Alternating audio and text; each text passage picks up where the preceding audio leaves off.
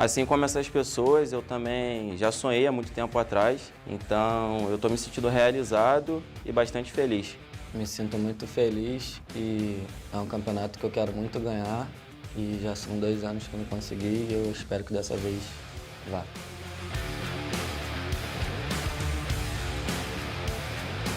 Com certeza nós queremos vencer, nós nos dedicamos bastante para esse momento e estamos bem confiantes. Eu acho que com certeza a gente é capaz e a gente pode ganhar de novo. Querendo ou não, Brasil e China estão disputando o pódio do Crossfire. Temos que fazer o que a gente conversou entre a gente. O Vitor consegue eliminação do MLS. E graças a isso, Qualquer um que assiste o jogo sabe que ele é o melhor, porque ele consegue fazer coisas que tipo não são normais para os outros jogadores, né? Então, com certeza ele é um jogador muito diferenciado. Espero que eles estejam bem preparados, todos os times.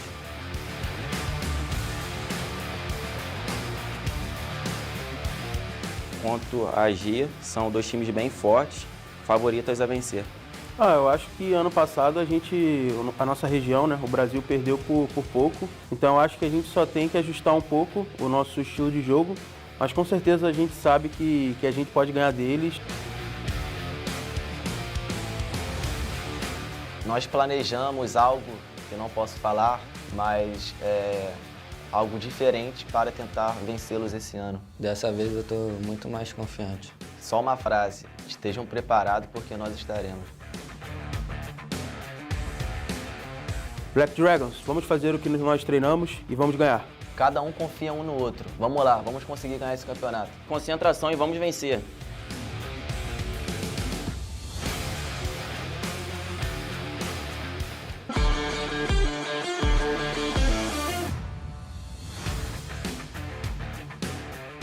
Với cá nhân mình thì đây là một trong những điều mà mình hằng mong ước từ những năm 2013.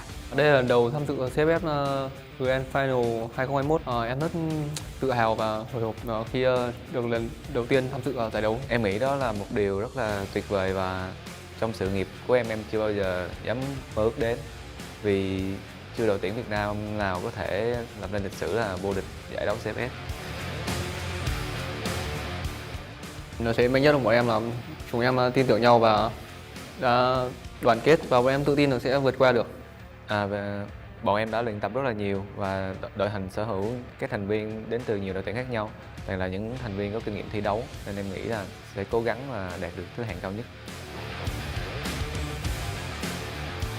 Theo cá nhân em thì bảng A là dễ thở hơn bảng B với đối thủ là Larus, Black Dragon và AG. Ngoài AG đến từ Trung Quốc ra thì bọn em tự tin là sẽ hai đối thủ đến từ châu Âu và Brazil.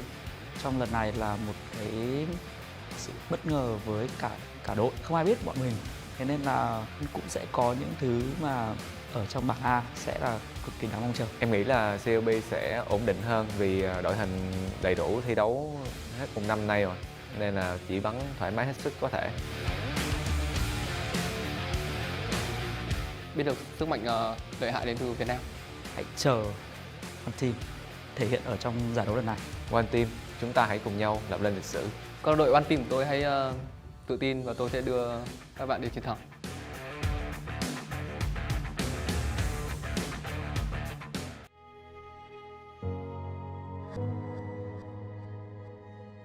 Lifting the champion trophy is an eternal and indelible record.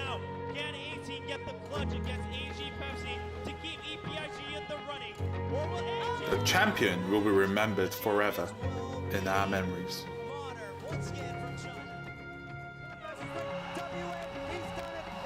In order to write the history of becoming the champion,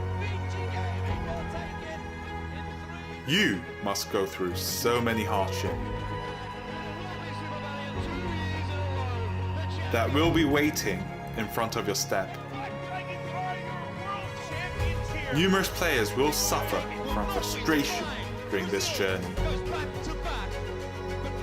And yet, new history will be written. all your efforts, all your dedication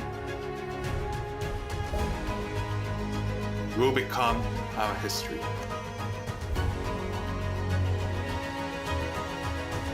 CFS 2021 Grand Finals.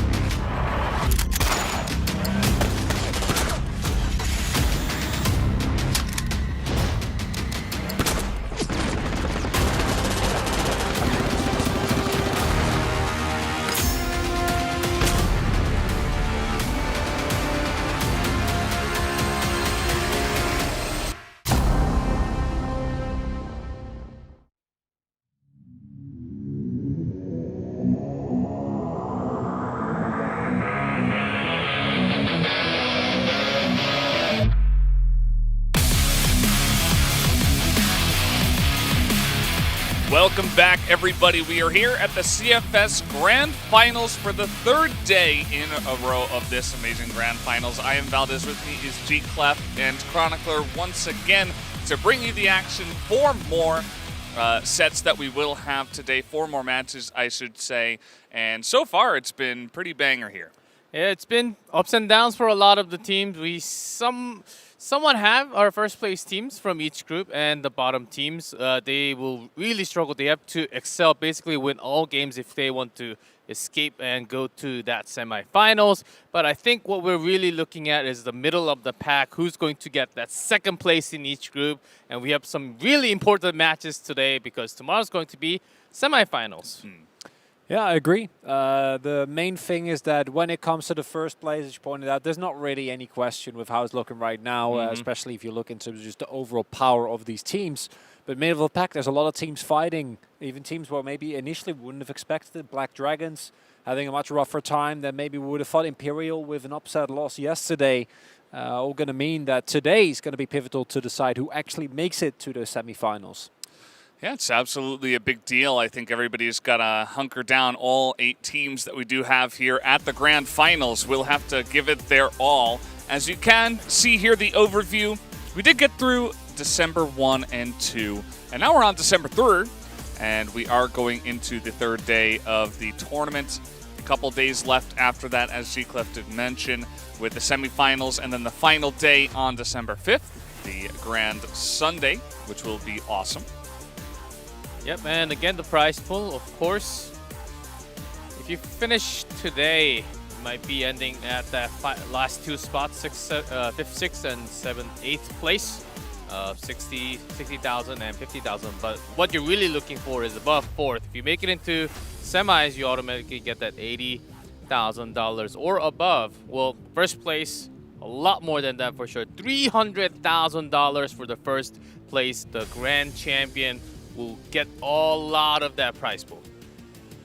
And it goes pretty evenly. It's well distributed, and then you have first place. So honestly, just try to get that if you're able to do so. Maps, of course, no surprises there.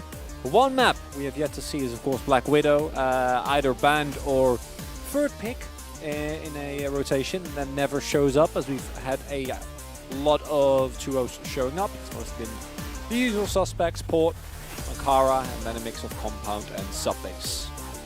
Yeah, it's been, the usual suspects. And speaking of them, we have a lot of those names here at the Grand Finals.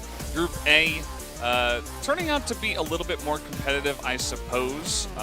Group B kind of just ruled by Baisha Gaming so far.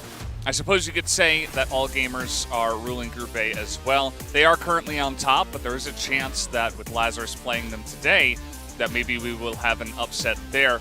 Here is the Group A standings. As you can see, all gamers way up at the top.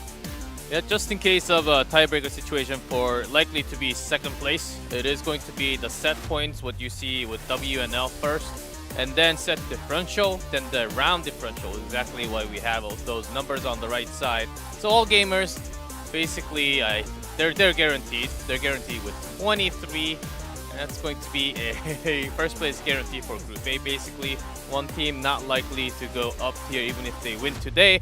What we're really looking at is Lazarus and Black Dragons. Those two matches that's going to happen within the day today that will decide what's going to happen for Group A. Yeah, as Black Dragons, you're wanting to win as confidently as possible and also hope that Lazarus takes a bit of a beating. And as Velda's already pointed out, Bicep Gaming are very much in control of this group, but it's another skirmish for that second place. Both Imperial and Celebi Lost Legends looking to try and get that spot, but Celebi Lost Legends, their one loss was against Baishan. That one you can forgive, whereas Imperial playing them later today. Very important match if they want to get towards that semis. Absolutely. That's really the issue you could see there. Imperial going down to Celebi yesterday was actually a really big deal. And then Team Myth having a bit of a rough time. They did drop the one set to Imperial, and then, of course, going up against Baisha Gaming. Nobody enjoys that if you are their opponents, of course, as the tournament stage will begin tomorrow and then end on Sunday. So it is the weekend. We do have a couple of semifinals, and then the final day we'll have the third and fourth place match alongside of the grand final match. I think that's really what we're all looking at, the grand final match. Of course, the semifinals we'll be mixing up Group A and B together. First place versus the second place of Group B, and first place of Group B versus second place of Group A. So those will be the semifinals. Looks like, we got Black Dragons over here, the first team of this matchup, and they're having a fun time. Everybody's got smiles on their faces. There's a lot of conversation going on in the lobby. Very friendly conversation, I should say. Everybody just being good old pals there. Of course, these players meeting each other in Korea. A pretty awesome experience for everybody involved. And Black Dragons definitely one of the favorites coming into this tournament. They did struggle up against All Gamers, but we will have to see how they will round out their Group A. I don't think they've really delivered on the promise that we've seen here. But we've seen glimpses, right? Goken in particular comes to mind, incredibly strong, and the rest of the team has had pop-off moments as well. It's more about actually stringing it together. But the big difference between them and the other representative you saw from Brazil is that they were actually able to clutch it out, right? They were able to get the win against Lazarus, and it was a 2-0, close one, but 2-0 nonetheless, and that puts them in a much better position, provided that they can beat one team here. But one team, unfortunately for them, have been having their fair share of troubles thus far in the group stage. Yeah, I think what we're really looking at for Black Dragon is because they're in set points tied with Lazarus with 0 right there with 1 win, 1 loss. They have to get, looking at the match that's going to happen with Lazarus versus All Gamers later tonight, Black Dragons, they have to get a 2-0 today with a very dominant round score just in case. I think that's realistically what they're looking for here. Yeah, it's going to be interesting to see how it all does play out. One team also having a good time over on the desk currently. Hasn't been the greatest time for them so far, but hoping that they can finish it off strong here up against the Black Dragons to make this at least an interesting matchup. As you can see, the stats not the best, as they have not been getting too many wins over here in Korea so far.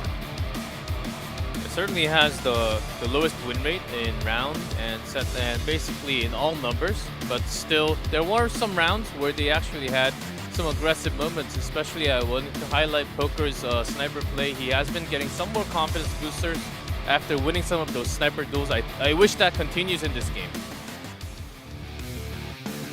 And looking at the maps, continuing the trend, no Black Widow gameplay, at least in this first series. Subbase also taken out. I'm going to start off on Compound, move over to Port, and then have Ankara if it comes to a third game. And based on the form of these two teams as of right now, that seems like a stretch, but wouldn't be the first upset that we have seen, but would really be a nice finish to the tournament for one team who, while I do agree with you, I think that Poker is a good example. I think that Origami also, especially on the first day, had a couple of great moments.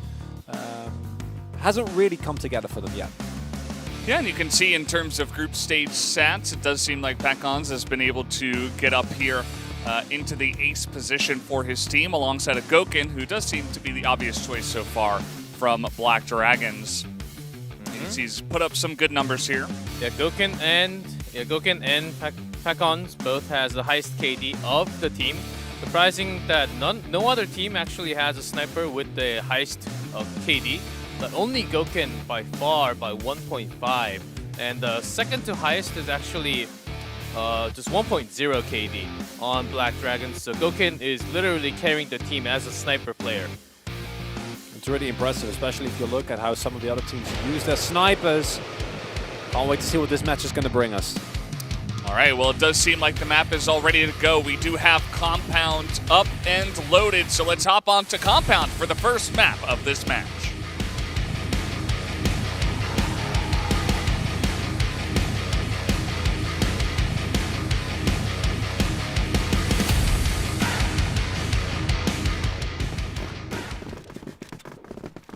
All right, here we go. We are hopping into this first map here. You can see one team going to be starting off as the Blacklist side as they are getting a bit aggressive here into the pillar. Some nice grenades already going off as the pressure is coming in. And the Black Dragons, they are ready here. You can see that Adrian is just going to spray them down alongside a Danimal. And this is just the meat grinder, not taking too much time.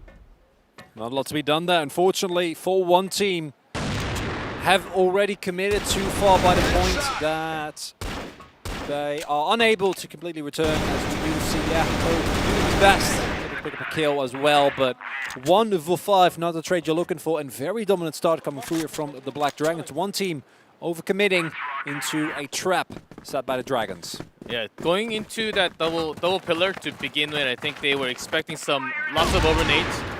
To be held, but Goken expected a jump right there, was waiting with the perfect crosshair. We'll find Origami. Let's see how this one is going to go, because not only did Goken pick off that one kill, we did have Falcons going down pretty low to, I suppose, a couple of grenades. So, bit of trouble so far starting off for one team. If you start from the pipe entrance only, it's safe. You can be super safe and not lose any HP from those overnades at all. But also requires you to go into the double pipe later on and delay your attack by at least 20-25 seconds. So I think that's the reason why one team wanted to start from the double pillars, always gaining some type of control in that room first. And I think that one team have been unable to take a lot of that center control that we've seen be so pivotal on Compound specifically. Fatcons also not hitting a shot, walking in, just getting blown up immediately. And it just doesn't feel very convincing what we're seeing here thus far. Adrian sitting there, a little bit of a chunk to his health bar, but still going to feel very comfortable with the back of the rest of his team. The Animal also standing there at the back of server room, and seems like a hard one for one team to climb back into. Goken takes some damage, but doesn't even go down. Some big damage coming into Goken, but here Poker wanted to go into the servers, but there were 2 rivals waiting for him, and also in A.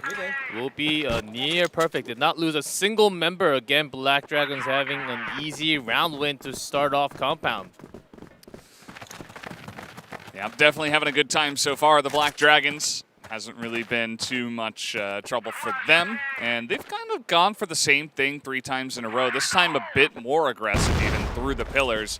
A nice grenade catches Goken to start here. So I think one team, they're going to avoid the pillars, try not to get picked off, because those are the 2 things that did not go well for them in the first couple of rounds, and then try to go slowly from there. Yeah, Poker back on AWM, going on to the nest just to check into the B side entrance. Smoking off A, and imagine they will just jump into B.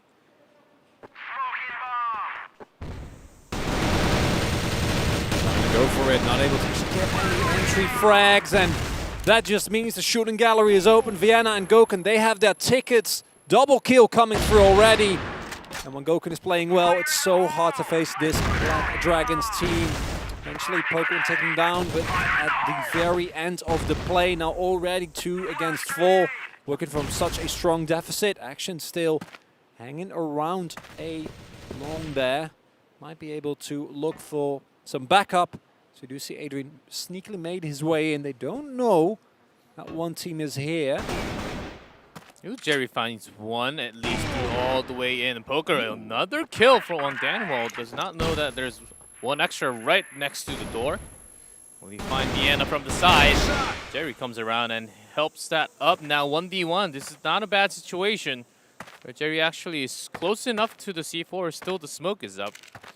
Yeah, the smoke being extremely key for that one. But he does hear Jerry, but it does not matter. Jerry's going to get that win in the 1v1 firefight. You can see Action not too happy with himself after that one. But just well played by one team. I think they made the best of a pretty interesting situation after they were kind of getting killed from both sides. And they were able to take that one down. Really great use of the lack of information there as well. Able to sneak in between the several members of Black Dragons, take down two before they were even aware that there were members amongst their midst, and then it was the easy cleanup. The 1v1s were this time successfully found. And now one team making sure the Black Dragons doesn't get too far away from them. They found a really nice moment to go into that GR base. Starting from the smoke, Black Dragons had a 100% read that they were in that base, had to flash, got a few members down, but didn't know that two were waiting at the same place. So where do one team go now that they have tried to open up B once, but did not go in? A site did not really work. That wasn't. There was a middle attempt. Viana making a little bit too much noise there in mid. Gokin is going to spot him though, obviously after Poker gets the kill. That information can be given over to his team by Viana. So 1 for 1, but Gokin does stand, and I feel like that's always an advantage here for the side of Black Dragons. Losing a sniper there is somewhat painful for one team, but they still have lots of utilities and somewhat of time to go through. Actually, not too much time. Only 40 seconds left now. And we do have Jerry from the double pillars. The timing will be important. And look at that. KZ actually able to take someone out, even though he walked into two people. Green getting taken down as well. Now, we know how hard it is to actually retake once this site has been taken.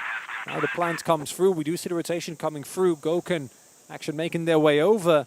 But this is always a tough one, even from a surplus of members. Having those available isn't guaranteed. Jumps just past them.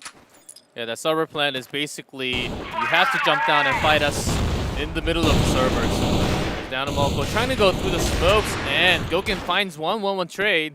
So only KZ left with barely amount of health, but oh, he's got it. Wow. He just barely lines it up. Gokin basically ducked down for that headshot. Yeah, sometimes that can happen. And yeah, it was just really well played. I like the entry there onto the B site, getting the smoke down on A. You know, pretty standard strategy, but we haven't really seen too much of it so far here on Compounds, but so far one team has been making good use of that. And just like that, we went from a 2-0, both of which were very dominant as well from Black Dragons, feeling like one team not able to match them whatsoever. Now we do see that evened up, meaning that one team might feel a little bit more confident. Poker has been hitting these shots, although Goken specifically often still has his number.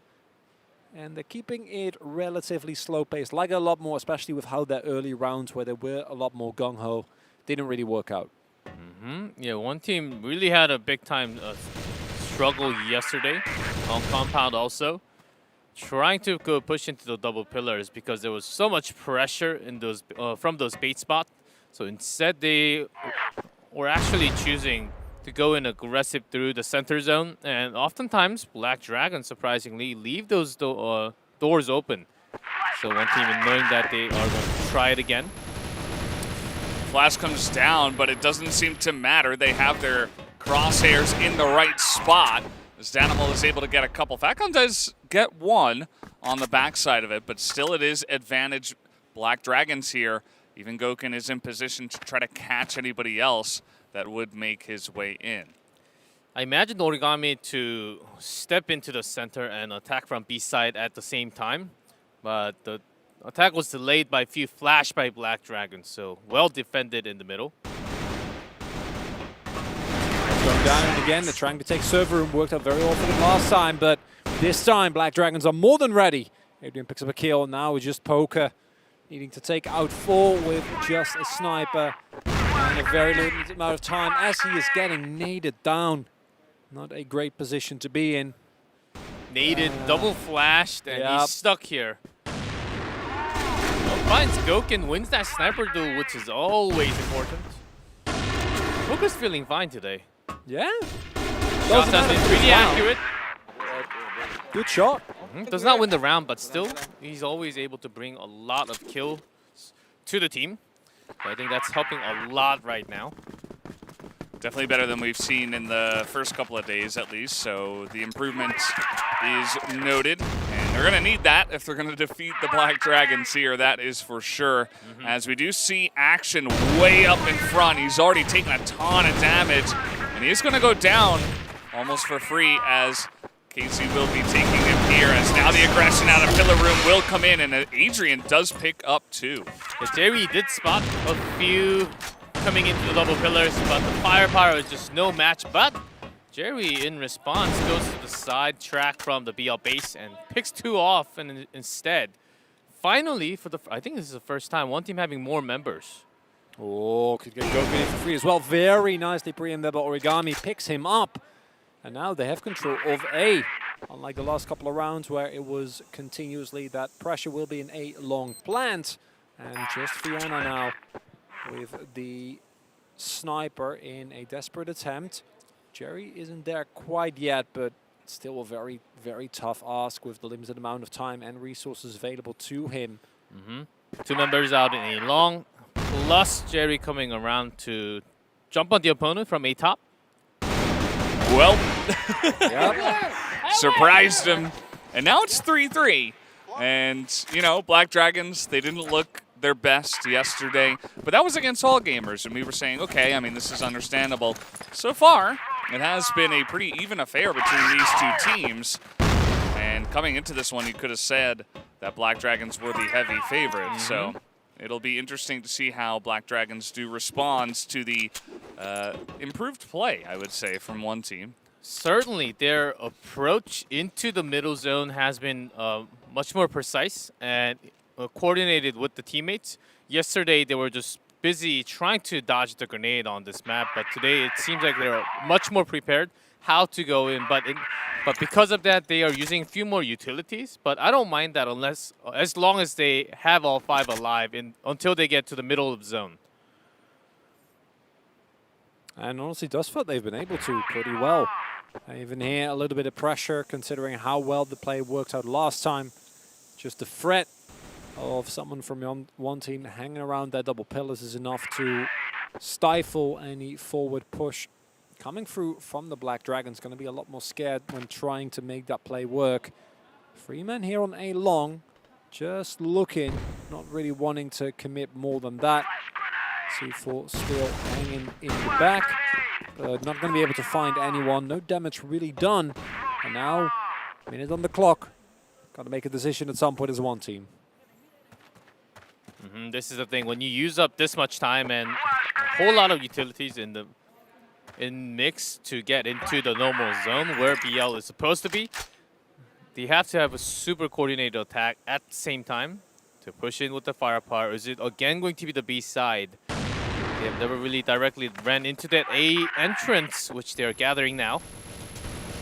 It's going to be a nice first shot, but immediately answered by KZ as he comes on in. Action, great timing, pokes his head out, make sure he can get that guy who is jumping up top. Bit of an interesting flash, but he's got help.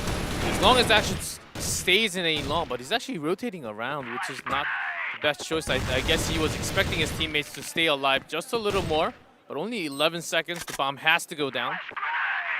Now again, it's gone from bad to worse. Even if Adrian gets this kill, which with how Poker's been playing isn't a guarantee at all. He has been taking a lot of damage. The clock is ticking. It's 3 versus 1. Black Dragons keep giving away these positions in which it look like they're doing very, very well. We'll take down Poker. That's one, but the health bar that low. Now for the first time, one team finding a lead in this series. You see that card immediately come up. The second Black Dragons go down just the one round. So one team, they just say, nope, we got to put an end to this momentum. And it's a good idea. One team came to play today. That is very obvious. And Black Dragons are going to need to reconsider, you know, what is the reason why we are not able to play to one team's level today. You can see that they have decided all the positions where they go in. They go in and you stay there, I stay here. So we cover all angles. One team has perfect positions for that. Black Dragons not really having the best read of where they are going to position when they're in the site. And also some weird rotations from the backup members who should have just stayed at their positions instead of having a longer rotation around the entire map. And one team making great use of these honestly uncharacteristic mistakes from Black Dragons. Haven't really looked like the title contender that we were expecting to see coming into this tournament. And now we do see a little bit of pressure coming through, back and forth, but these initial shootouts haven't been as eventful as the start of this map. It's been a little bit slower, but it's in these slow plays where one team is now for multiple rounds in a row able to get the better hand off of Black Dragons that looks to be floundering a little bit. And you called it already, fellas, we're going to be seeing that tactical balls coming up next. And hopefully for Black Dragons, they can get into that pause with a round win here. But again, clock's ticking and one team about to make their move. It smokes up A entrance. This is going to give lots of questions to Black Dragons. Are they coming A again, or was it like going to be the B side that they attempted and successfully made it this time A in? But way more cover from Black Dragons this time. And Gokun just lighting them up. He's got that extra cover. Gokun gonna pick up 3. You can see that action as well as Viana were able to help out there. You can see now it's a little bit awkward because it's like, oh, well, we just won a big round. We crushed them. And we have to use our tactical pause because we held up the card before the last round. So I suppose they can still have some time to discuss what's going wrong and maybe give themselves a little bit of a breather because it seems like Black Dragons need it today. I'm not necessarily impressed by their play as I have been, you know, even watching them at regionals. Yeah, surprisingly, in this tournament, actually, in overall numbers, we actually have higher win rate from the BL side, which is very surprising. But knowing that we have never played Black Widow and a lot more Compound and Port and Ankara, I think that sort of makes sense in a way also. But not Black Dragons. They slightly have more win rate from the BL side, but not by far, which is very uncharacteristic, as Chronicler said, because their main power actually comes from the quick rotation of GR. They can move back and forth between A and B. They know exactly how many to place at the right time. That is I don't exactly know why, but not happening at the moment right now. And I think can also be, especially against a team like one team, where you feel like you are the favorite, where you should be able to easily dispatch on them. One team has another great tournament so far, getting to the CFS 20 tournament in of itself, of course, an amazing achievement. But when it comes to the other teams, how they've stacked up thus far hasn't really been that decisive. But now, Black Dragons really feeling the heat. Can't underestimate for even a second. Even a team that you might perceive as weaker can clearly still put a lot of fire to you if you're not careful. One team, I think, no reason to mix up what's been working. You mentioned Chronicler, it's like, okay, 2 rounds kind of go crazy, both sides, very aggressive. And then after that, one team just slowed it down, and that's been their bread and butter. And, you know, it's not broken, don't fix it, essentially. That's what they're going for, very passive, just waiting for Black Dragons to overstep. If they don't, they go for a very coordinated attack, which has been working out. And you can see that Black Dragons, this time around, they're a little bit more stacked on that A-long room area. Other than that, seems to be pretty standard. And Black Dragons, they have a few more outreach setup in that A room. With the smoke, but they don't really hear and see anything even from the central side. And one thing with the flash, with a great entrance. spot of the animal makes it really easy for one team to go in, knowing that he's there. Great flash, and now faking like they were really going all in on this, but instead just taking control of that area without actually pushing in just yet. And we don't see the over-rotation coming through from Black Dragons. They're still a little bit apprehensive, reading one team's tempo well here. C4 can still be ferried over by Jerry. And Jerry the Ferry will bring that towards that server room. Now clock is ticking and looking for the explosiveness from one team again. This is one team. This is what they've been doing. This time they have a pickoff. Let's see the defense from Black Dragons. It is pretty good so far. Action, Goken, and Adrian coming together and just lining up a bunch of kills. The entrance not so great from one team, and Black Dragons were just totally ready for it. So 5-4, Black Dragons do have the lead here at the half, but perhaps a bit closer than we expected.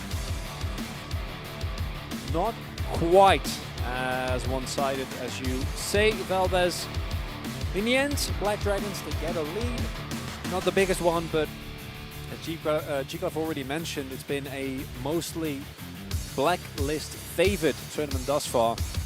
And the Black Dragons can also learn from what we've seen one of the other teams do. Rough first half, but then once the side switch comes in, some of these favorite teams just seemingly out of nowhere really turn it on. And when they are the ones to dictate the pace, they are the ones to dictate the tempo, it becomes a lot harder for their opponents to properly match them. Well, we'll see, because since now Black Dragons in Blacklist side, one team suddenly has slightly more, by 13% has more win rate from the GR side, but on compounds they do not, because they were just dominated by a lot of the other teams from Blacklist side. Let's see, Black Dragons just used up their tactical pause around before this. I'm sure they have shared a few words in between, talking about the second half, how they want to approach their attack. Just opening up the A room, it's totally empty. The flash was used, and the nade from KZ. So Black Dragons, they know that there's a pretty big defense near the plant. Yeah, smokes will go down as KZ tries to buy a bit of time, will be successful. As it does look like Black Dragons, they say, well, okay, we got some grenades, we got some utility. Let's just back away, try to reset here in the Central Plaza. And so far, it does look like a bunch of members are heading over towards that pillar room. Let's see if they actually do commit into an attack in there. Does look like it as smokes come down in mid. And still a relatively measured push coming through from the Black Dragons. Only Jerry waiting there. And if he can take out a multiple, that would be a great start for them. Also has Poker, but instead gets taken out immediately by the pistol. Poker trades one. Or at least a 1-for-1 now. And Black Dragons, this time you don't really have the luxury to go back and rotate. Looks like that is what they're going to do after all, though. Yeah, Poker's shot basically put an end to their B rush attack. And the rotation was already somewhat coming after Dynamo checking Center Plaza. Okay, there's no one. We have some time, but not much. So they have to run in. Yeah, they got to make their way in. That was great cover by Action, as somebody had to take the bullets as you run in. And that was a couple of kills afterwards as well. Goken able to get a kill in mid. And now the bomb is coming down here. They spot Origami, and he will be going down. So Black Dragons going to go up 2 rounds. Origami, they're slightly too late, knowing that the bomb has to be down within the last 8 seconds. I think he could have ran and at least killed the guy who was getting the C4 planted. I think there was a pretty good chance and timing that he can get a free kill. Not sure to what extent it would have really mattered. Going very hard here on double pillars, but 2-man defense squad here at the ready again. But again, Vienna with the double, taking both Jerry and Poker down, and that creates a lot more space. You see frantically the rest of one team trying to make their way over to B, but the C4 not even in the general vicinity, still hanging around that Central Plaza. And Black Dragons come in, strike 2, and head back. And this is more of what we expected out of the Black Dragons. Maybe the switch and a little bit of time here in the beginning of the match has given them their feet underneath them once again, and that's really what we were looking for from this team. As now we do have KZ pushing up pretty far, and he is not going to be ready for that, even checking behind him before spinning to his doom. As now Black Dragons 5 against 2, they can basically attack wherever they want, as even Action is going to get a nice kill on the backside. Origami there wanting to have a easy rotation. After hearing the footstep, he just came out and got that easy kill on the back. The one team, I think, they have to read slightly better on what Black Dragons want to do. They are faking a lot of these attacks. Okay, Central Plaza push from one team. 3-man. Let's pick up the animal. Very fun there with Adrian. Adrian able to ramp all the way around. And now it is the Black Dragons. Very aware that this push is coming. That's one. Goken, very well done. And while all this is going on, there is a unbarred path towards that server room. Retaking that is a challenge in of itself, and that rush not quite working out, I think, the way one team wanted to, and if they lose this one, it's 8-4 for Black Dragons. Great switch into B, straight in. Once they saw 3 or more members down the Central Plaza, there can only be 1 or 2 defending in B, not likely, because once the members running into Central Plaza, it's usually from that B site. That's exactly what it was, as now you can see this retake that we always talk about. It is so difficult, especially when the enemy team is ready for it. Even Adrian and Action are getting into the action, running out the door. And Action will be able to pick up 2 more kills, makes it 8-4. Not a single round win so far on the GR side for one team. And if this ends 10-4, you know, I always say this, someone might look at the score and be like, oh, okay, that makes sense. But it started off pretty good for one team. We'll see if they can get something going here again. Up to 4-4, and again, Poker in a aggressive nest. From the GR side, he has made it up there, but how long can he actually stay alone? The smoke's got him covered, so he won't actually stay alive. Really nice crossfire set up there. Fiana very far up. And Poker, yeah, the smoke gets him out safely, but also mean he can't really assist the rest of his team. Adrian walking head first into multiple people, but here's the flank, and that is 4 rounds in a row now. Black Dragons. Tactical pause effect kicking in a little bit later than the last couple of times, but effective nonetheless, as now only a single round away from winning compound here. I think the decision from one team is because of the so quick rotations from Black Dragons actually happening from A to B. They've decided to approach to the Central Plaza and apply pressure. Applying pressure at the beginning is great, but there's always a second option of backing up after the initial grenades. But instead, they have kept the position with less members covering the angles. So that's questionable. I think this was a decision on the fly because they were not really guarding the sites well enough that they decided to attack instead. Yep, and then even then, it has not been working out for them, so we'll see how Black Dragons want to put an end to this first map. The smoke is coming down there towards the center of A, and it looks like this pretty standard strategy. You go put the smoke down, run in towards B. Got to have a couple of people covering from the spawn, and they have just that. KZ is able to get 1. And actually, it's pretty even here, 2-on-2 now, as a couple of trades back and forth there towards that spawn area. Take a look at where Danimal is, but he has given his position away. Doesn't seem to matter. Has no quick scope there for Goken this time. Now we have a 1-on-1. Bomb is picked up. Last time Jerry was in this position, he was able to get the win for one team. This time, though, if they lose this one, if not able to win the 1v1, they would go down. But he keeps them in the game. Again, very nicely played. And this man, you can definitely depend on him if you are one team. Yeah, there was that jump and a footstep. So Jerry was able to get some more information that the animals was nearby, right in that room somewhere. I think that really gave away his position, allowing Jerry to get the first shot in the head. Yeah, without that, it was a fair contest. So you're saying it was not fair? Unfair, yeah. Unfair.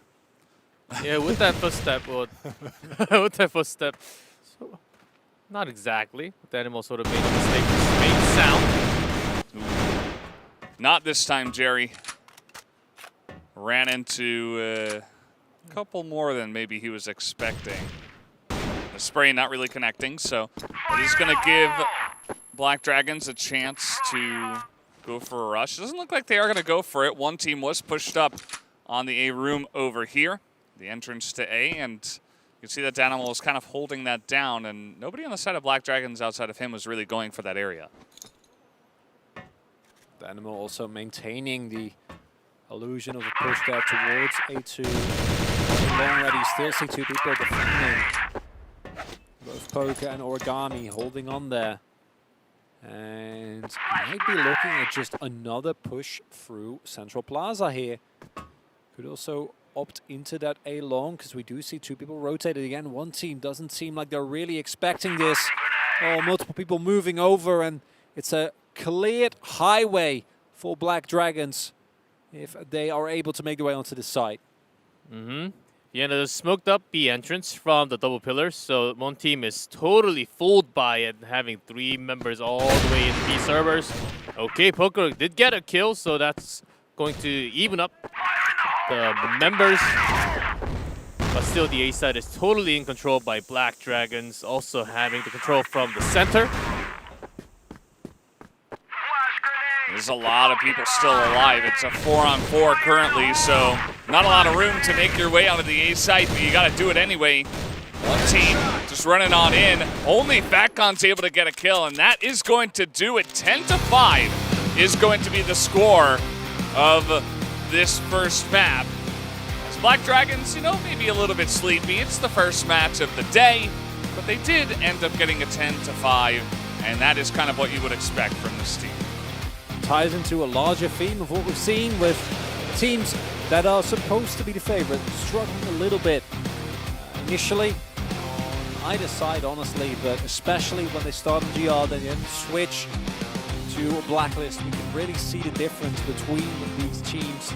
And one team, while they were able to match so well, even in an individual level, and Poker was hitting the shots, he was creating the space, but they were setting the tempo, it worked out very well. But the moment that switched around and they had to respond, none of that remained.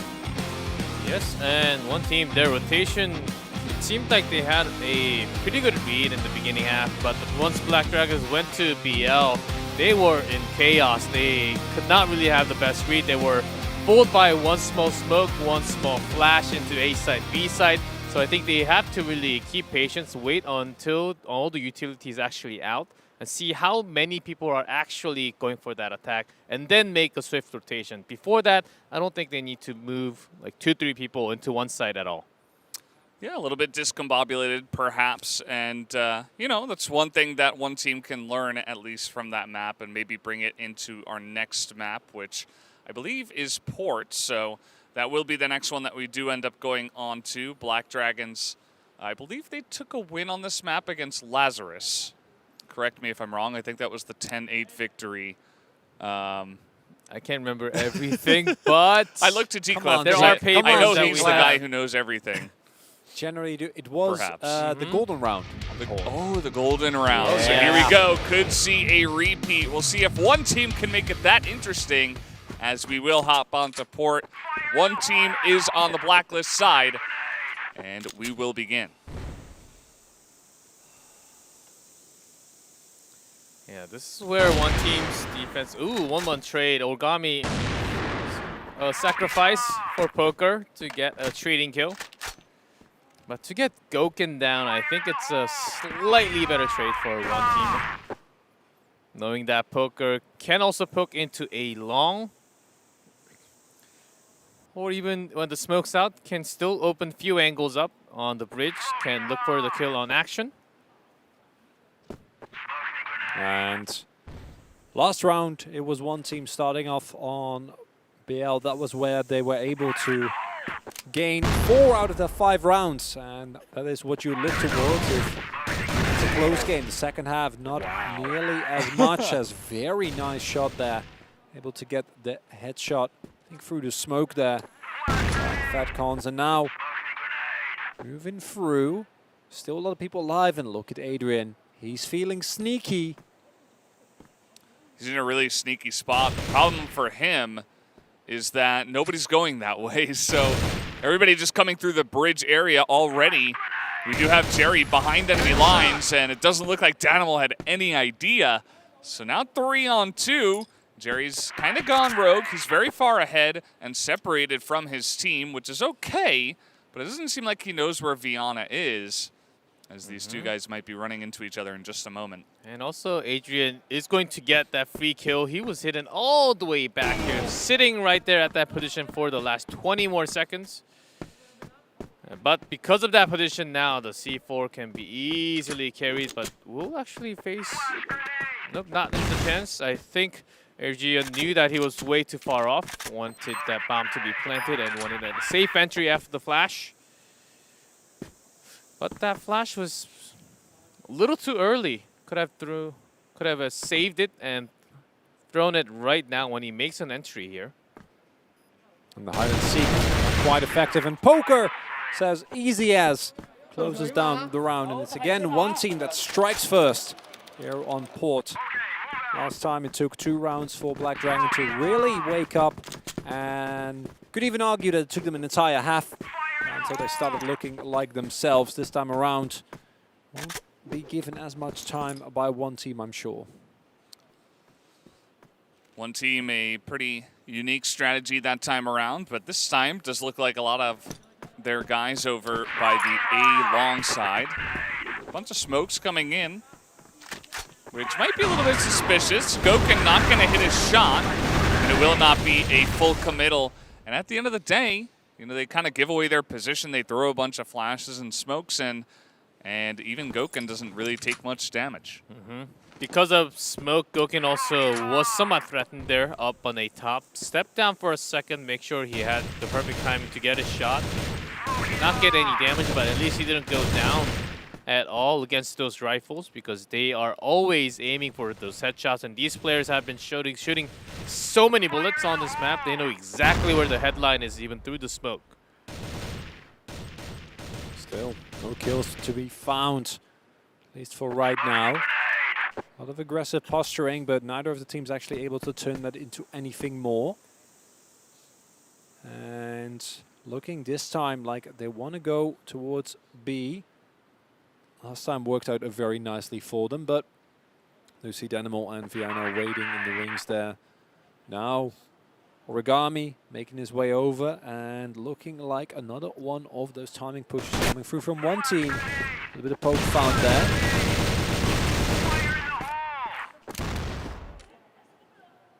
He did get a few pokes, some damage into the members, and Bacon's actually pushing towards bridge. Foghhounds is doing a lot, but here we have Action and Goken defending that bridge area very, very nicely. You even got Danimal over here at B, able to put both of them down, even through the wall. As now it's all up to KZ. He's given up his position. He does not have the bomb. He's going to pick up a kill, though, onto a low-health Action, making it 1v2. Going back into the B entrance, Danimal's hiding in this semi-box on the side, and KZ had no idea that he was ducking right there. Easy headshot for Danimal. And this Black Dragons might just be looking for a repeat of the first map. Just try to stay as even as possible while you are still on GR, and then bring the pain to one team the moment that that switch comes through. Last time it was barely ahead, 5-4, maybe now looking like something a little bit more comfortable. 6-3 would be ideal. As one team, again, they've been doing this consistently, keeping the pace of the game very low after their first round rushes. Wondering whether we're going to see a bit more. As well, it makes sense if every time you try to go in, you get blown up by Goken, who was more than ready there. The kill makes sense, but the timing and the reason why Hakon's ran into the B side doesn't really make sense to me. So, because it wasn't really coordinated with a bridge attack, the other members were nowhere close to going into A site either. So I think he was looking for some luck or forced rotation into A site. But Black Dragons, they don't really move unless they have confirmation that there's at least 4 or more members on one site. There's a nice little snipe by Poker under the bridge there. It's going to give them a better chance of coming back in this round, as things aren't looking so good so far. He's got even Origami now with some position as they read where Adrian is, but are not able to win the firefight. And Adrian takes both of them down from range.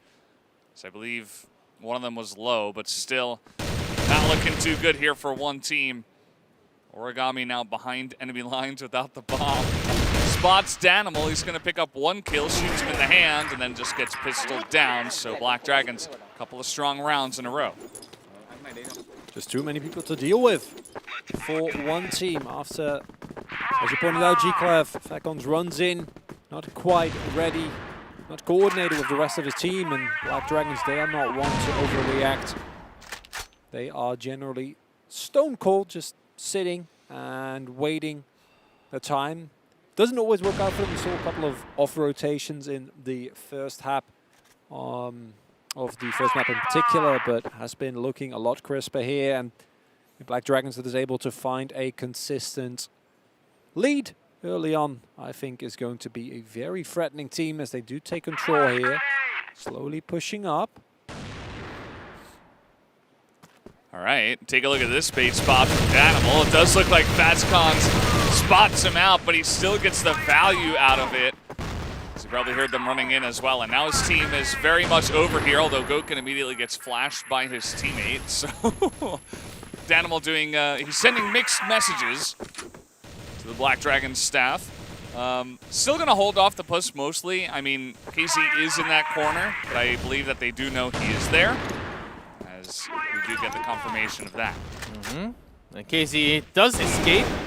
Wondering why they're not making a rotation back to the tunnel into the bridge or a site, since they have used basically everything except for poker on the utilities. But Casey was stuck there for a second. It took some grenade damage, but because of that, they lost another member from the bridge side, and they only have 3 against 5 now. And Operation Get the Bomb Out was successful. Origami picks up a big kill on Goken. That might be the sign for a Hail Mary attempt here. Help us are low, unfortunately too low. Origami picks up another, but the rest of his team's getting taken down as Action slams them down. 3-1 for Black Dragons. That almost seemed like a desperation attack to be. We tried it, we failed, but where do we go? Can we really go back 3v5? Can we make the rotation? Do we have any information about other place other than the entrance? No, they were there for the last 25 seconds, and no one actually made it out. When one, I believe, either Jerry or Fakons was trying to go towards the bridge, it was immediately cut down. So they were just stuck saying, okay, we have to go, we have to break in with our firepower. This did not happen. I wish they used the time slightly better. Adrian, there are always options, and it only takes a few seconds to plan. Yeah.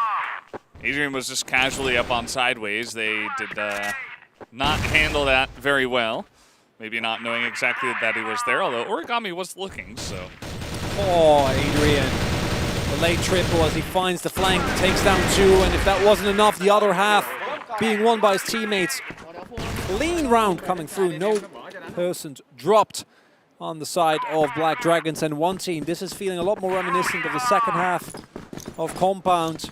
Where is the team we saw in the first couple of rounds on Blacklist? It almost feels like one team forgot how to attack into the site like how they did from Compound, but this is an open up. Dynamo Vienna, they were actually in an off angle, but the firepower was no match against 4. It was a little bit too much for Black Dragons to handle. As you saw that Goken was able to get the 1 snipe. They were being extremely aggressive. They were using that tempo from just taking the 2 defenders out that were playing up really nicely, actually, by one team. Of course, that does leave some of their flanks a little bit open, allows Adrian to get behind them. But again, this is a great position for one team.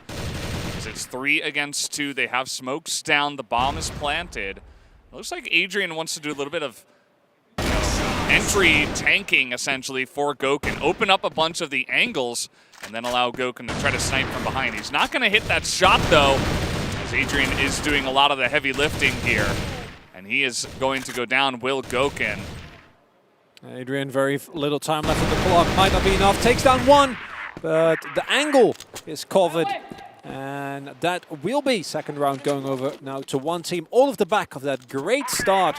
Much more explosive, and maybe that's more what we need to see from one team here, because the slower style seems like if you go for that, Black Dragons has you outmatched. Yeah, but throwing that many grenades, I don't know about that. The last time it would have worked.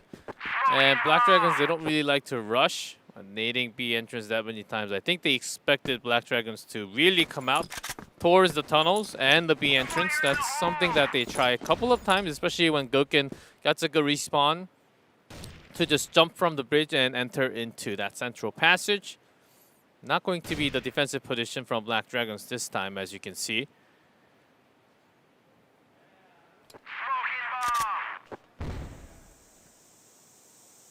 Tension is building. Important one here.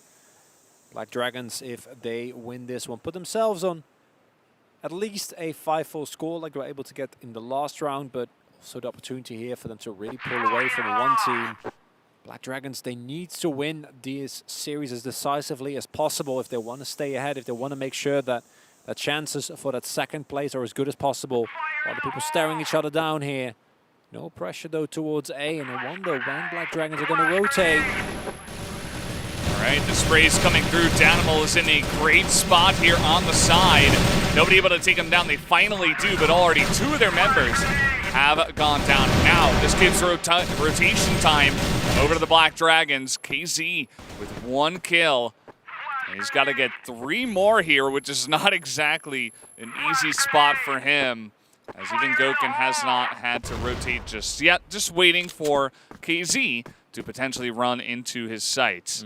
The movement from Danimal was way too perfect there. He did fall down, but he kept things alive and attention onto him for the first 3 seconds of the entrance. One team, they were supposed to get a couple of members with that perfect flash, but because of that movement, everything just fell apart. And yeah, B, what we have. Oh, he didn't get the kill. Oh no. Oh, that's a tragedy. That happens sometimes. Sometimes you are looking at someone's back and you have that. You start to think that, can I actually sneak and go into the side and kill the others? That really throws off the opponent, but it doesn't work all the time. That's the problem. It's a high risk, high reward, and it looks silly, but it's just the unfortunate reality is that those type of players, maybe that's what you need as one team, because playing up straight definitely isn't working for them. Black Dragons now at a much bigger lead, much earlier. Last time around, it's actually one team that was able to get a lead. They forced the early tactical pause. A Black Dragons staple at this point. And now going again for some pressure. This time not as all in though. No. Yeah, you'll find it surprising how much harder it actually is to kill an opponent who's not looking at you, because you can't read their movement when they're not looking at you, actually. Yeah. So you try to aim for the head, wait a couple of seconds, you try to shoot at the right time, and then they start moving somewhere. I feel like this has happened to you a lot, G-Clef, because you're very spirited, as you're like, it's harder than it looks. Yes, guys. I'm one of those that remember the weak sauce spot like yesterday. Yeah, yes, I grew up there, basically. That was your house. That little corner. Well, we are still waiting for the push here. One team taking this much slower, and probably not a bad idea, especially when a lot of the rounds have kind of just gotten out of control. So here we go. It is going to be the coordinated push underneath the bridge. These shots do come in from action. And even Adrian has the off angle there from A. He is going to take them down. It's all up to Poker One, who does have an M4. And a Dream gets the one. Not able to land any shots on the Goken. And they know exactly where he is, so it is going to be difficult. Might be able to get this bomb down, though, at least. Yeah, he actually rotated super fast. So this is a pretty good chance. If you had an 8WM, maybe not as much. But with an M4, I think there are lots of chances. Needs to take him down. No, Goken jumps over his head. Takes him down with the pistol, and too many people still available. Yeah, you don't even need that many with how well the Black Dragons are playing right now. We wanted to see the team that we figured might be one of the tournament favorites, and if you can keep this form up, that is looking at least moderately more likely. Final round before the swap, and last time was looking a lot more solid for one team. And we saw how that map ended. Wasn't much better than what we're seeing right now. One team, they have to find a few more openings. And going for those wall shot, of course, can pay. But Black Dragons, they have been getting a lot of those free headshots through that wall at the B entrance. That's the reason why one team is sort of backing off, not really staying at that spot. Last time the bridge, there was way too many cover from Black Dragons, so I think that's the reason why one team wants to try the exact same again. Oh, Adrian. He's ready. Yeah, this is his spot. He's been here so many times.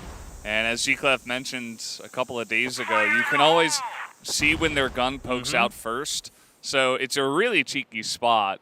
And, you know, of course, if nobody comes this way, you might not get any value out of it, right? Do anything. Yeah, and one team does not really like to take control of A long. Once there's a sniper at A long, you're basically stuck there. And unless you get a headshot first, which is very unlikely, you are going to lose your life. But once that comes through, understanding the team, that's a pretty safe position. But far away from the backup, too. All right, here we go. Danimal is ready with his own flash, and one team are in and out. They didn't like what they saw. Hello. Just Oh, fake Adrian. flash. He's doing it again. It was a fake rotation. Here they come under the bridge, and they're going into A.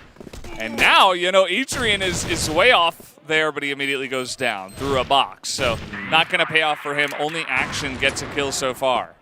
And the rotation from Jerry is going to be priceless for one team right here, as Action is trying to get whatever he can, finds Origami, but goes down.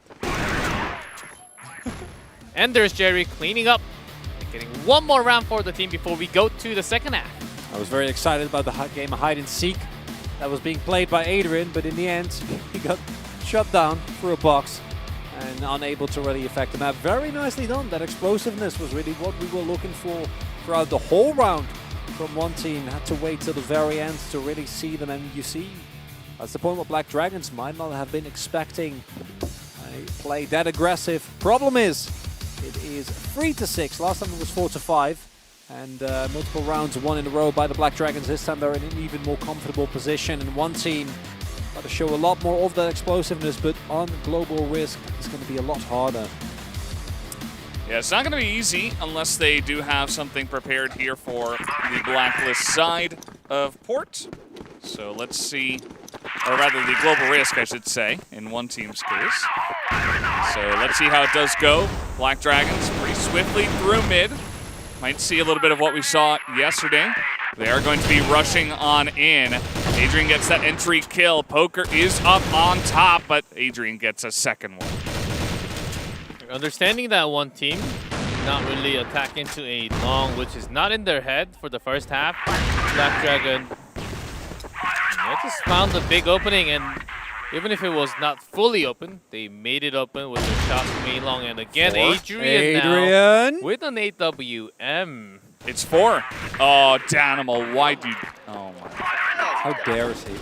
That was his 4th I know. kill. He was going to get 5. I know. He even had the lineup with the AWM. Yeah, it was so stylish as well. Run in, take down 2, get another, take the sniper, hit the 4th shot. I know. Oh Again, an A long push. The firepower is insane. Oh, Goken just going to shoot him as he's falling off the ladder. Okay, Black Dragons, they said, okay, we've had our fun. Let's, you know, we got lunch plans at 1 p.m. We got to make it. 1v2. Yeah. Right there looking directly at Danimal. He wins that with a headshot on second person. And the way this is going, I mean, one team just cannot seem to figure out this global risk side today.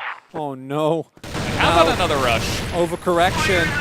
4 people towards that A side, waiting for that again. And Black Dragons say thank you very much.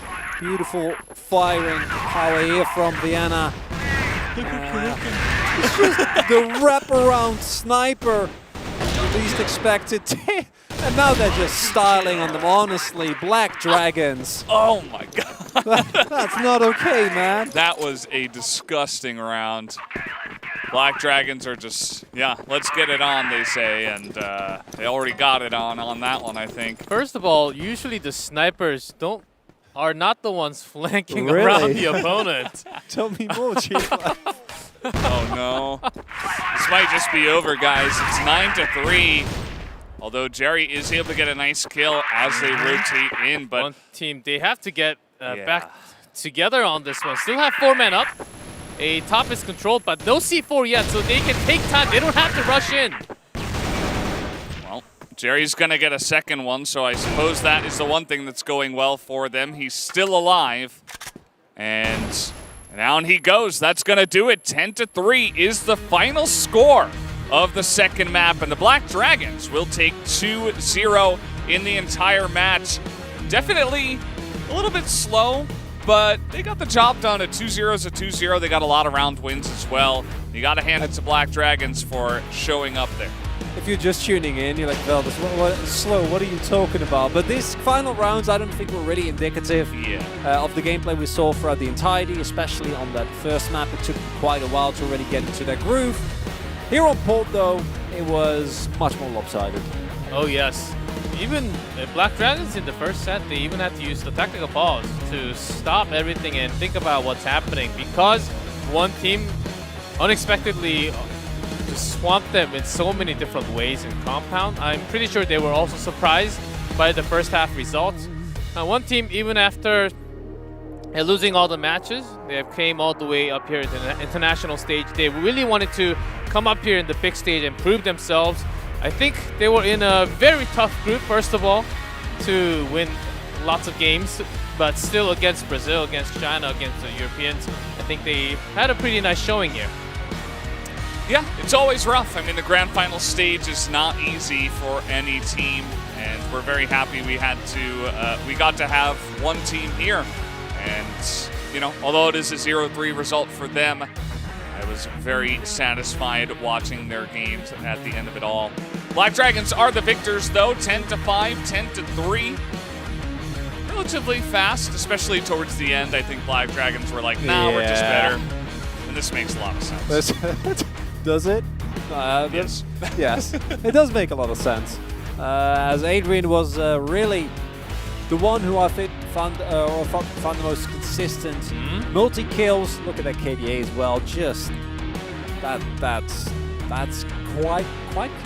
Yeah. Also from the data sheet, he has the most amount of assists out of all teams that we have in the tournament. Yeah. Which doesn't, of course, it transfers into kills for other teams on your team. So he's a good helper all the time.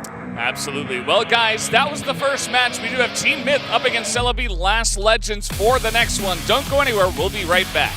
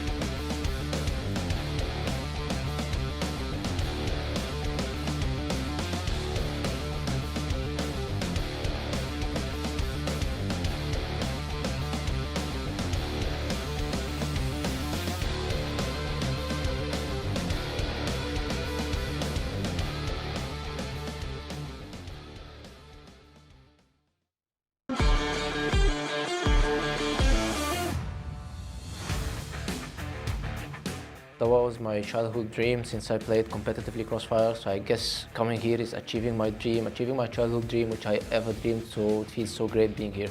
Actually, I feel great. It was my dream from I started the game. My first goal since I started to play competitive chess.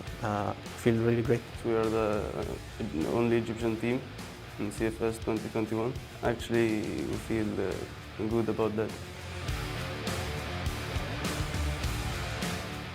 Before coming here, we talked a lot, like we need to prove ourselves in CFS. This is, I think, our first LAN tournament. We're kind of confident because we have, teammates is we are playing together like only 1 year, and we are improving really a lot. Like we are the West champions actually, so we are improving a lot, and I hope so we can do something in this tournament. We can do something good, I think. Well, yeah, of course we prepare something special, like in strategies, fast strategies, as I said, the offline client. So my first goal was to come to CFS. My second goal was to win the CFS. If I win CFS, yeah, I would cry from happiness because I would bring the trophy to Egypt, and everyone in Egypt has been waiting for this moment. Be careful. We are the champions of the West. Good luck against us because it won't be easy. Team Myth, don't be afraid. Let's show them what we got. Come on, let's go Team Myth. You can do this. Team Myth, let's make a miracle.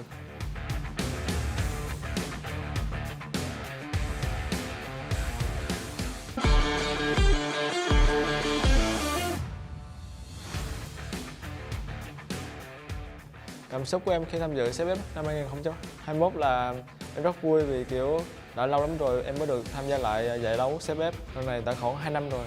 Em cảm thấy khá tự hào về team của mình cũng như bản thân của mình. Việc chúng tôi quay trở lại CFS rất là quan trọng và chúng tôi phải thể hiện thật tốt với vai trò này.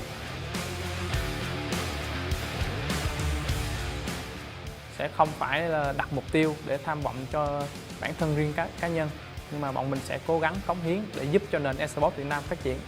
CLB 2L của em đã chuẩn bị rất kỹ càng và tập luyện hàng ngày rất là nhiều.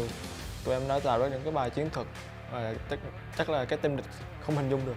Tôi sẽ cố gắng hết sức để cho các bạn thấy được thực lực của tôi. Theo về đánh giá cá nhân của em ấy, thì bốc thăm ở bảng B lại rất là hài lòng với kết quả của em. Nếu mà may mắn thì tụi em sẽ được hạng 2 ở bảng B. Theo cá nhân em thì khi mà đối thủ không biết gì về mình thì họ sẽ, nói chung là mình sẽ làm họ khó chịu hơn. Mọi người ở nhà hãy cổ vũ cho hai đội tuyển Việt Nam nhé, bọn mình sẽ cố gắng hết sức. Mục tiêu chính của team em là chiếc cúp và là chức vô địch tại giải CFS hôm nay. Mục tiêu chính của em thì vẫn sẽ là như bao đội khác sẽ là vô địch, nhưng trước mắt thì bọn em mục tiêu sẽ là top 4. Nếu đây là chiếc cúp thì có thể tôi sẽ không diễn tả được cảm xúc ngay lúc này. CLB 2L, chúng ta cùng mang chiến thắng về Việt Nam. CLB, cố lên anh em, chúng ta sẽ làm được. CLB, chúng ta sẽ mang chiếc cúp về Việt Nam.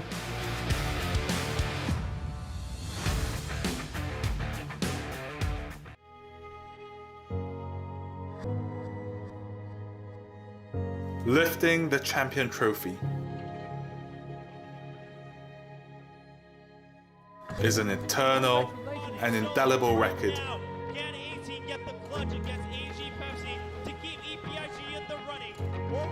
The champion will be remembered forever in our memories.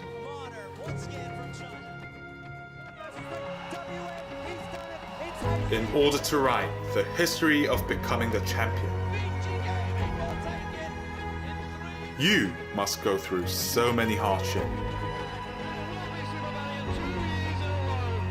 that will be waiting in front of your step. Numerous players will suffer from frustration during this journey. And yet, new history will be written. All your efforts, all your dedication will become our history.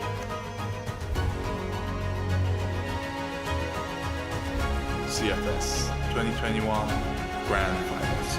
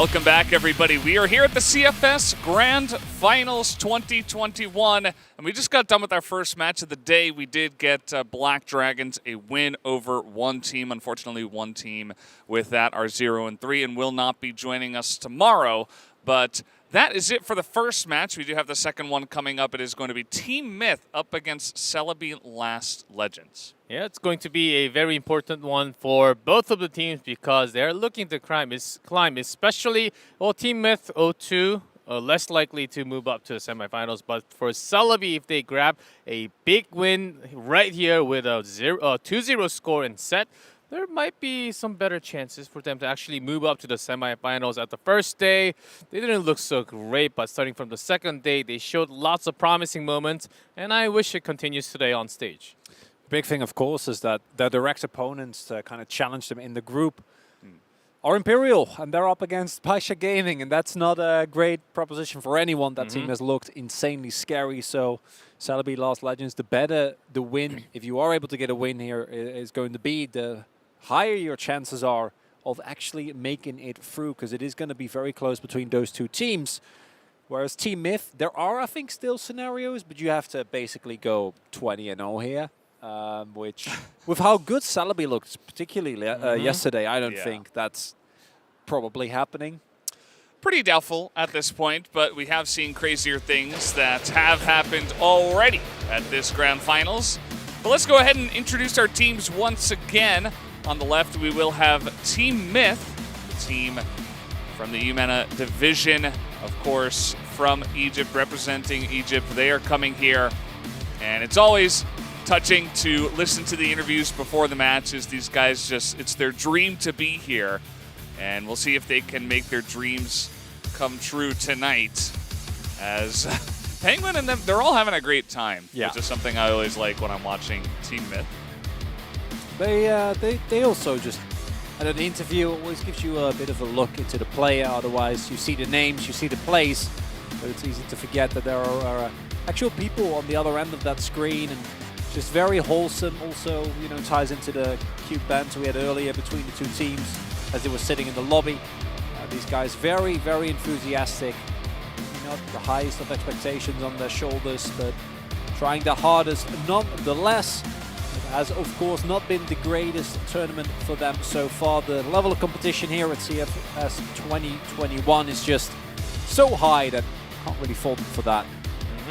Also, do want to highlight Booker from Team Myth with one of the highest headshot rate out of all the players that we have today in this tournament. 64% headshots, and he's number 3. Actually tied at number 3 with 64%. And first place is only by 4% away, 68%. So he's recording a lot of those headshots, especially with the entry kill, which is so important when you go into any site. So Booker has to be one rifler that Celebi has to really be careful today. Yeah, here's Celebi Last Legends. You guys will remember a bunch of their names. Lucas definitely doing a lot of heavy lifting in their victory over Imperial. The guy was popping off left, right, and center, basically everywhere around the map. And definitely one of the best players that we do have here. But as a team, definitely outperforming expectations. But everybody, they had to face against Paisha Gaming first, so not exactly the most fun time. But since then, they have had a good amount of success. Yeah, even with that match, Lucas surprisingly has the most amount of kills out of all teams. That just shows that how many kills that Lucas was, how much carry, how much pressure and the weight that he actually had on the team. If you have a 1.3 KDA, you've already played against Paisha Gaming, I'm going to be like, yep, that's some quality gameplay right there. So you certainly died a lot, but you still have 1.3. Yeah. So that proves a lot. Yeah, that in of itself is really a testament to how well this team has been performing. With one team, unfortunately, out of the tournament, it's now up to Celebi Last Legends to maintain their representation. Vietnam, they said they want to bring back the trophy. Got to get through Team Myth first here, as it's starting to become kind of a trend. I don't want to say trend, but yes. Yeah, I just want to see Black Widow once. You will. We'll see it tomorrow. I mean, Well, yeah. it would be very unlikely that we won't see it tomorrow or on Sunday. So if you're a Black Widow fan like Chronicler, you can wait until then. But until then, we will hop on support again. We did just see that matchup, actually, with Black Dragons up against one team.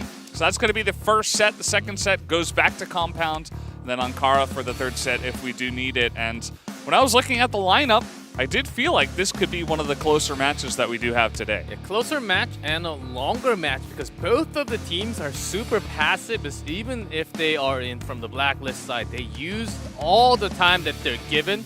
So the rotation will be a lot slower, but you never know. They might actually have changed their strategy a little bit, go aggressive today against the opponents. And here we do have the two aces. We talked about, I think we talked enough about Lucas already.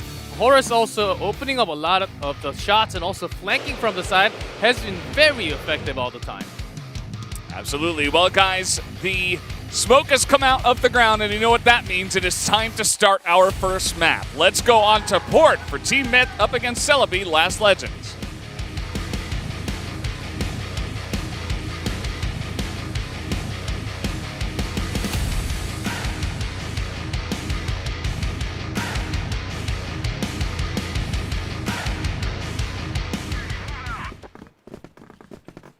Alrighty, here we go. Back onto Port once again. It's going to be Celebi Last Legends here on Blacklist side. Of course, oftentimes Shady is on that AWM, but on this map, as mentioned many times before, from Blacklist, we do see lots of 5 riflemen pushing. And as you already pointed out, Chiklev, both these two teams very happy to play it slow.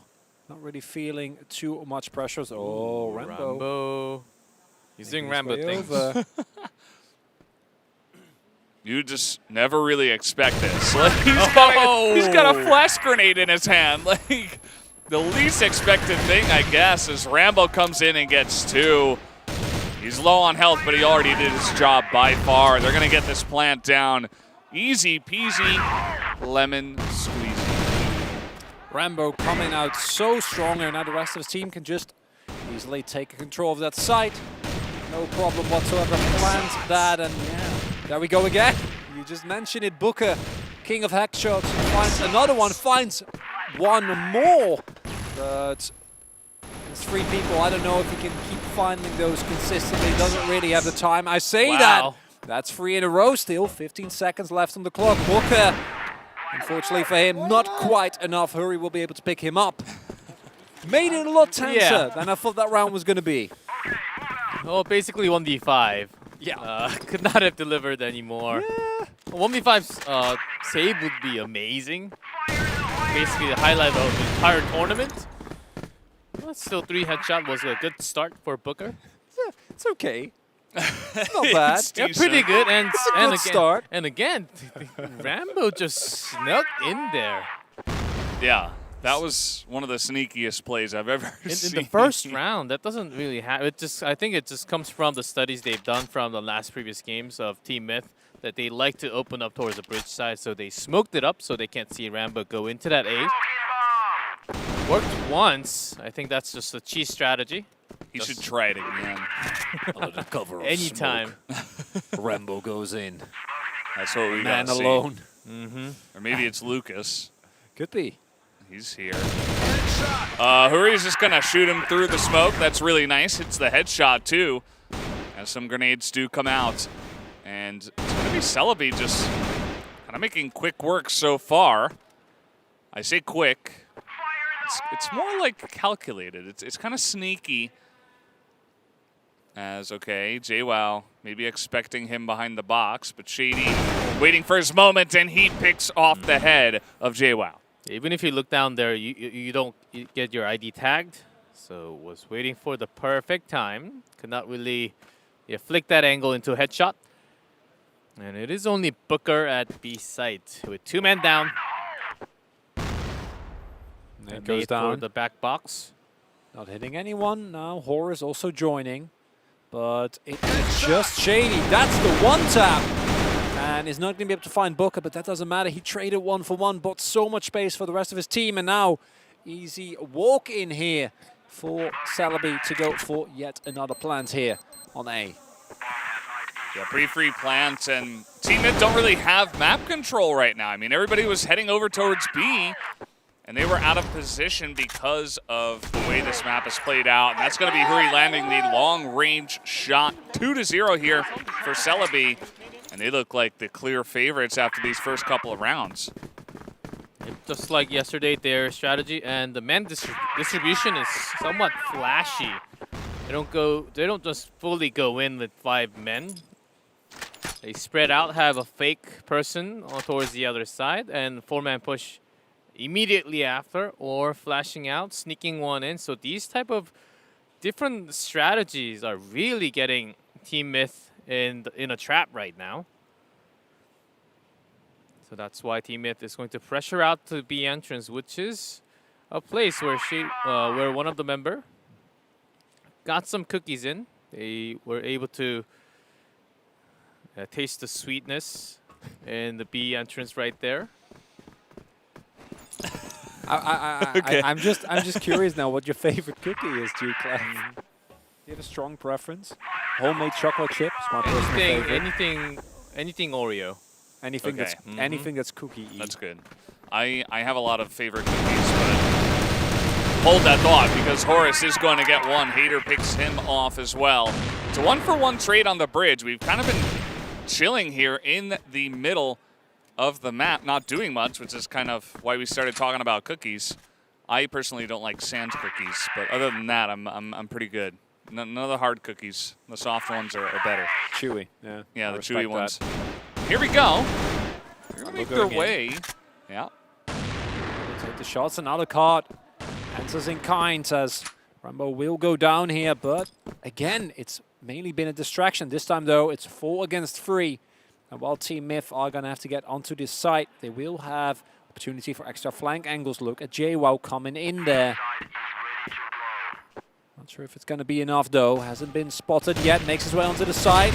And it is a very, very clean setup. Only Hater with limited health. Not going to be able to do anything. And that's going to be the first round here for Team Myth. A great retake there as JWoww was swift enough to get into the B entrance at the same time. Was ready to jump onto the side from B entrance. And at that moment, Celebi, I think all they were looking into was the passage towards the GR base. So great retake for Team Myth to get their first round of the match. That's pretty good stuff. I think that Celebi, their plays have been cute and very tricky. A lot of distractions. A bunch of other teams, it's pretty straightforward. You know, you get your flashes down, you get your smoke angles, and you kind of attack one area. Maybe you're looking to poke in first, and then you make a push. But Celebi, a lot of it has been, okay, one guy's going to go this way. He's going to distract. Maybe he gets behind enemy lines, or maybe he distracts and the rest of the team goes in the opposite direction. It's a pretty interesting play style. And Team at that time, they were able to win a couple of the firefights and not get caught too off guard by it. So let's see how Celebi decide to attack this one, as generally they've been looking for pushes at around 1 minute on the clock. Horace is at it again, by the way. I don't know if you've noticed, but he is once again at the ready with the shotgun, is waiting there, but no one actually making their way through sideways. So in that scenario, doesn't really provide as much value. He was not changing position because he's not only boosted up because of those smokes towards A site, but the rotation already made from Team Myth all the way in with 4 members at B. And they're going to win this fight. Lucas going to get a couple, make that 3 kills now under his belt. And Horace has been able to find an AK at least, but it's going to be interesting to see if he can retake this one 1v3. He gets a couple of shots, but there isn't much hope. Even the smoke is down, and Lucas going to pick up his 4th kill on the round. All 3 members jumping down towards that B side. Just not opening any options for Team Myth to get that retake back, as it was indeed 3-1. Fortunate scenario, and Team Myth, someone on blacklist repeatedly utilize a very slow, cold and calculated strategy, poking out left and right, really running out that clock as much as they can. But when faced with something remotely similar from Celebi, they're not able to really match. And I feel like it's the trickiness that you pointed out, Valdez, where Celebi are taking these weird angles. They're looking for these kind of cheesy plays, but they back it up with great shooting as well, as you can see there in the shootout on B. That in of itself enough to put them now to a 3-1 lead. And for Celebi, again, they want to get the biggest lead they can possibly get. If they do get the win here, Horus, though, waiting, will be able to pick up the kill. But this is the thing, when there's anyone at A long, you have to rely on your cover from your sniper, which is a Lucard this time. So better trade at the end of it. But Celebi also has to remember that there was another sniper, and JY is also on that AWM. So held by 2, 1 at each site, around the B back alley, and also a Lucard switching position towards B, because this is what Celebi did. They tried to attack onto a site and made the slow rotation towards the other site in the next 10 to 15 seconds. Oh, here's Rambo again. Same spot on the bridge. It's a tricky one, you know, it's 3v4. I don't mind him going for something like this, and he has dropped down by now. And there's the flick. He gets a huge pick in mid. You can see Alucard's trying to follow it up and re-get some kind of these kills, but now, you know, there's not a lot of information here for Team Mid. The rotation is coming in. Alucard, he is not going to get it. Lucas with the backup there to save Rambo's life. Just up to Booker with 6-3. Pretty good KD, but against three-man force of Celebi with C4 on A top. This is going to be a big challenge. That was just Rambo sneaking in, picking off one, going back up, picking off another, and then also making his way out. Alucard goes for the chase, gets blown up by the rest of Celebi, and now the bomb planted again. Booker, yes, he's good, but tough position. That's one, though. Wow. We've seen him do this again and again. He doesn't know the position of Rambo, though, who just going to shoot him in the back. And, you know, whatever you got to do to make sure that you get the win. And now it's 4-1 for Celebi. They were able to dispatch of Imperial 2-1 in maps, but this is looking like a very one-sided affair so far. Of course, you expect the sniper to be near A on top and hold on to that, as we have a big rush towards A. And after a few more flash and nades, they're actually backing up with a better trade. There's still plenty of time, over 2 minutes. Unfortunate situation. Team Myth trying to catch him off guard, and initially seems like it works. Catch one, throwing the nade. Or maybe not expect him to be that far forward, but then immediately answering with 2 kills of their own. And now Celebi can go back, hang, and just observe as to what he's doing. Rambo, he just can't get enough of this spot. Just loves it. It's comfortable. Oh! I spoke too soon. It was too comfortable, I guess. Yeah. But JY, it was a great idea to just jump through so that no one can actually get an easy shot on him. He says, as the easy shot is found. You guys are both cursing these poor players as Alucard picks up Shady and trades all around. This time, though, Hader picks up the kill, able to back up his teammate. Now it's just Booker, and I feel like I keep saying this, and every time he gets at the very least 1 kill, really good in these one-on-one situations. Celebi not pulling the trigger just yet. Might be looking towards a relatively late B push here. Soon enough, we might see that Lucas versus Booker 1-1. Booker is thinking right now, okay, don't see him, 32 seconds left. They should be near A site. Well, nothing happening so far. Yeah. If they're going to plant A, they got to be here right now. So Booker coming in gets a great angle. 1-1. Lucas versus Booker. The best rifles of each team. He's coming down. Booker knows where he is, but he doesn't know where Booker is. And oh, Lucas! In Booker versus Lucas, 2 of the strongest players on either of these respective teams. Lucas that comes out ahead with a pivotal round. Celebi pulling even further ahead, 5-1 now.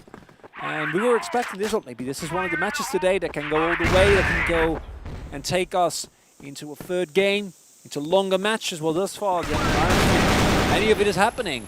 Now look at this. Team Myth, they're not wasting any time anymore. They're getting a little bit frustrated. They're going to be even more frustrated now, though, because they just get zoomed down by Shady and Rambo. 2 kills apiece as they rush out of the B entrance. Alucard is going to be able to pick up a kill, but it's still 2-1. And now that the information is given that he's in the tunnel in the passage, so Celebi makes a sneak way into B site early enough. Still holding that AWM. Can switch later on, but he does rotate towards the GR base. So let's see if this save is doable. Alucard certainly a sniper that can have the 1v2.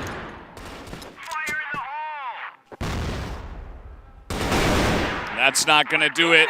Running in with the pistol, you got to do something as the sniper. No gun for him to pick up, and now it's 6-1. You know, if Team Myth can turn this one around, I feel like this could have been a perfect opportunity for a tactical pause.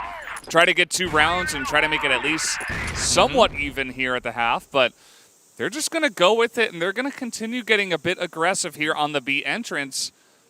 Just trying to really get in the face of Celebi and not let them pull their shenanigans anymore.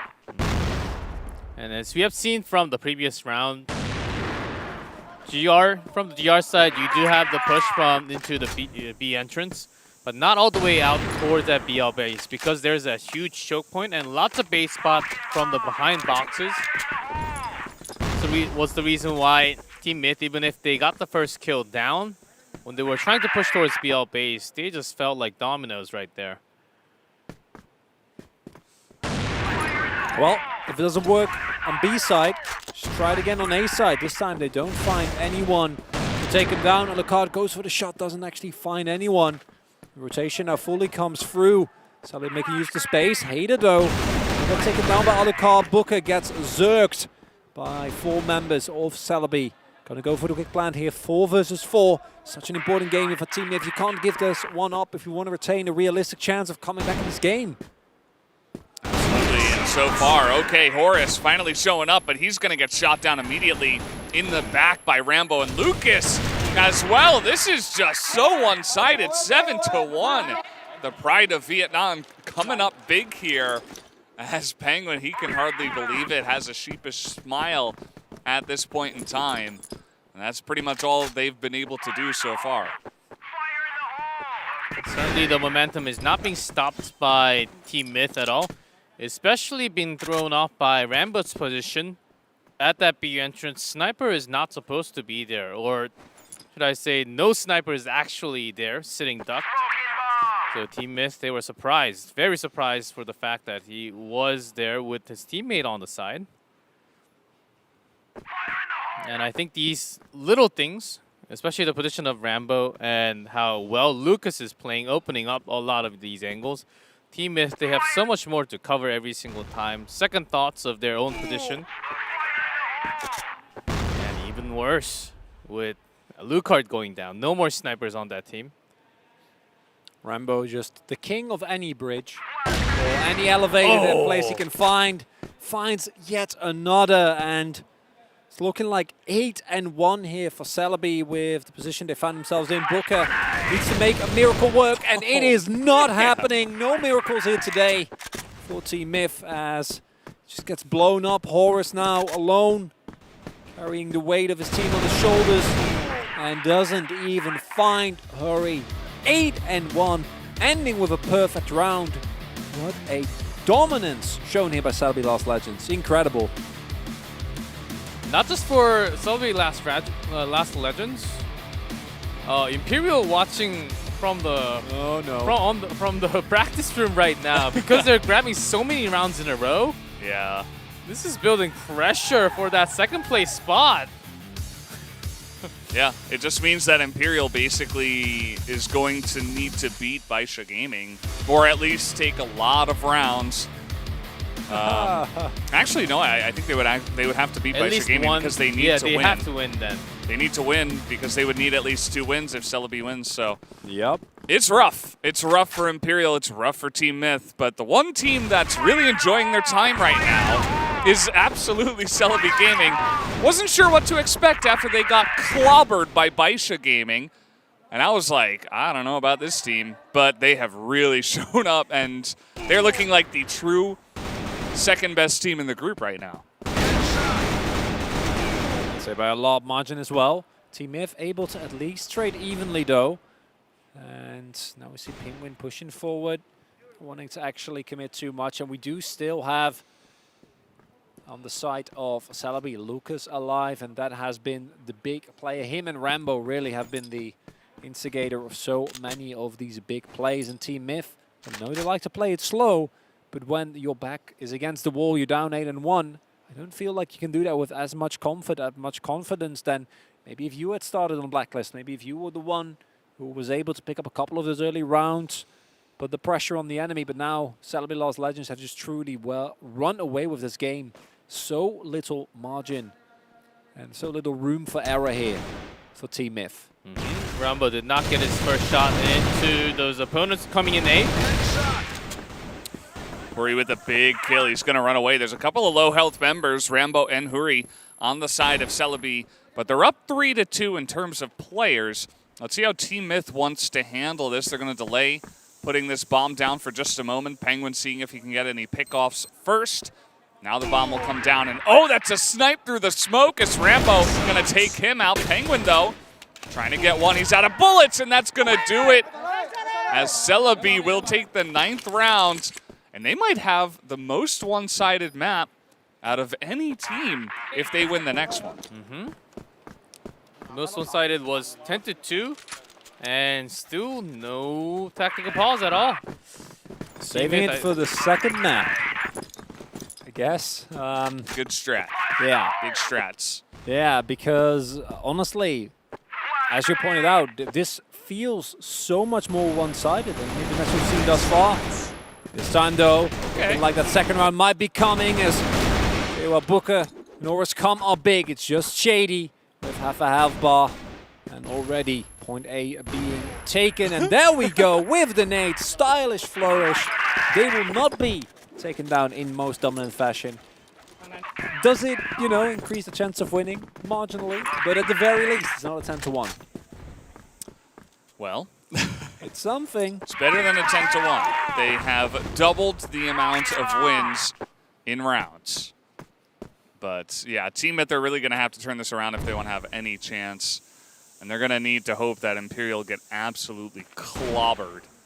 So a lot of things have to go right for Team Myth at this point if they want to have any chance of making it into the semifinals tomorrow. Yeah, at this moment, I think Team Myth should be checking for a few more sniper positions, especially where Rambo is. And oftentimes he's off to the GR base or the side of A, not on A top often. So after checking the position, flashing into the opposite side would be the best attack that they can attempt right now. Smoking up towards the bridge. Considering a sideway with a long attack, Rambo's right next to the staircase.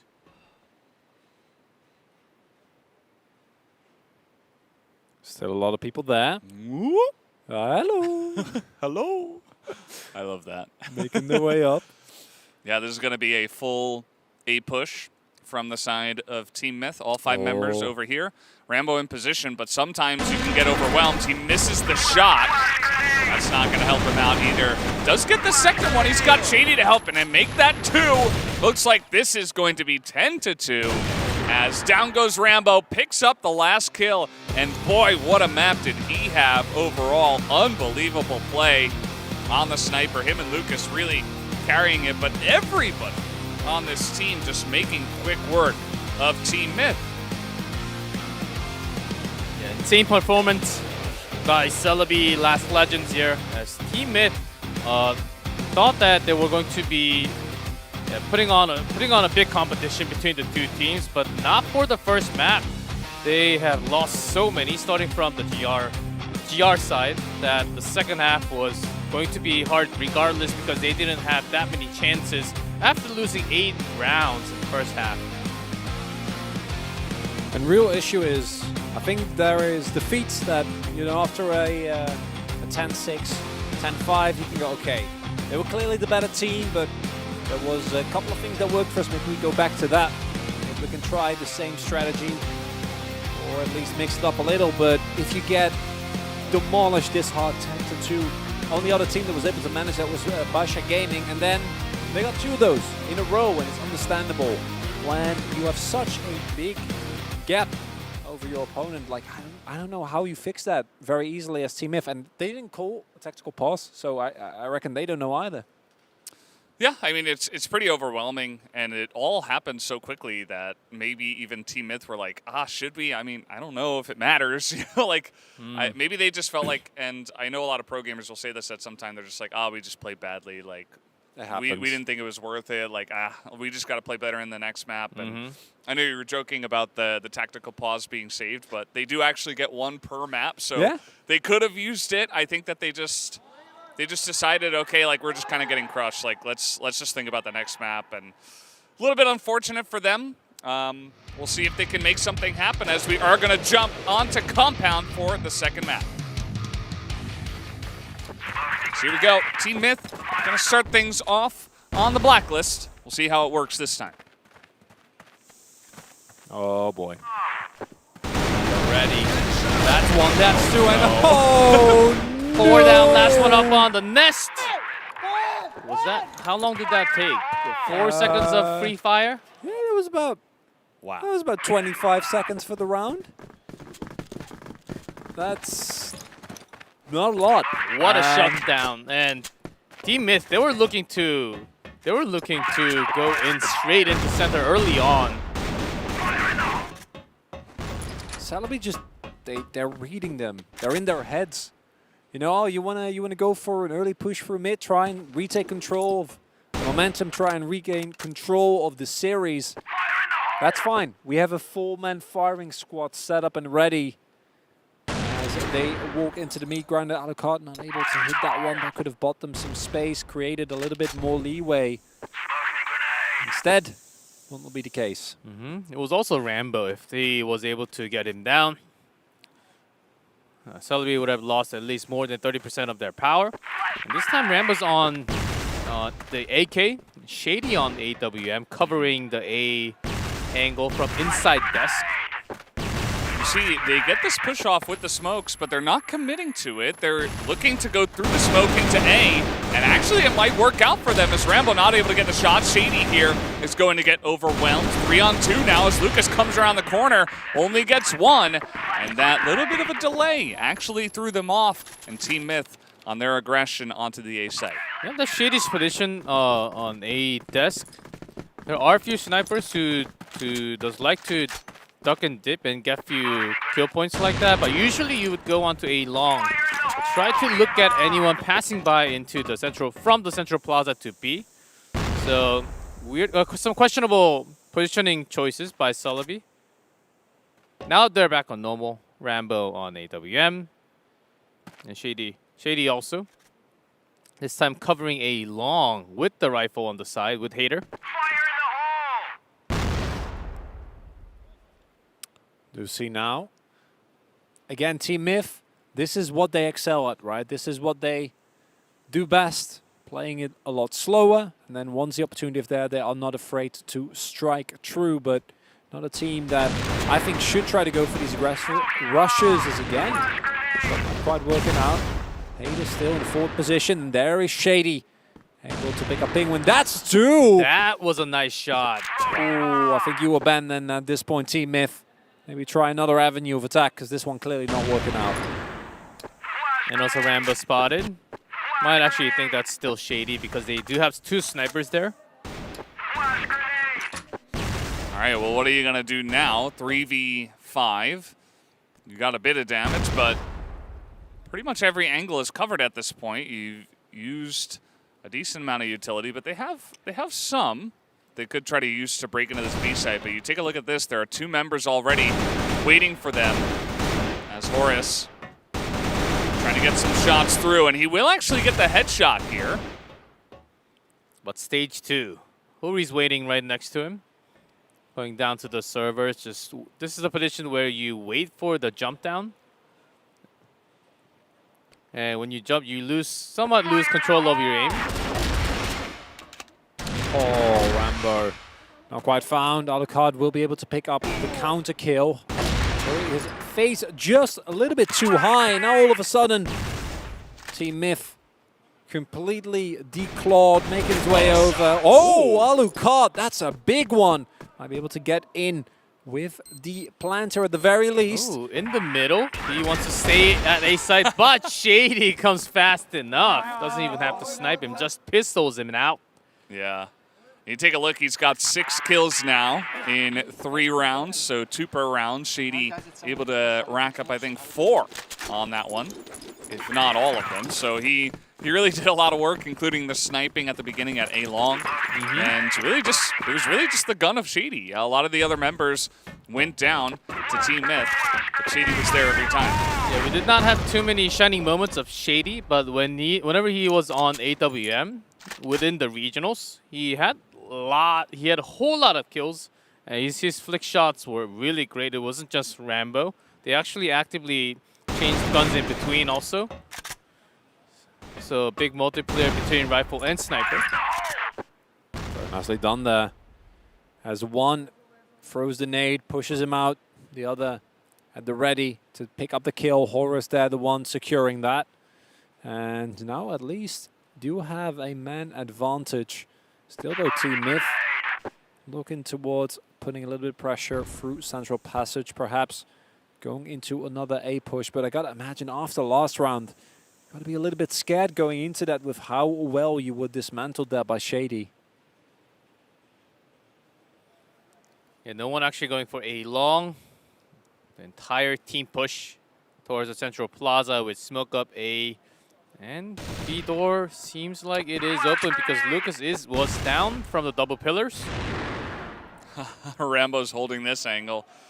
That's not a very comfortable feeling for Team Myth, and you can see they're like, maybe not that way. And they will consider going into A. As Huri is here, they're trying to get the shots down. There's one through the wall. Booker, though, able to land that key headshot. Penguin trying to get something done here with the pistol. He's on 3 health. He can't quite get onto Shady, as there it is. Alucard's going to be able to shoot one down with the AWM, and it's all up to Shady again. 1 versus 2, Alucard not quite looking at it, doesn't hit the shot. That's one. Penguin though, with a minimum amount of health. I think he ended up with 3 at the very end. Still able to clutch this one out, and Team Myth already putting up a much stronger fight than it did in the last map with Celebi Lost Legends. Maybe underestimating this new and reinvigorated Team Myth. Yeah, Alucard on this map has been having those super important kills whenever the team's in trouble. And showing signs finally that the sniper duel is on and he can lend those shots. And Rambo coming in as a backup, I think he's feeling slightly too confident about his position, that he might actually have to take safer sniper path to keep himself alive. Oh man, looked like he was gonna get that kill, but just barely not. Alucard will stay alive and win the sniper duel. And now you're running on not as much information as Celebi. You know, are they grouping up to push into B right now? Are they rotating? We don't really know. So they kind of have to sit on their hind legs and wait and see what Team Myth want to do. Yeah, we joked around saying Rambo doing Rambo things, but when he goes down, without giving too much information, and outside of the site, then the rest of the team just find themselves, okay, we are down a man. Where do we actually want to defend now? So it surely is a risky play. Rambo has been doing great in the first map, but whenever he goes down like this in compound, gives so much more chance for Team Myth to just move around the map since Rambo is gone and there's no sniper anymore. Oh, look at Celebi. It's actually paying off. That patience, holding on to this server room, keeping 2 people there, might be just what saves them in the end, as only one not there is Hader. He can rotate over relatively quickly. Gonna try and keep this on.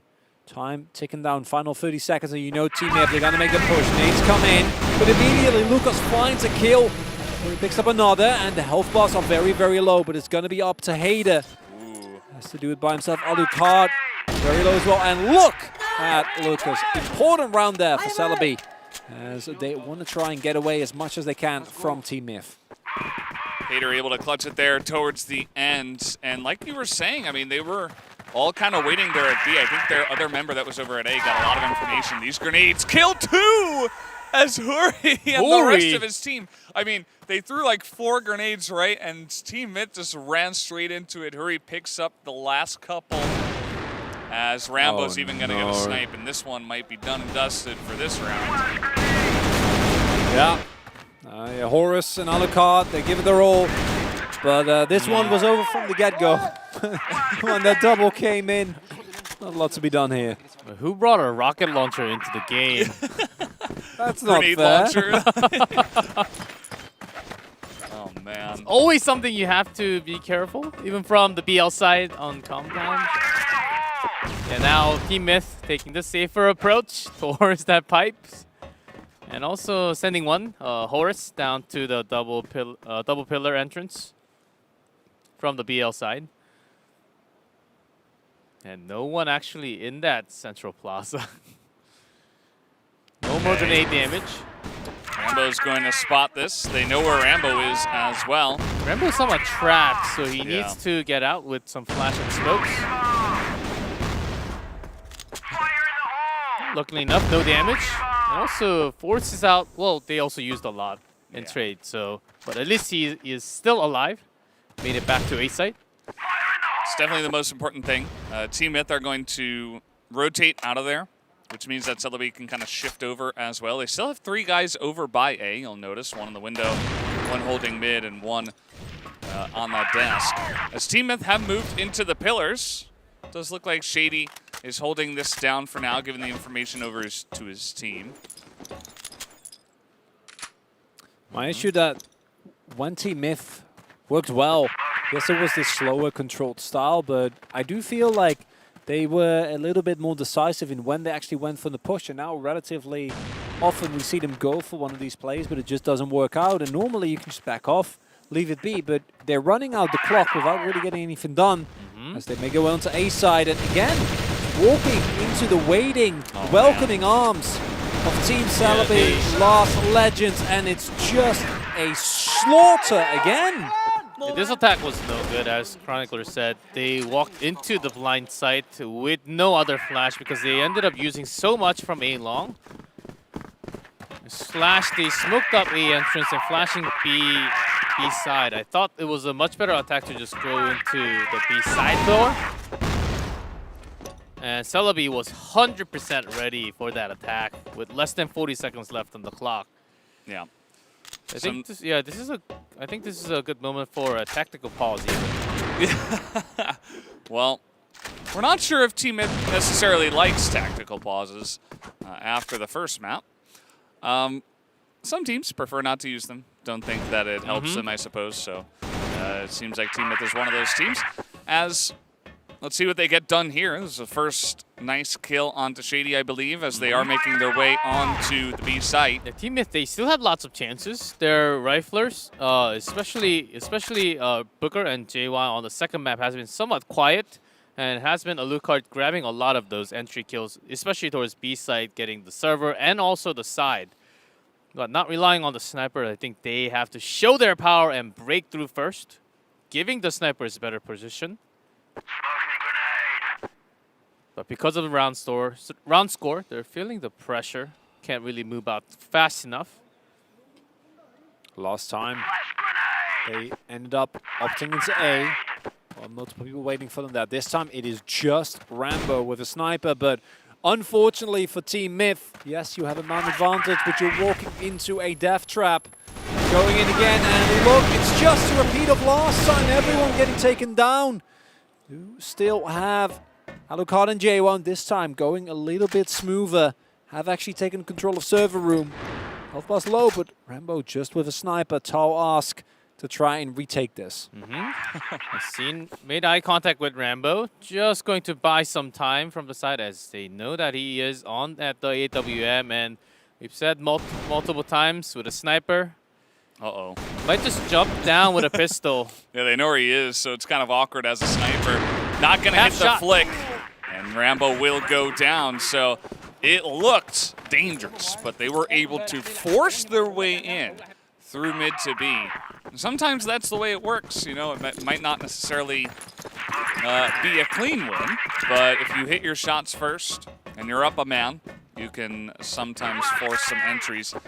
You can see here that Celebi, they're once again going for this push through the double pillars, as Lucas is even considering going all the way out into the back. Horus bringing 2 down for the team. Very, very big.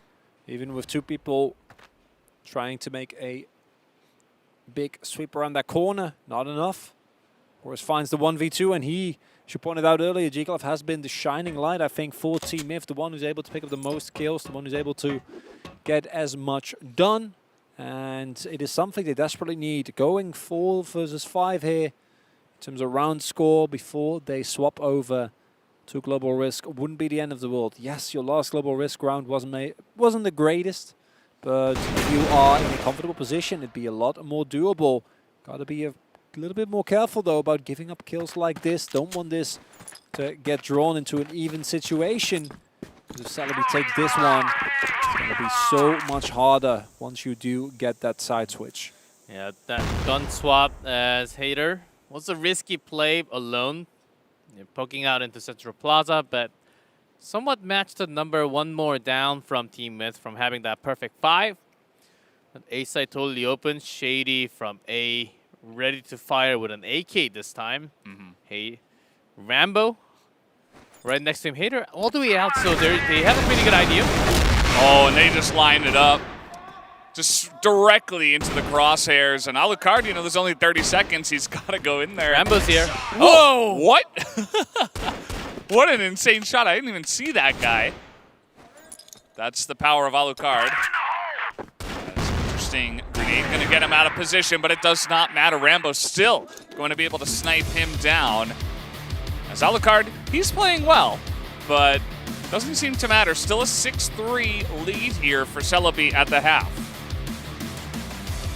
Honestly, that final shot with Alucard, I really wish Team Myth would get a better grip on this game, because you kind of want to see more of these guys. But the sad fact of the matter is that even with those shots, I feel like the planning just isn't there, right? This is the, 3rd, 4th time they've walked into 1 or 2 people that just set up a crossfire, blow up, 3, 4, give away the man advantage that they've secured for themselves. And if you keep doing that, you're going to get away with it. Yeah, we understand that this is the style of Team Myth, of using a lot of time before they approach into any sites. But Celebi is also a better prep team as the time goes on every single round. So that was harder to read, and there was a huge rotation around the back. Shady and Rambo, they were 200% ready for that attack.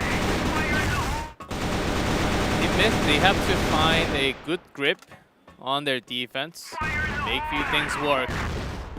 At least buy some time against Celebi's crazy rushes, because those rushes oftentimes was not stopped by the smoke or flashes. That was only one guy. It was Hurry by himself over there on A long. You can see that Celebi did not commit to the attack either, so just going to wait this one out and then back away. I think it's because if Celebi had some more info, how many were actually down at B server or nearby, then they would have went in at the same time. But without any information, I think it was the right call to back off. They still have lots of time. We see, like Hori was doing earlier on A side, Rambo just staying behind on his own. Didn't hit the shot, unfortunately. Still applied a little bit of pressure and has bought advantage, at least in terms of initial momentum. Only 2 people here at the ready for Team Myth. Haven't rotated J-Ro over just yet. Might not be looking to do so with Rambo holding down center passage. Really nice shot from Penguin. He is going to go down, but the entry is still coming in here. Lucas over the top. Alucard just totally getting surrounded here. As Horace going to go for the peak. Rambo not able to land the shot. As now 3-on-3. Getting aggressive is Rambo. As the spray does not connect. And there it is. Lucas able to shoot him in the back, actually, as this fight was going on. Had the cover from the other angle. Now even Rambo on the rifle, trying to side from the side. Booker's ready on top. Still not enough though. 7-3. The final members of Team Myth fall yet again, and I'm starting to get worried about a repeat of the last time that Celebi Last Legends swapped over to that Blacklist side. Just incredible how dominant they've been looking. And as Team Myth, I don't know what you're going to do here, right? Tactical pause seeming not an option, and she pointed out that this might not be the right thing for everyone, but then what do you do? Because this might be the final couple of rounds that you're playing at CFS 2021. Very right about that. As Team Myth, I think they're trying to scramble something in their head, but their position is not really moving around too much. Even if you're losing this hard, it's okay to let someone move like Rambo to gain some more map awareness, to delete some sections of the map where you can't move into, to find information where the attack is coming from, because Celebi, they have so many strategies and tactics moving out around the map. I think it's necessary for the other team to slightly push the door every single time, push that wall for Team Myth, and to get some more information, because they have all this time, but they're just not moving around as much as the other teams. So it is instead Celebi getting a whole lot of information, checking angles. They have so much time and freedom of space. Booker again in same position, found out. Here comes the real push. Shady even able to get the snipe on the Horus. This is going to be another gigantic push that comes in. Not able to land that shot, but Hater is holding it down on this angle anyway, and nobody is able to make their way onto the B site. Nobody makes their way onto the B side. To add to that, no one actually died for Celebi's second round, where they're just not giving up any individual members. Oh no, I've seen this one happen before, but this time it's Alucard that starts it off well, finds the initial shot. Very well done there on Shady. I was afraid that the nades were going to drop on top of Team Myth's head again, but the real reason why I'm worried is we've seen Team Myth get nice early kills before, but then they're not able to actually turn it into anything. And when you're down 8-3, I don't think that's something you can get away with. Usually you don't go and jump that easily.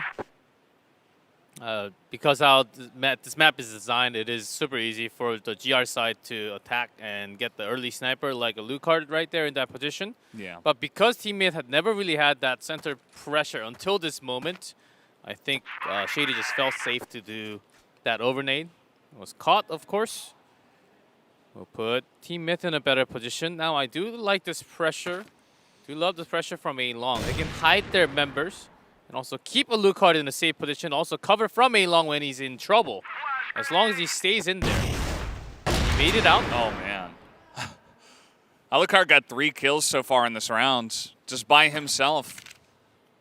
He's able to line it all up. But look at this. I mean, immediately, Celebi, Last Legends, they strike back. Lucas gets a couple, and Hater gets another. And now it's immediately 2v2. Interesting position as well. As you can see that Lucas is going to check all the corners before he goes for the plant, so they get a decent amount of information about where Team Myth could be. And Lucas in the nest. So has that central plaza position. Booker's going to find another headshot here. So only up to Lucas. Didn't really see the plant. It seems like it is not. It doesn't look like a direct A-long plant. So Team Myth would be checking a lot. He's moving forward, needs to hit the shots. Doesn't quite fight Booker. Stalling a little bit might have been enough, but you can't really risk that against 2 people. And Team Myth keeping those match points away at least for a little bit longer from Celebi Last Legends, and it's a really big shift after the last round where they basically got swept, never able to really get anything done, 8-2. But it's still not great, and it's still a position that's very hard to come back from. Absolutely. Let's see how Celebi decides to switch it up. I think that they got picked off one too many times by Alucard. They were almost able to pull it back even from a huge deficit, so still liking their chances here. They played a little bit less aggressive. You can see they're kind of hanging around the pipe, slowly making their way in, checking more of the corners so that they don't get picked off. And then they will make their initial move. As we have Rambo up here in the nest. And with the flash, I think they're trying to give false information that they are pressuring into the center. But in fact, it is no one and everyone else going towards that A long with 2 men covered by Team Myth. They pop out at the right time, but it still doesn't matter because it's headshot from Shady and Lucas with the wall shot, able to break their way essentially through there. It's not a full committal. They're not actually going down A long. It does look like Team Myth, they're kind of biding their time, waiting for the wraparound to come in here. Booker. Yeah, Doesn't get it done. And now his position is known. Alucard walks too far forward in an attempt to sandwich. Horus gets taken down as well. And match points might be on the cards here for Celebi Last Legends. Yeah, Rambo just jumps down from the nest and says, okay, if you're going to kill my teammates, I'll just pistol you off. And that's going to do it for that round, 9-4 now. It's not quite the 10-2 that we did have on the first map, but it is still all Celebi Last Legends all the time, basically. A couple of highlight moments going the way of Team Myth, but this is looking like, again, an obvious result going the way of Celebi Last Legends. Let's see if Team Myth can win 5 in a row, or will we have what seems to be destined to play out here? Against Celebi, using some time in the middle. Being cautious just in case. Team Myth, they had some rounds in compound in the previous matches where they actually came out from A long and into the center. And as you can see from this match, they have really lost that their attacking abilities, even from the GR side.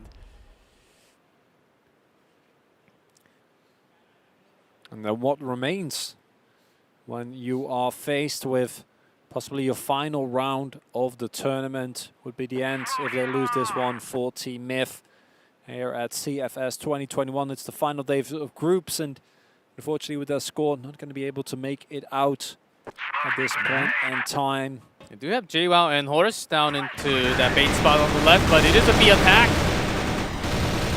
The attack is coming in swiftly. They don't have the bomb with them, so kind of just checking ahead, you know, throwing in some utility, and this is going to allow Team Myth to get position here on the B side if they actually decide to get in, but it doesn't seem to matter as Shady is going to hit the headshot. JWoww just walks into the smoke. And Shady, when he finds that ID tagged, gets an immediate headshot. Nice headline to go through. Oh, that was a hide and seek. Hurry eventually won, and there was a possibility for a rotation. There was control, and there is domination as Celebi Last Legends ostensibly punches themselves a ticket towards that semis, unless Imperial can upset Baisha Gaming. But that's going to be a very, very tough task. And Celebi Last Legends, I gotta say, after their first match, I think all our expectations were pretty low.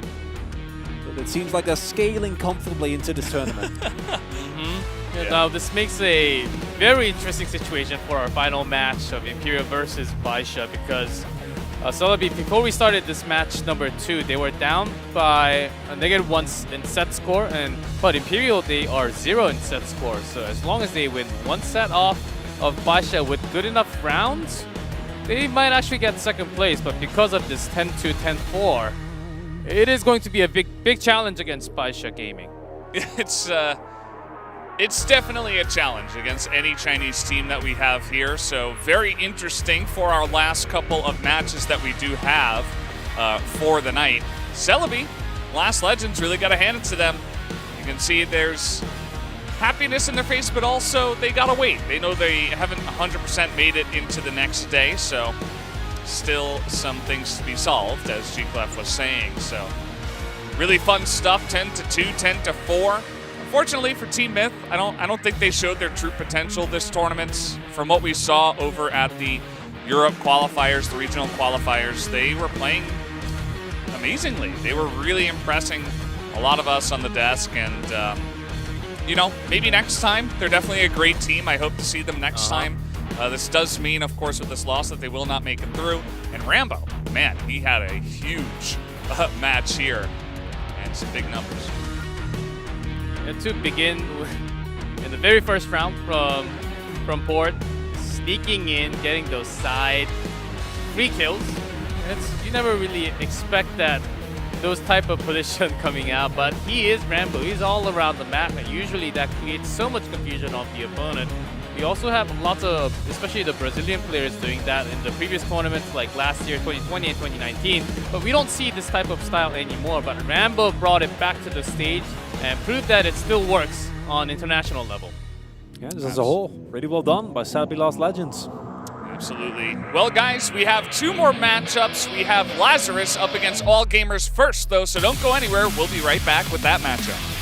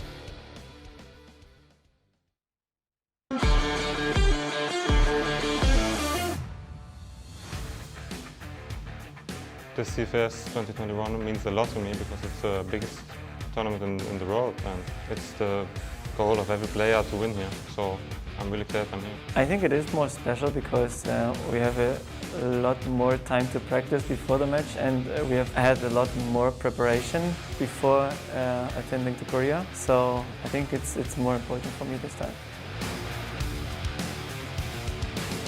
2019, 2020 wasn't that good, like always like 7th or 8th place, so almost last place.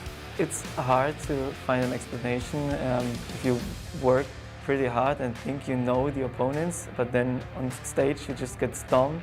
So we prepared a lot of new stuff for this tournament, so the opponents have to be careful.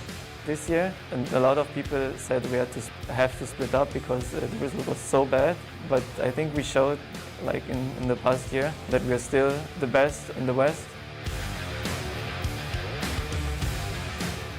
We definitely prepared some new strategies and improved the old ones, so yeah, that's what we're going to do. My personal goal would be to win. That's like everyone's dream. If we win this championship title, like one of my dreams comes true, and I don't know what to say. Watch out, because we're gonna totally crush you. If you stand in our way, we have no other choice than to eliminate you from the tournament. So to all of our group enemies, this year is going to be different, and you're going to have a hard time. Don't take us too easy this time, it's going to be different. Lazarus, it's time to shine. Lazarus, this year is for us.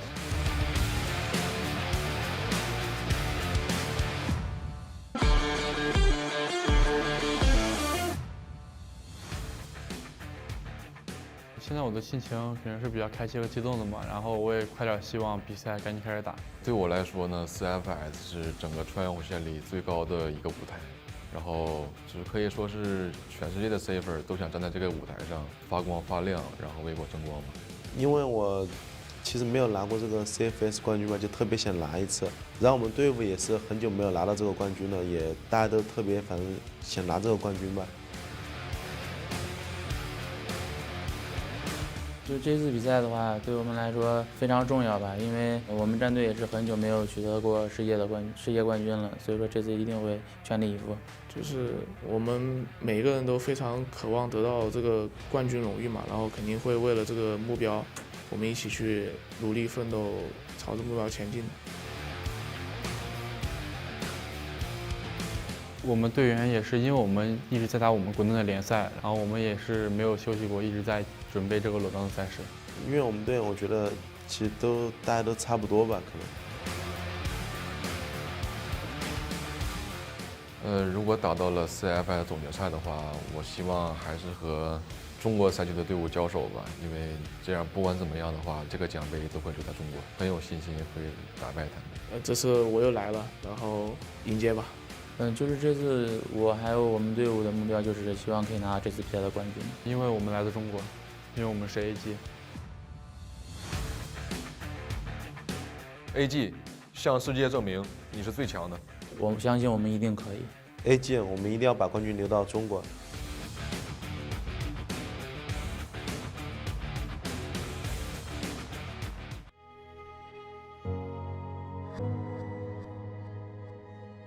Lifting the champion trophy is an eternal and indelible record.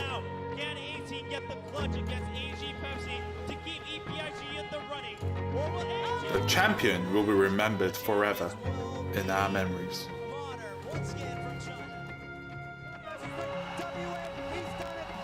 In order to write the history of becoming the champion, you must go through so many hardships that will be waiting in front of your step. Numerous players will suffer from frustration during this journey. And yet, new history will be written. All your efforts, all your dedication will become our history.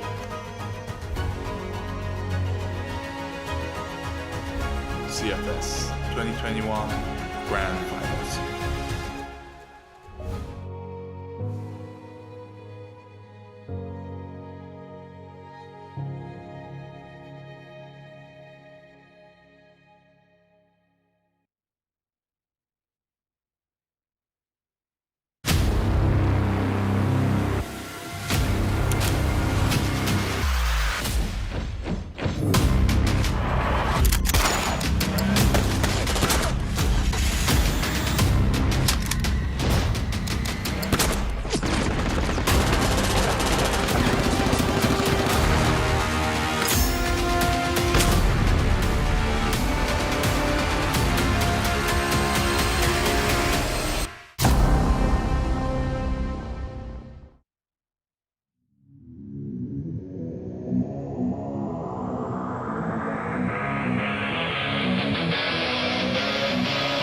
We are back here at the desk. We have more CFS Grand Finals. We're already halfway through the day. It's been a couple of kind of speed runs of matches so far, hoping that that changes around a little bit, but it might not because China and their two teams have been dominating so far. The next one will be Lazarus up against All Gamers. What are you guys thinking about this one? This one will be a big challenge for Lazarus, especially All Gamers. They want to run out of the group stage with perfect victory, I'm pretty sure.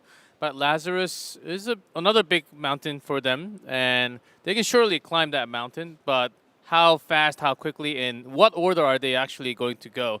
That's going to be the big question we have for us. Very soon, we will have that answer. And Lazarus is also looking for that second place, a sweet spot. So they have to get maximum rounds, maximum sets out of AG, even if they lose. And that's the big thing. Black Dragons, also a team that today again looked very, very dominant.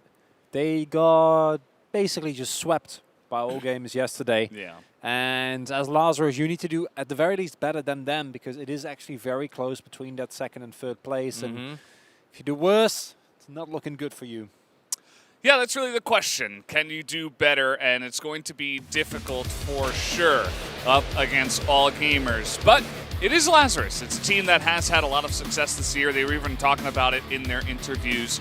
And I'm curious to see how high they can go this time around.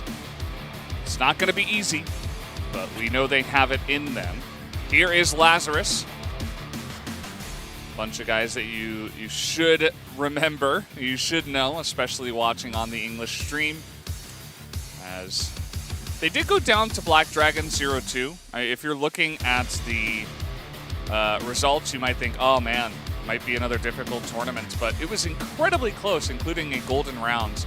And the first map was 10-8, so easily could have gone into extra rounds. These guys, if they've leveled up, if they have, studied, it'll be interesting to see how high they can go here against All Gamers. And now with that score, with Black Dragons having a dominant first match against one team, it has to be a tie-way, basically a three-way tie with 2-1 on 3 teams. But with All Gamers already winning 4 sets, and Black Dragons having 2-1, Lazarus just have to get a win here, unless they just drop out in the group stage. So they can't even give a single set to All Gamers, which will be a very hard project to pull out right here. That's the problem, and you can't really fault Lazarus for it. This group is stacked. We talked about it at the very beginning of the event. G Khaled, you were like, yeah, Group A doesn't really feel fair, and now slowly starting to see that more and more as Lazarus now the almost impossible task of taking down All Gamers. China just reigning supreme thus far. You saw it earlier on in the stats as well, how far ahead of the curve they truly are, how far they are ahead in terms of round score, in terms of map score, in any way you can imagine, as shield yourself from the lighting show. All just a little gamers bit. don't like lights. This is true of all of us. And, when you're on stage, we talked about this so many times, but it's very different compared to being at home. You can play in the dark. In fact, a lot of players do play in the dark, based off of what we've seen from their streamed perspectives. But either way, here's All Gamers. Xiaowei, ZY, ZQ, Even, and Wolf. These guys, I think they might be the best team in the tournament. At least that's what I've seen so far. Yeah. With the win rate, certainly, because they have won everything so far. Some different stats compared to all the other teams. They are pretty much even all throughout 5 players. No outstanding KD because they're all about the same, about from 46 kills to 51 kills. About even, there's no crazy outstanding number because they are all going around the map actively and getting those kills. So it just shows that how well all-arounded this team is in every single map they have played so far. And the issue that Lazarus has here is, it looked good, but they looked the best against one team. Yeah, they were close against Black Dragons, but not close enough.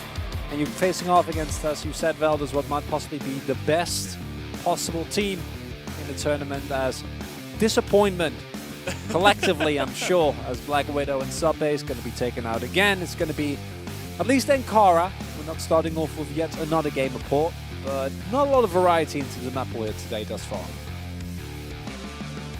Heard from the Chinese interview that not all gamers, but Bioshock Gaming, the reason why they also do like to ban out Black Widow is because for the group stage, they don't want to show anything before they get to semifinals. They are so sure that they're already going to the semifinals, and that was an interview that was done on the first day. And that was the reason why we see a lot of Black Widow bans from the Chinese teams. It's actually a great strategy because you know that you're almost definitely going to be playing at least one map of Black Widow. So good to hide your strategy. Looks like we are ready, guys, to jump into the first map. It will be Ankara for the first time tonight. Let's do it. Lazarus up against All Gamers.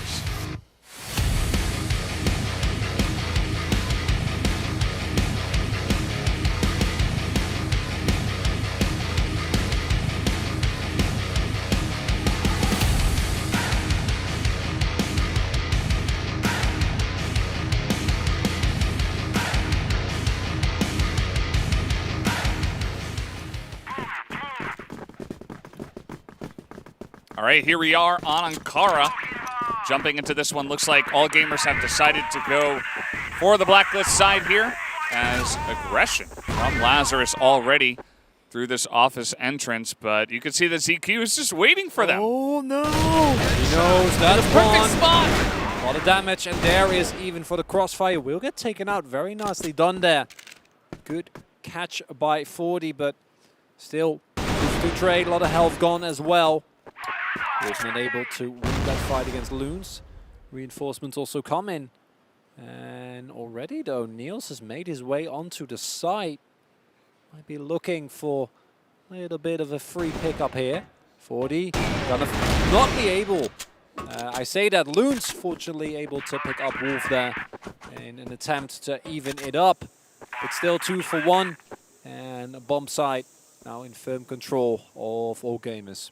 Loons rotated fast enough to the passage. Now nearby the A side. Immediate headshot by ZY to close out the very first round. Which what we thought was Lazarus poking out from the office, but ZQ somehow, some way, he knew that the rotation was coming. Yeah, just a safety measure, maybe some studying as well, but if I'm Lazarus, I'm bringing new strategies into this match, and so far, you know, we haven't seen them being this aggressive on the GR side, but once again, getting aggressive, and it looks like All Gamers deciding, well, we could just push into A as well. If they want to push, you know, towards B, we can just come on in here, as Neil's going to try to back away, not quite hitting those shots. And here's Vice from way behind them, just the wraparound coming in so quickly. That in of itself might be enough. At least they are now punishing All Gamers for a very aggressive initial push. Health bars getting taken lower and lower. And this is where you want to try and retake the momentum early on. Don't let All Gamers really get ahead of you. We know how good they can be on BL specifically. CQ waiting. Spotted yet. Heels then going down. In a hole, it's relatively even trade. CY, can he do it? Yes, he can. And that is, again, All Gamers. It's like they don't care. Just, yeah, we'll walk onto the side. Oh, we give someone up, doesn't matter. We can make it work regardless. And with confidence like that, if you back it up with results, can't fault them for it. ZY with the patience, waiting for the opponent to come up to that headline. What seems like easy. That easy, but it's not actually that easy when you have to wait for the person to come up the stairs. Headshot after headshot. That's why he's 5-0 right now. He's pretty good. And he's not the only one. And here they come again.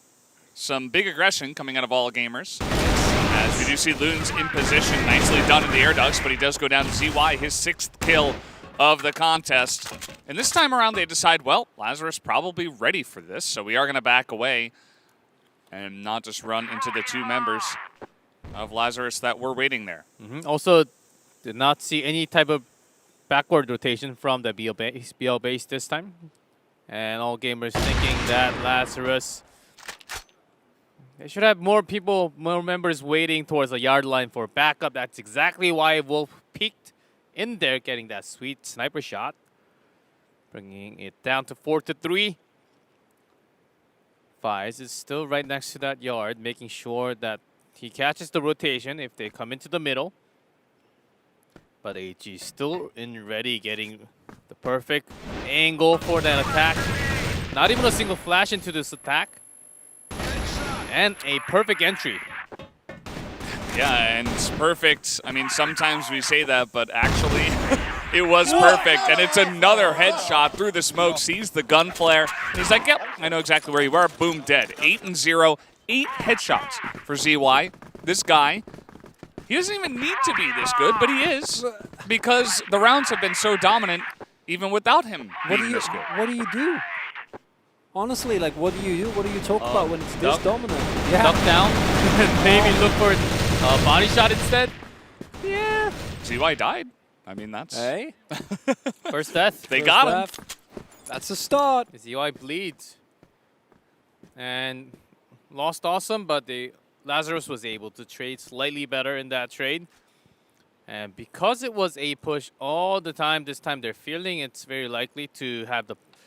which all gamers, they do love to have be bottom push, especially towards the first few rounds of their BL attack. But instead, AG just straight on A side every single time. Yeah, these guys don't seem to miss. The other thing, hold that thought, Vise is waiting, and he is going to get that really nice spray right on time as Jiaowei was coming in quick. But keep in mind, Jiaowei didn't have much health, so trading up, you could say, for all gamers, even though Lazarus, they do have the extra man. So let's see how this engage will come in. There's a nade and pretty good flash from the side angle. So he has to jump down to keep his members alive. And that's one. Wolf with the pistol. He can't be winning these No fights. more And there bullets. we go. Loon's coming up huge. Getting Lazarus their first win here. Big moment as Lazarus, they were about to be frustrated after losing 3 in a row. Could see somewhat of frustrations and worries in their eyes when the camera actually zoomed up. But now sort of back on track with a single round in the first half. Yeah. Now here we go, all gamers, the B bottom push. Yeah, we called it G-Clef, and yeah, I'm happy that it's not a total blowout, that Lazarus were able to get at least that one big play by Loons. And let's see how it goes from here. Another thing in terms of strategies, you know, you talked about banning out Black Widow, but another thing that teams that don't want to show strategies will do is rush a lot. They'll be like, okay, we're just going to run into A. Like, this doesn't really show much. And then maybe in semifinals they won't rush at all because, you know, they try to mix it up. Loon's going down there. And Neil's defending. This time it's working out a little bit better. He's able to pick up ZQ and even will pick up the kill. Health bars are still so low though. 2 people needing to get onto the side. It's just been A this entire time for all gamers. 3 times it's worked out once. Not so much. And now Awesome and 40 trying to make their way. But I don't know how easy that is actually going to be for them. Wolf waiting. Switches weapon. That's double kill. Even in Wolf, pick one up. Last 2 members go down. And I got to agree with you, Valdes. If you're this good, you can just, yeah, no, we just rush A every time. Like, what are they going to do? And that smoke at the bomb site was actually a bait, pretending like one player is planting the bomb. So that's the reason why Lazarus slowly moved in when the smoke was wearing off. But all gamers, they did not even have an idea of planting. That was just a fake for them to slide into the wall boxes and get those free kills. Yeah, definitely a really cute strategy there. Smart approaches by all gamers today. Another one here. I mean, a bunch of flashes over on A. Look at the rotation right now from Lazarus. There's 3 guys over on A. Meanwhile, there's a lot of pressure in through the front yard. Wolf is kind of in there by themselves, and there actually will be a rotation over to A. So I think they will strike when Wolf fires a shot onto B side. He's got a good angle looking at either side. Loons gets 2. That's a good start. Back up not quite there yet from Niels. Awesome also in the corner. Both of them move in. We'll be able to take down Awesome. Niels afterwards as well. and somehow they've made it work again. Now, 5 and 40, this time with full health bars. Rotating in, one through ducts, one just straight up through quarters. Is that going to be enough? No, because all gamers say, well, that was fun. Goodbye. The idea there was to make an A side entry and Wolf to cut off all the backup members coming from that B side. But because Lazarus was all spread out around the map, actually one spent going into office, even the B side member rotated around the yard and B bottom. So AG could not really deliver everything that they wanted. He was not expecting them there. I think they will check B long first, so Wolf will buy some time.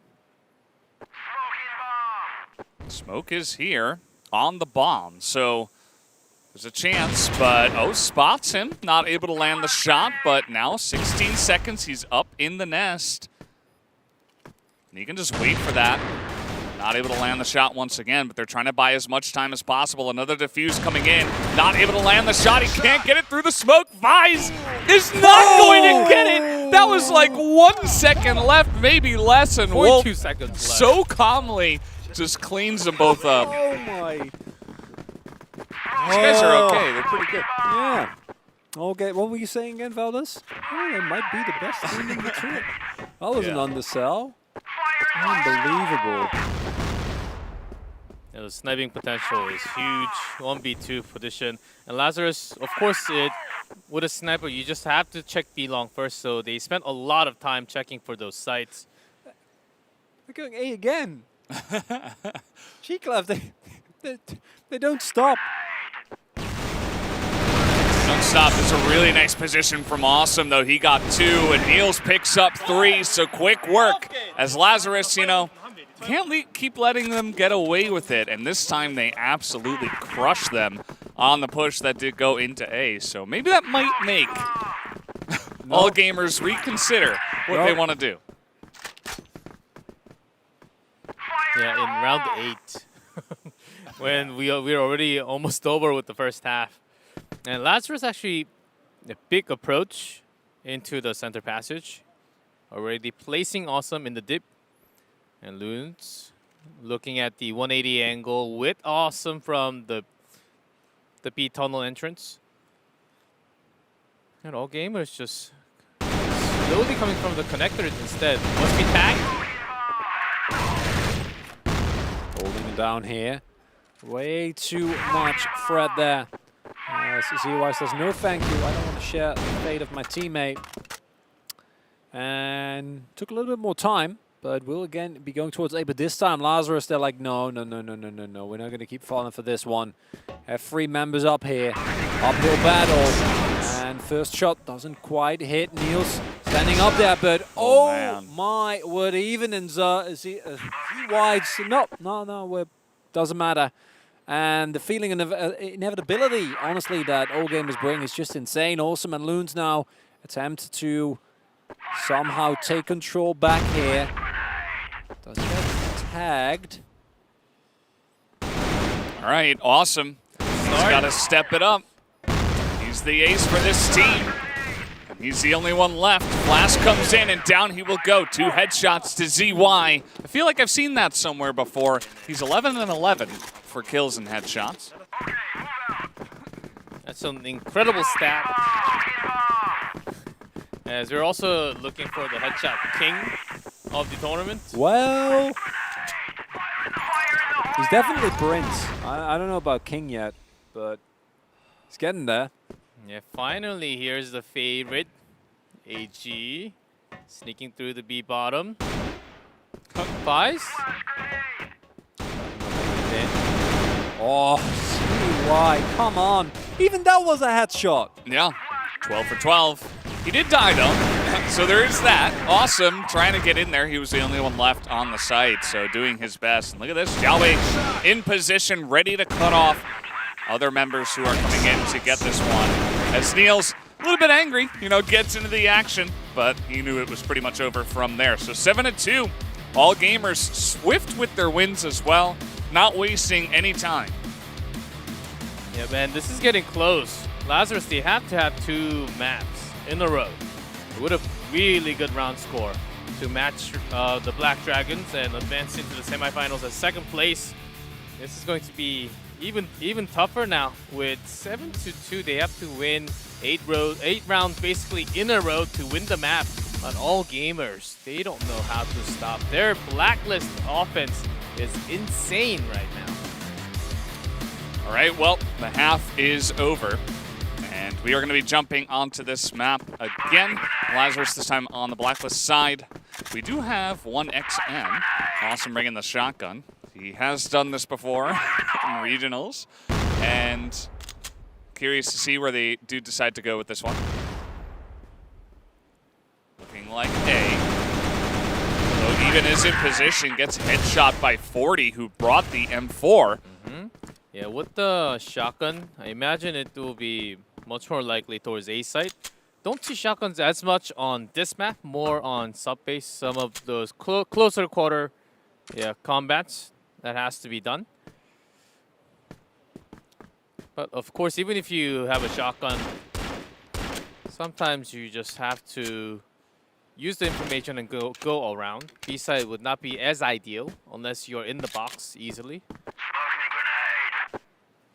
See them slowly move up together. Would also like to keep track of ZY. Currently still 100% headshots. Wanting to see if he maintains it on this map or whether that record will get dropped. Now moving forward slowly. Looking to be a push through B bottom. Wolf There waiting. are those. Oh, Wolf is right next to him. Gets caught in an off angle. Not a good timing for him at all. Okay, ZY in position. There's another headshot, make it 2, but he does get taken out. ZQ, his brother, is here to secure that afterwards. Neil's in position, but it doesn't matter because ZQ gonna take him down. The defense was flawless as nobody seemed to miss a shot on the side of all gamers again. ZY's headshot continues, which is always a great thing. First, one bullet, one headshot, you're gone. But for Lazarus right now, desperate conditions. And that's exactly where all gamers will pressure even further out the map. Zhao Wei stuck in the corner. Oh, man. That's such a cheeky spot, too. Come on! Everywhere around the quarter. Of course, Zhao Wei does go down to Awesome, but he's the only one. Even comes around the connector and finishes this one up. Says, okay, we only got one more to go. And that's 7 match points that Lazarus needs to get rid of if they want to keep their dreams of making the semi-finals alive. And honestly, with that nade, it already is not off to a good start. ZY! Oh, ZY! He didn't get a headshot. He didn't get a headshot. Gives up. Oh, that's... There it is. He didn't get the headshot. The first one out of, I want to say, 18 kills, 17 headshots. Yeah. So that's something for Lazarus, but unfortunately for them, the tournament life might very well be forfeit here. Even if Awesome and Loon somehow pull this one back, you gotta just feel like all gamers, they have come to truly game today, and doesn't seem like Lazarus is even close to a match for them. You have to get back on track. Yes. Awesome going down on the back with C4 dropped. Yeah. Loon's 59 health. They're just running at him. Not going to be the way it goes here, as all gamers are going to take them down 10-2, dispatching of them easily in the same fashion of what we saw even all gamers do to one team, the team that wasn't able to take a single win. So just like that, all gamers starting out 1-0 in this match. I think Lazarus needed a breather in the middle. A tactical pause could have been one of the best choices, I think, in the first half after dropping 3-4 rounds. But all gamers, they really switched their tactics on the map, where I'm pretty sure Lazarus also studied, okay, they love to come through the B bottom. We should focus slightly more towards B side today, but it was totally the opposite. So hard to catch on that rotation. 5 A rushes or like A slope pushes in a row.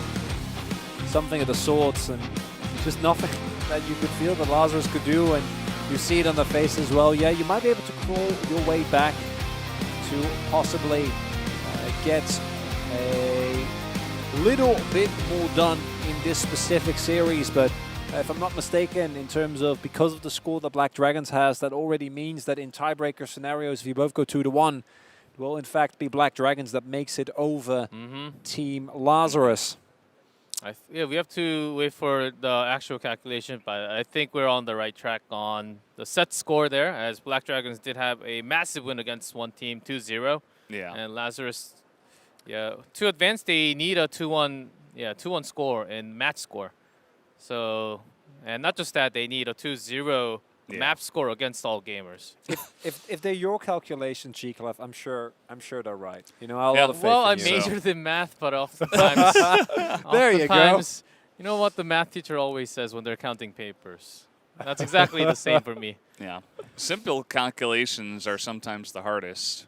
There's just so much math information that it fills up all the other space in your brain. Sounds like so that the excuses. simple stuff gets pushed out the other end. Yeah, that's the funny part. When you major in the math, head. you stop working with numbers. You have signs and everything else but numbers.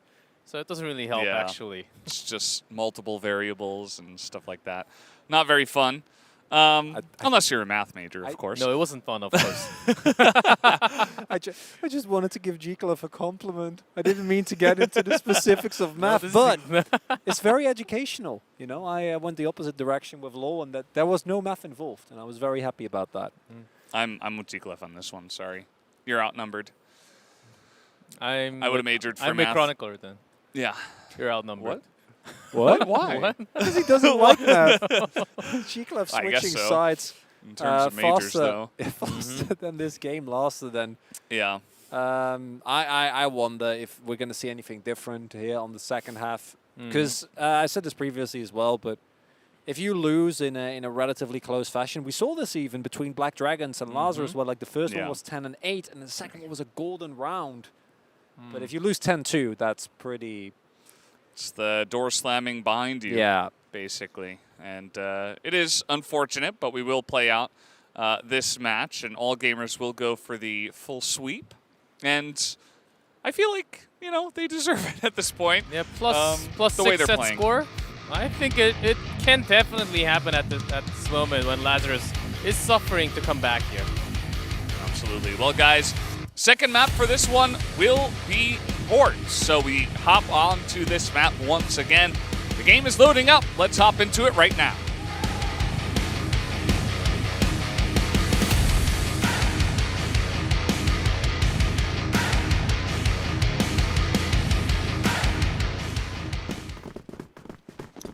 All right, here we go. On to Fort once again.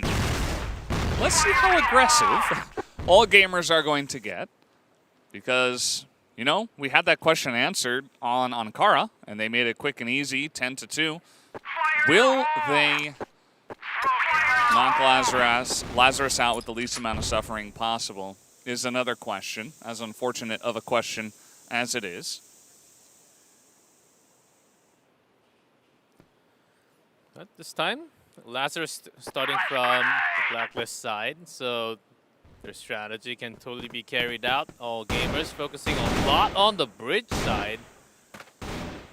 After checking few members, having slow rotation towards ZQ, moving over to the B bottom, even coming as well, making a 3-man defense. Having a likely chance and pretty good idea that this is happening right now at the B entrance. And ZY is at a position where he can actually listen to lots of footsteps if any of those sounds are given. There they go. Sounds are given. They do immediately spot him out, though.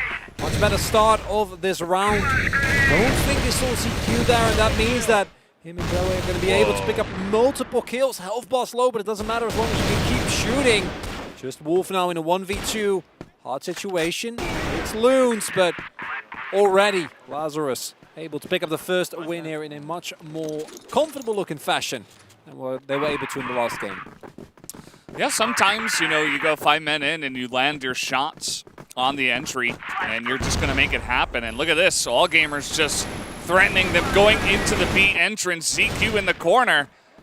Able to pick up 2, actually. It looked like he was pretty flashed at that time, but still able to get out alive. thought he was going down about 98% with a stuck with flash, only having pistol. A flick headshot for him to keep his life and escape into that B site. That's also the reason why they have 4 alive. Now with Lazarus, where do they want to approach? They've got the B attack successfully last time. Gotta say, I'm liking this strategy of just kill ZY first, and then we'll see what we do. 2 rounds in a row now. Just get him out of here. Don't want to deal with his headshots. Now, Lazarus feeding out his push towards A. Awesome, very important kill there.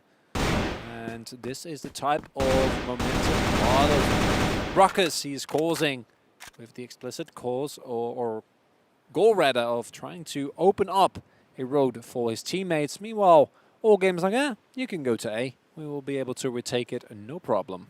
Although, Wolf as I say that, Wolf is at the bridge, ready to get those shots in. That's the reason why Lazarus smoked up to cut the vision from the side. Even is ready on his position, but swarmed by the 3 men. Yeah, it's 3 guys and Wolf not able to land a shot either. You can see he's really trying to get the sharp angle here, but the bomb is going to go down. That's a fantastic grenade. He still plants the bomb and he lands the shot there, though, to ZQ.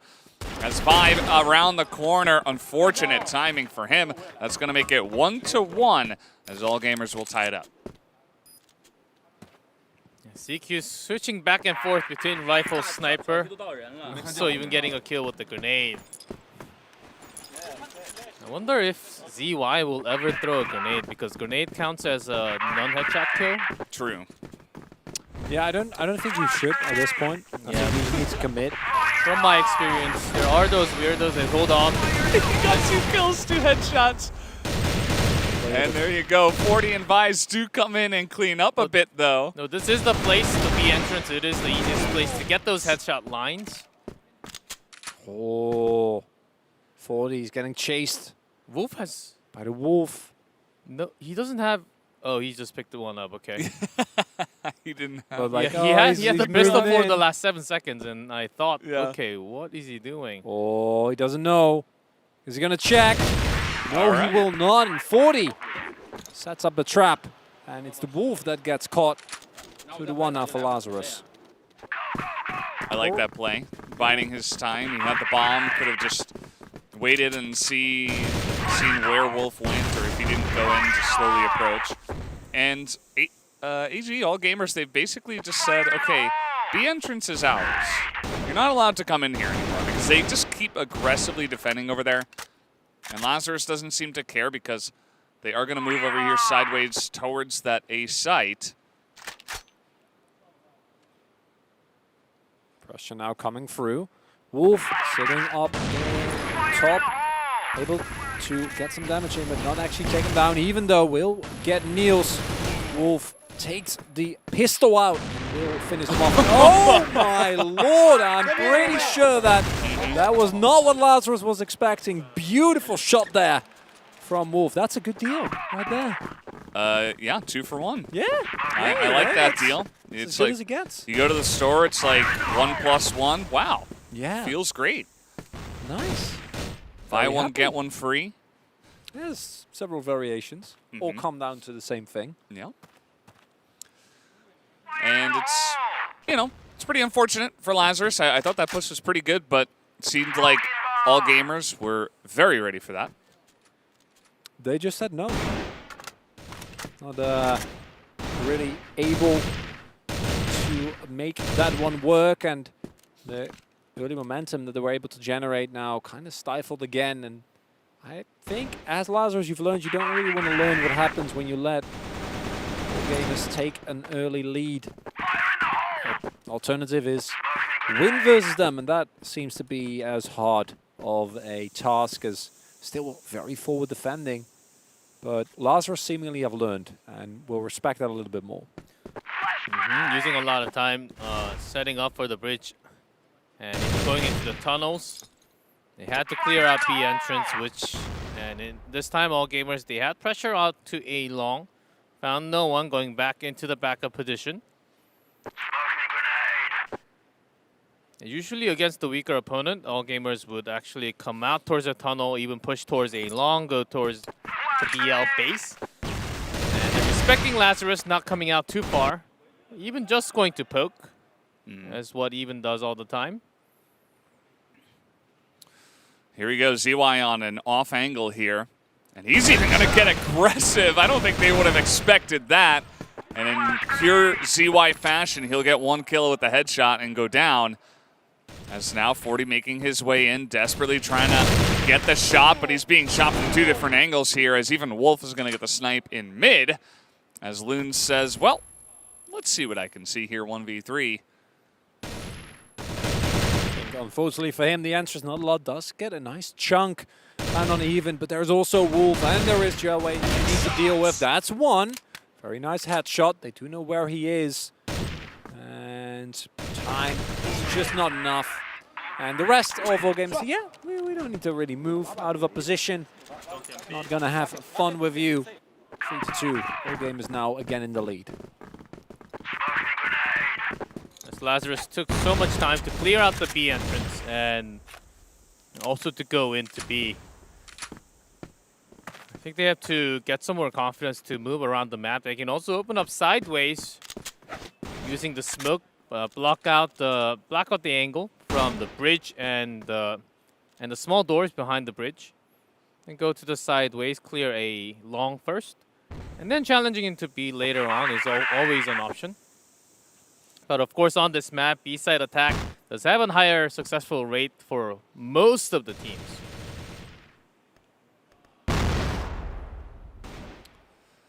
All right, let's see how this is going to go. Joey is quite aggressive. If he was out there a little bit later, might have been the wrong timing. As Wolf is in position, he's not really looking at long. He's going to see them now. Doesn't quite land the shot. Not going to land it again. Niels takes a little bit of damage, and ZY with another headshot onto Niels. That's over, actually, by B entrance. And so this push is going to be coming in here. 1 does get sniped. Wolf goes for another one. Even Zhao is getting aggressive. And Wolf is actually going to get headshot down. So Lazarus will have an opportunity to push on in here. Done. Elbow's low, but the raw shooting power of this team is hard to match. It's only ZQ though. Loons and 40, they've won these before. Should be easy, but that's 1. ZQ in the end will go down. Very nicely done. Loons again, last man standing. Keeping the score at the very least close here for Lazarus after what was a kind of a deception of the first map. Here on the second one, they are feeling much more comfortable and are at the very least able to prevent a blowout. Will take a lot of damage there, but to take down Wolf again, it's the most important part.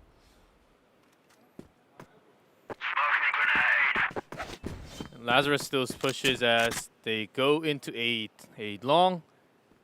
They're winning those consistently, so AG, even Wolf is a very strong sniper all the time wherever he is. I think exactly the fight needs to happen to build the confidence that they can push through, not just be pushed away and pushed around by all gamers in a different map now. And maybe because for their HP situation is not optimal for all 5 members, they're rotating slowly towards B now, but still there were lots of times where they could have poked into sideways and also into bridge. The rotations are somewhat simple right now. Yeah, getting punished for it as well. Why with another headshot, but ZQ is the one that's really racking up the kills. That's 3! Back to back to back, even closes it out. Firepower of all gamers is just so hard to match. Still 5 for 5, by the way, in this one. I'm keeping track. Just keeping track. Do not worry. There's been 1 miss this entire series thus far. Yeah. Thus far. ZY doesn't miss. Well, if he does, it's only once. Yeah. So far. So he gets 1 more freebie this game that he can miss. And yeah, I mean, just reading the play immaculately was all gamers. They were in perfect position. And Lazarus just got absolutely mauled there.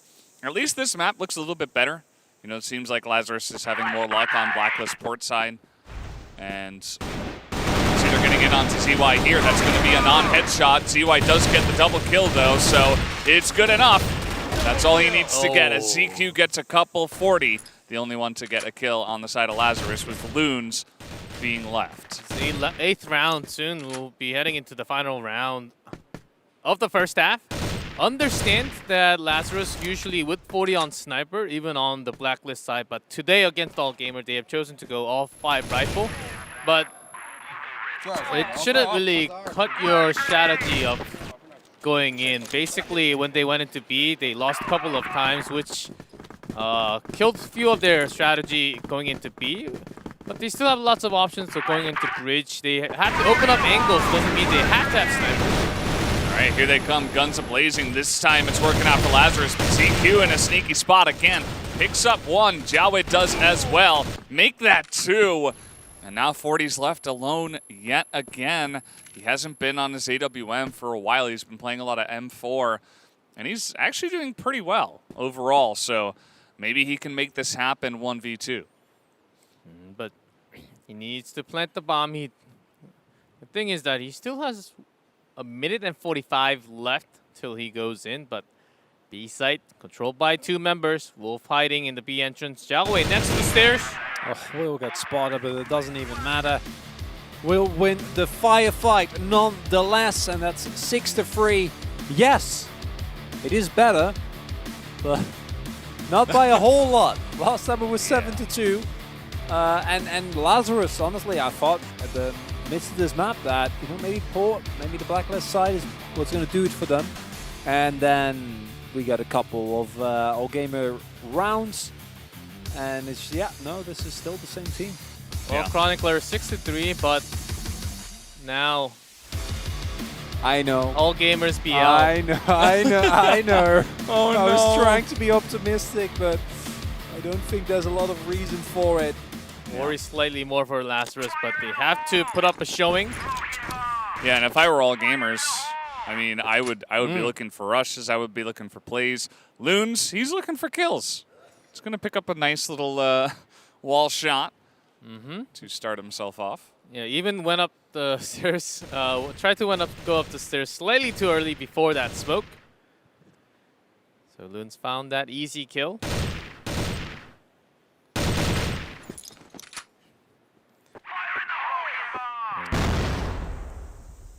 Now, for Lazarus, it is mostly just about getting as far as you possibly can, getting as many rounds out of it, extending your CFS 2021 tournament.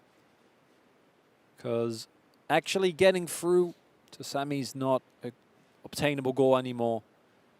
And you might very well be playing against, I'm going to be honest, at this point, surely at the very least the finalists of the tournament with how dominant all gamers have looked thus far. Just dominance on so many levels. They don't even need to bring out their strategies because the firepower is simply overwhelming. This time, though, not really coming into fruition. Causticus coming in hot. That is You're doing Wolf. well, Chronicler. Keep it up. I know. Wolf. The firepower is insane from All Gamers. How do they match? Oh, no, it's not working.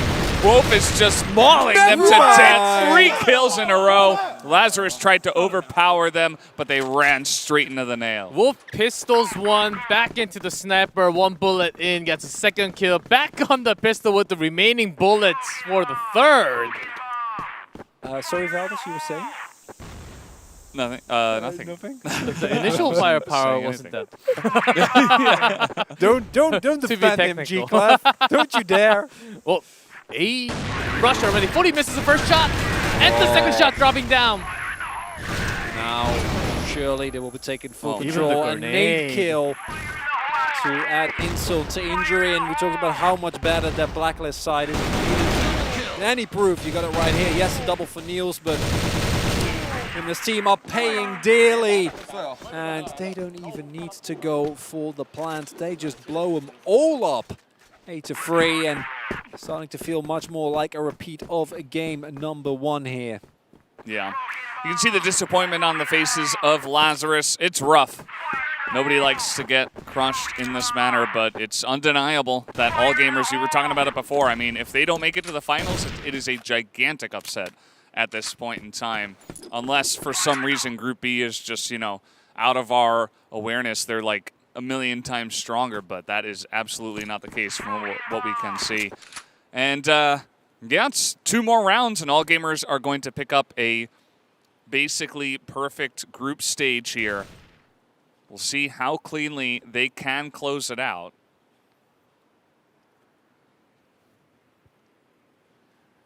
Just 2 more rounds needed for All Gamers to have a perfect record, perfect set record, map score to go into the semifinals as the first place.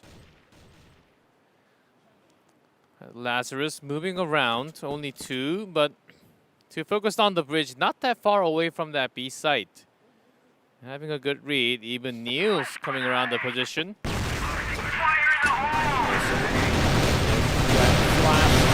Not able to actually get anything done. Blue got taken down almost immediately, but Loons and Niels trying their darndest to keep them in this game, but even through the smoke finds Milt, but also a double coming through for ZQ. And it is just disaster. 40. He's very, very low. Even says thank you for the kill. And All Gamers 9-3, looking like the 1 extra round might be the only thing that Lazarus was actually able to get. Yeah, it does feel like that at this point in time. All Gamers just going for pretty straight-up rushes, and they're just outgunning them. They're just playing better at this point in time. ZY gonna pick up a kill. Nice grenade from Awesome is gonna get one onto Wolf. But still 4-for-4 as 40 is getting in there and just having a little bit of fun, but he does go down to even just barely. Yeah, with 8 HP left, goes back to the side wave. Quick rotation into that A site. Lazarus has a perfect read. Don't have anyone up onto A top yet. Just Loons right now, but he even opens up a shot. Cuts one more back. Awesome. From the side, will get a headshot to stop them coming directly into A site. They're sort of stuck in A long. But with those shots, that is it. All Gamers not dropping a single set in group stage. Wow. Pure dominance coming through here from All Gamers. No one that was supposed to match them came even remotely close. They decimated everyone that has stood before them, and hopefully for their opponents in the semi-finals, that's going to change, because if not, it's hard to not call these guys one of, if not the tournament favorites, because this level of dominance I don't think we're seeing consistently from any other team. Yeah, I mean, imagine you're on the other side of the bracket and you're potentially the second place team. You're just like, well, I hope we can make it to the semis so that we have a chance to play against this team. And it's rough, right? Because, you know, it's good practice, I suppose. That's one good thing you can get from it. You can see that some laughs come out of Lazarus. You know, obviously it's not a fun situation, but after all of this, all you can really do is laugh. As, you know, I don't even necessarily think they played poorly. I think All Gamers are just really on another level. And it'll be interesting to see just how far and how dominant this team can be. Well, of course, the numbers don't really show how much Lazarus has really prepped for this match, but we could see from their design of their attack and also their aggressiveness, even from the GR Frog, starting from Ankara. They actually prepared a lot of special strategy, which they actually never have done against All Gamers. It just did not really work because they were always being trapped, and they had, All Gamers had really nice trap setup on the side for some reason, and it's as if they have read all the strategy that Lazarus was going to have today. And MVP will be Wolf. Honestly, name anyone. All ZQ? Yeah, and I would have probably agreed with you. I think Oli even didn't have the best game today, but he's had great performances over the last couple of days. It's just this entire team feels like anyone can pop off to the level, and if you're another team, you're happy to have one player of that caliber, and All Gamers has 5, and lots to be done. Does have less headshots though, which I do feel important to mention. He's a sniper. Anyway. A crazy performance there from All Gamers. We got one matchup, guys. Imperial versus Baisha Gaming. Don't go anywhere.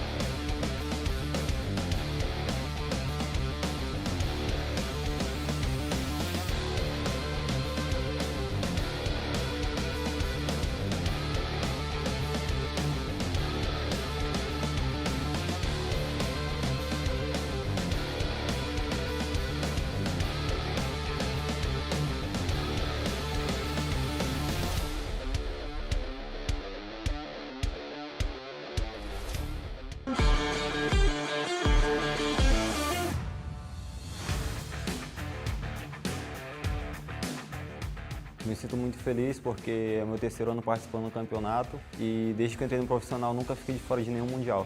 Eu estava esperando por esse dia por um bom tempo. Me sinto muito confiante, acredito que esteja no meu auge atualmente e estou pronto para o que deve vier. Para mim não faz tanta diferença, estou preparado para o que vier. Eu desejo para eles muita boa sorte, pois vão enfrentar a melhor equipe que eles já viram em todo o campeonato. Acredito que o nosso time é muito forte, a gente tem um estilo único e nada vai parar a gente. Meu maior objetivo é ser campeão e me tornar um dos únicos jogadores brasileiros a ter o bicampeonato do CFS. Nós sempre fazemos a rodinha porque isso é muito bom, porque passa uma energia muito boa, nós nos motivamos muito e eu acho isso muito importante para todos os partidos. O primeiro titular foi o MG, eles merecem. Me sinto muito feliz por ter pessoas assim do meu lado. Estou muito confiante em trazer esse título para o Brasil, para a nossa equipe, para a nossa organização. E creio que se eu ganhar eu vou chorar muito, vou ficar muito feliz. Então, assim... Imperial, vamos para cima. Imperial, sempre para frente, vamos buscar esse título. Imperial, vamos fazer história.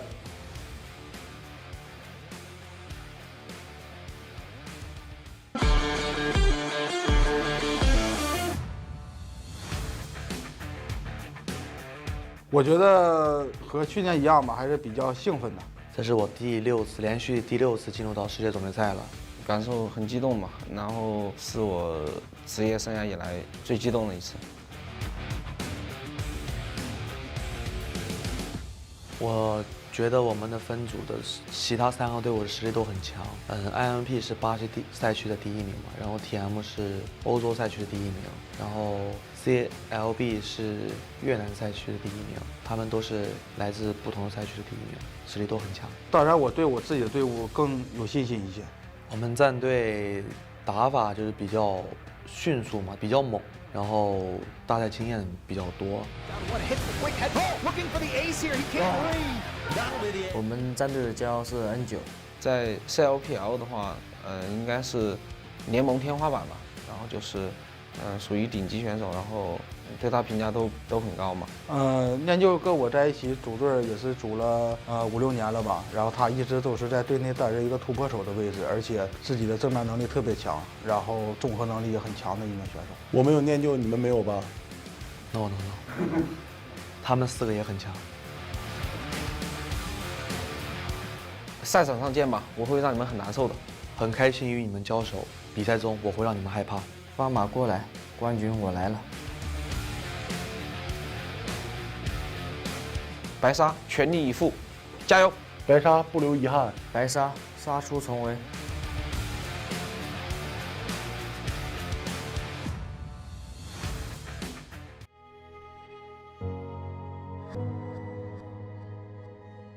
Lifting the champion trophy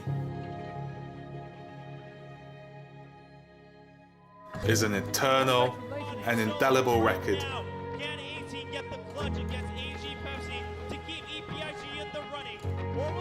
The champion will be remembered forever in our memories.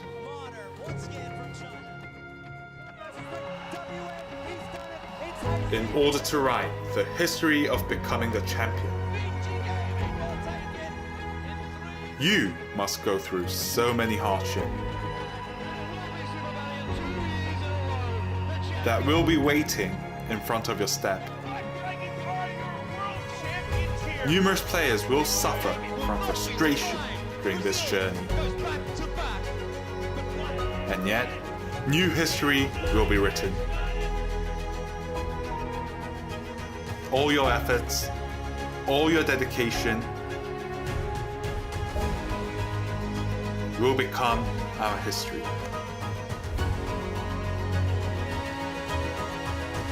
CFS 2021 Grand Finals.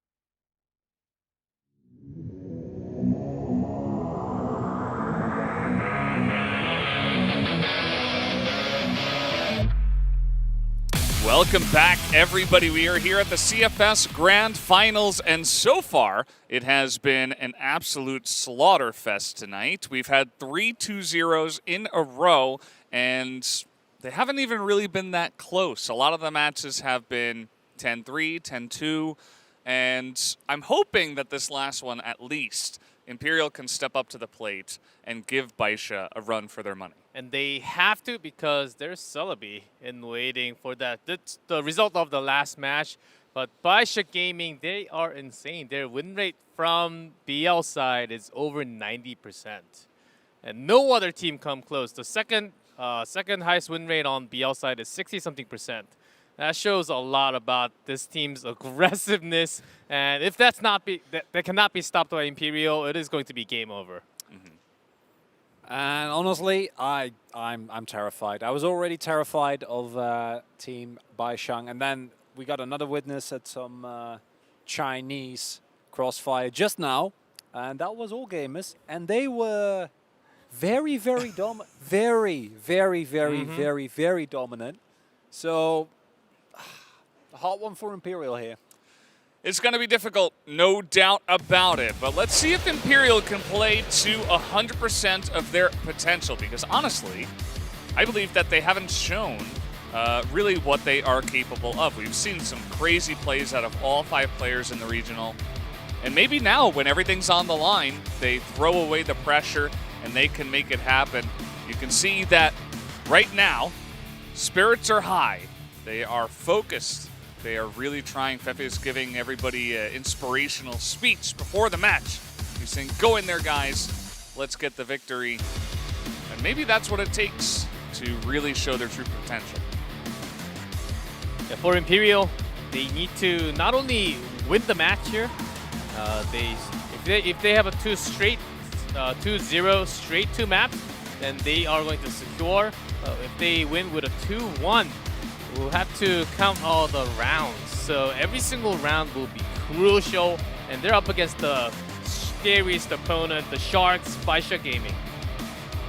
And it's going to be a tall ask for them, but one essential if they want to keep their hopes and dreams of remaining in the tournament alive.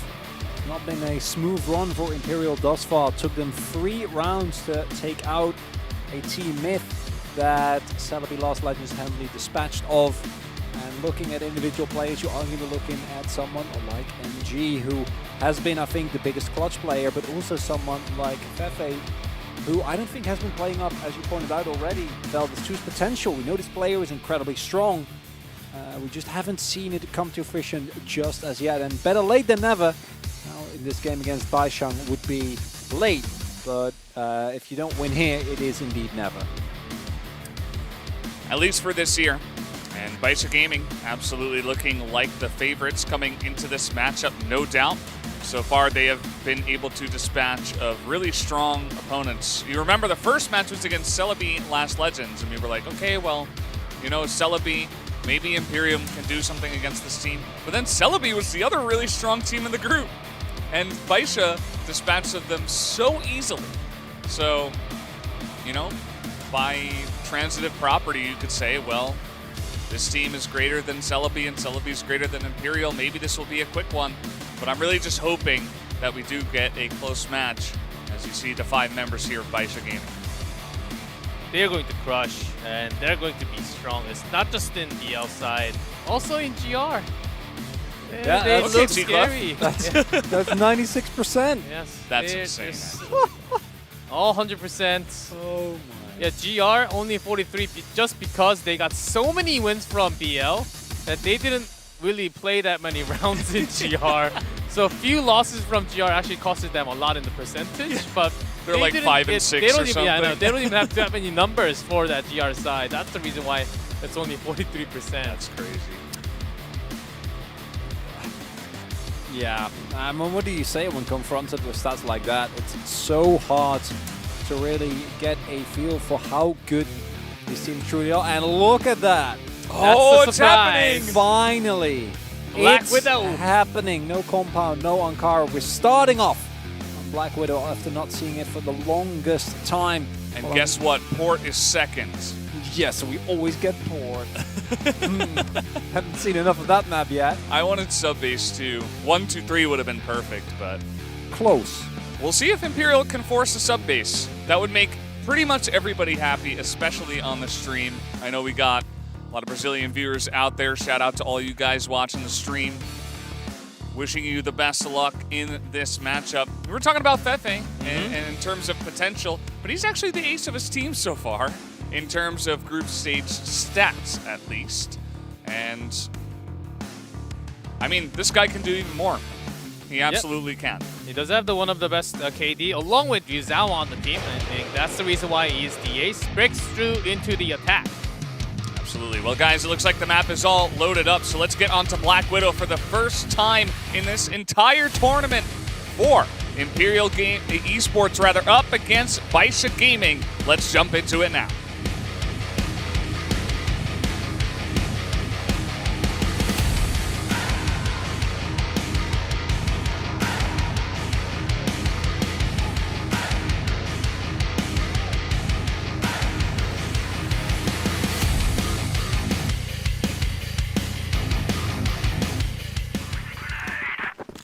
All right, here we are. Welcome to Black Widow. You guys might have forgotten this map existed. Everybody wanted to ban it away, but not the case here. We were playing on it first. First map, first round, and Imperial reaches out. Rizal and Fefe getting those kills. Rizal actually from the middle central line through that double door.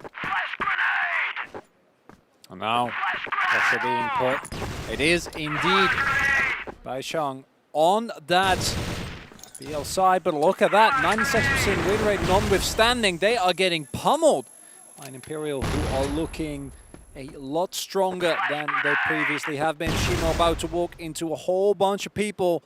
If he's not careful, smoke slowly fading away. And he's going to go for the plant now. Quickly a long control, but the back alley and the side, a short is nowhere near where Baisha wants to have their position at.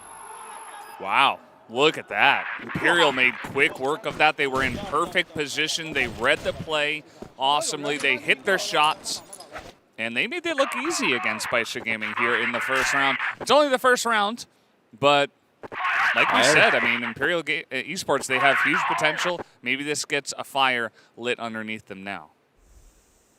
Any win against Baisha on this specific side is a big one. Don't think that there is anything you can bring up against that. Main thing that categorized them was how explosive they were and how aggressively they were able to always push in. And thus far, seeing a lot more slow controlled, which is understandable seeing as how well Imperial dealt with that initial push that came through towards that A side. It was a smart push to go for that A long, but just well responded. And also Rizal winning that duel from A short was the key point in that first attack. Now again, focusing onto A short. This time Rizal's not available. He's all the way out on the bottom of this bridge. And two members, Fefe and Lucam, actually all the way out on A long, hiding behind the access road. Shimo is about to find this out with his own body. Oh, they're kind of expecting it though. Not quite ready. Maybe DBQ can salvage it. Not the case. And while that was happening, Baby also getting blown up. Wu Zhao, we've given him credit for his amazing defensive play. And again, he's able to get so much done. Hanging down there, but oh, Zhao, what a shot. Going to be able to keep the chances of a team alive. 2 versus 2 now. C4 has been picked up. And Baishan Gaming gonna have to make a decision as to where they want to commit, and looking like a rotation through side road towards B side. NG just going through the passage, making sure that there's no one at that A site.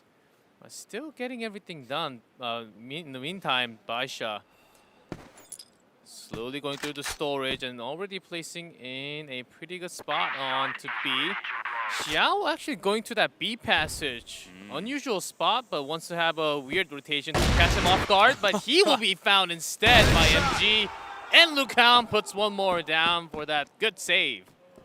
This is getting pretty hyped now. Imperial, yes, Baisha Gaming did strike back pretty swiftly in that one, but at the end of the day, it is a very swift victory once again into the hands of Imperial Esports, as we do have a technical issue, it looks like. So we are going to have to wait and see what exactly the issue is by the end of it all. So maybe maybe one of the players having an issue here. Looks like perhaps Fefe, as he is currently on our camera.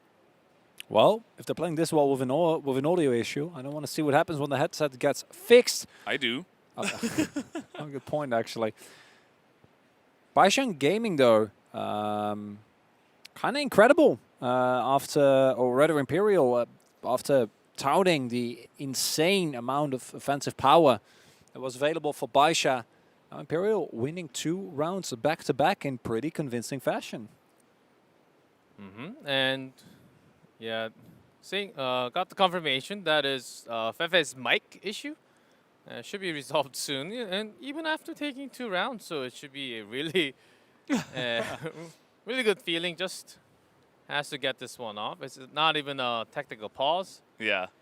The only thing I'm thinking about is, you know, I kind of have a suspicion as to how that mic might have had some issues because I can hear them every single time they win. Fefe basically screams his head off in excitement, which is understandable. Every single round against Blacklist Baisha Gaming is something to scream about. But perhaps it's just a connection issue. We have a lot of referees working on the job right now, trying to get this solved. This is a really good start. It is only a start. We've seen teams go up 2-0 and then get 10-2. That has happened. But looking forward to seeing if they can keep this level of play up, because it's good enough to take down Baisha so far. Of course, we've mentioned how aggressive and the win rate percentage from Baisha Gaming from Blacklist. But on this map, Black Widow, of course, a big advantage to the defending side, the GR. So expect some less score to be scored on the first half from Baisha. And that's also the reason why Imperial was able to take back some advantage in positional and spawn time, you would say, from the GR side. And Baisha has not really directly attacked into B side yet. So we'll still have to see lots of rounds. It's not what I was promised, G-Clef. I was promised 96% win rate, and they got to win all the remaining 7 for that to come even remotely true. Hopefully, though, audio issues soon fixed. And jokes aside, Imperial getting some early rounds in. Hopefully this maintains, because an Imperial that goes up a 1-0 in this series is really, really good. It keeps the tension alive. It means that Celebi isn't guaranteed yet to go through. And I personally would also appreciate it if we didn't have a 2-0 sweep for once after 3 in a row. Yeah. I think it's time for the 2-1. You know, 2 days in a row, we've had 1-2-1 and then 3-2-0. I know. So in order to keep it... Yeah, exactly. In order to keep it in the same pattern, we need a 2-1. Either way, as casters, we are non-biased towards either of these teams, but I think it would be exciting as well. You know, generally as casters, we're sometimes rooting for the underdogs if we're biased in any way. So, well, I always have logo preferences, but that doesn't really pertain to the teams. Yeah. But I think that's fair. In this case, it's the Shark, obviously. Ooh, we're back in game. Seems like the issue has been resolved. Exciting. Exciting again. Baisha checking A long. Ooh, that grenade from Fefe did some damage to all 3 members of Baisha. Pushing A long this early. Fefe's holding it down by himself, essentially. I mean, Ruzao's going to get killed on the backside. You see that Fefe is still around, but they have delayed the push very well. And there's even a kill in mid from MG, who gets the snipe there. So this push very much delayed, and you can see pushing through the smoke was N9. He's going to get shot down, and Fefe is still standing after all of this.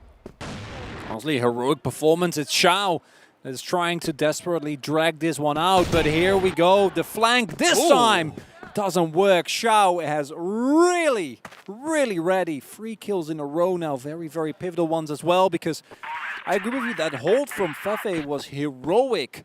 In the end, bomb still getting planted. And with Fefe finally going down. It's the first round here for Baisha Gaming. Wow, that if Imperial was able to get that kill onto Xiao, who was also carrying that C4 into that A side, it would have been a total different story. But he can carry the C4 and make the kills happen on his own.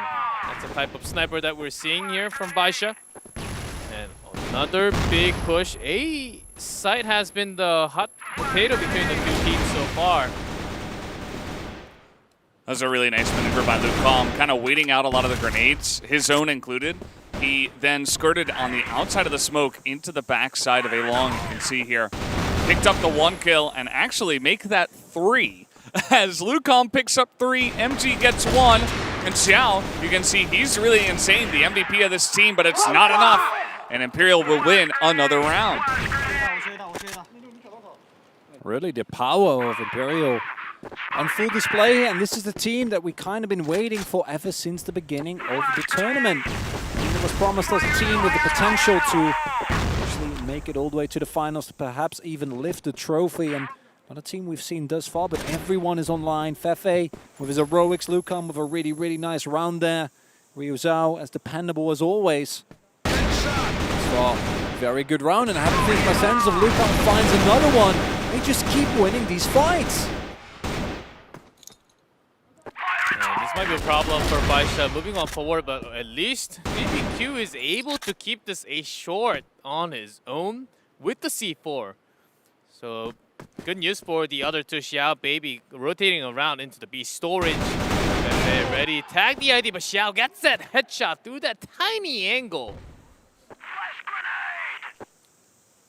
Xiao is desperately trying to carry this by himself, essentially. I mean, so far Shimo and N9 have kind of been dropping the ball. The other players are doing decently. So far, it's just been Imperial playing to their full potential, which is really what we've been asking for. This is going to turn into a really exciting matchup for sure. Headshot comes out from Yuzhao. Baby able to trade it back. So now it's up to MG.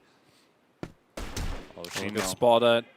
Xiao needs to win this 1v1. Yes, he does. C4 is held by Xiao again. They're just going to chase him down. 55 seconds left on the clock. MG rotating back and forth. Oh. He's got the sniper angle. He didn't see them cross. No, he did not. He doesn't know. Oh, but he's going. I think these two teams are just going to miss each other.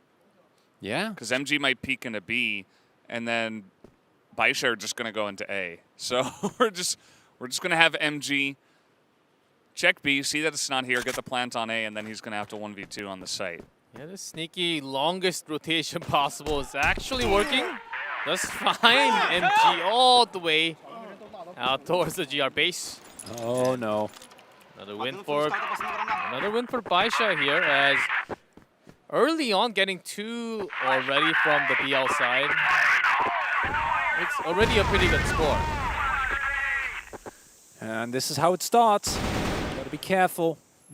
Can't let this team build any momentum whatsoever. And Imperial would do very well to maybe pick up this round here, make sure that they keep this lead alive. Because as you pointed out, G-Clef, once the round swap comes through, even with how good the blacklist side is for Baisha, it might change a little bit, considering that this map has a slight tendency towards GR. Now, 4 people at the ready here to push in on B side. Oh yes, and this is what Baisha is known for. Let's see, Imperial putting a stop to their favor.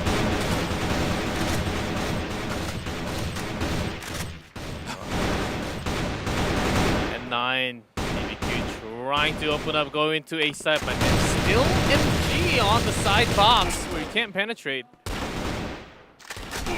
DBQ, really nice firefighting so far, and N9 is able to get a couple of kills on the round. This is so difficult. I mean, Imperial are playing out of their mind, but even Baisha Gaming, and even they go down, but they're still playing at such a high level. Yeah, the key thing for me is that they just push through, right? Like, we've seen so many teams go run into resistance and like, no, we're not. We take the loss, we take the one player that goes down, and we salve the situation, but Baisha says, no, we have the opportunity. We can make this work. They go all in as they rotate through GR spawn on their way towards A side. Another quick rotation through the back. Lucam does spot them through a short. And N9 just going to chill behind, make sure, but oh, missed Lucam from jumping on top of him, but DBQ luckily enough finds him right next to him. And N9 turns around for the quick trick and does the job. Yeah, really nice work, actually. Teamwork from the 2v2 on the side of Baisha. They get the bomb down on time, and then even the one guy N9 to cut off the rotation that was coming in from Fefe. Just understanding where the enemy players would be on the map, even with imperfect information. And now Baisha have tied it up. It's 3-3 here on Black Widow, which is definitely a good score here for Baisha. Saying one more, and I can feel the card coming up, guys. Wouldn't be surprised to see that happen. This time, it is only Nutzen trying to defend. Rest of Imperial expecting a different type of push. Again, it's Fefe and Lucam in this deep position. It has been okay with the position from the B side, but this time it's only 2. And also MG in the backup position from the passage.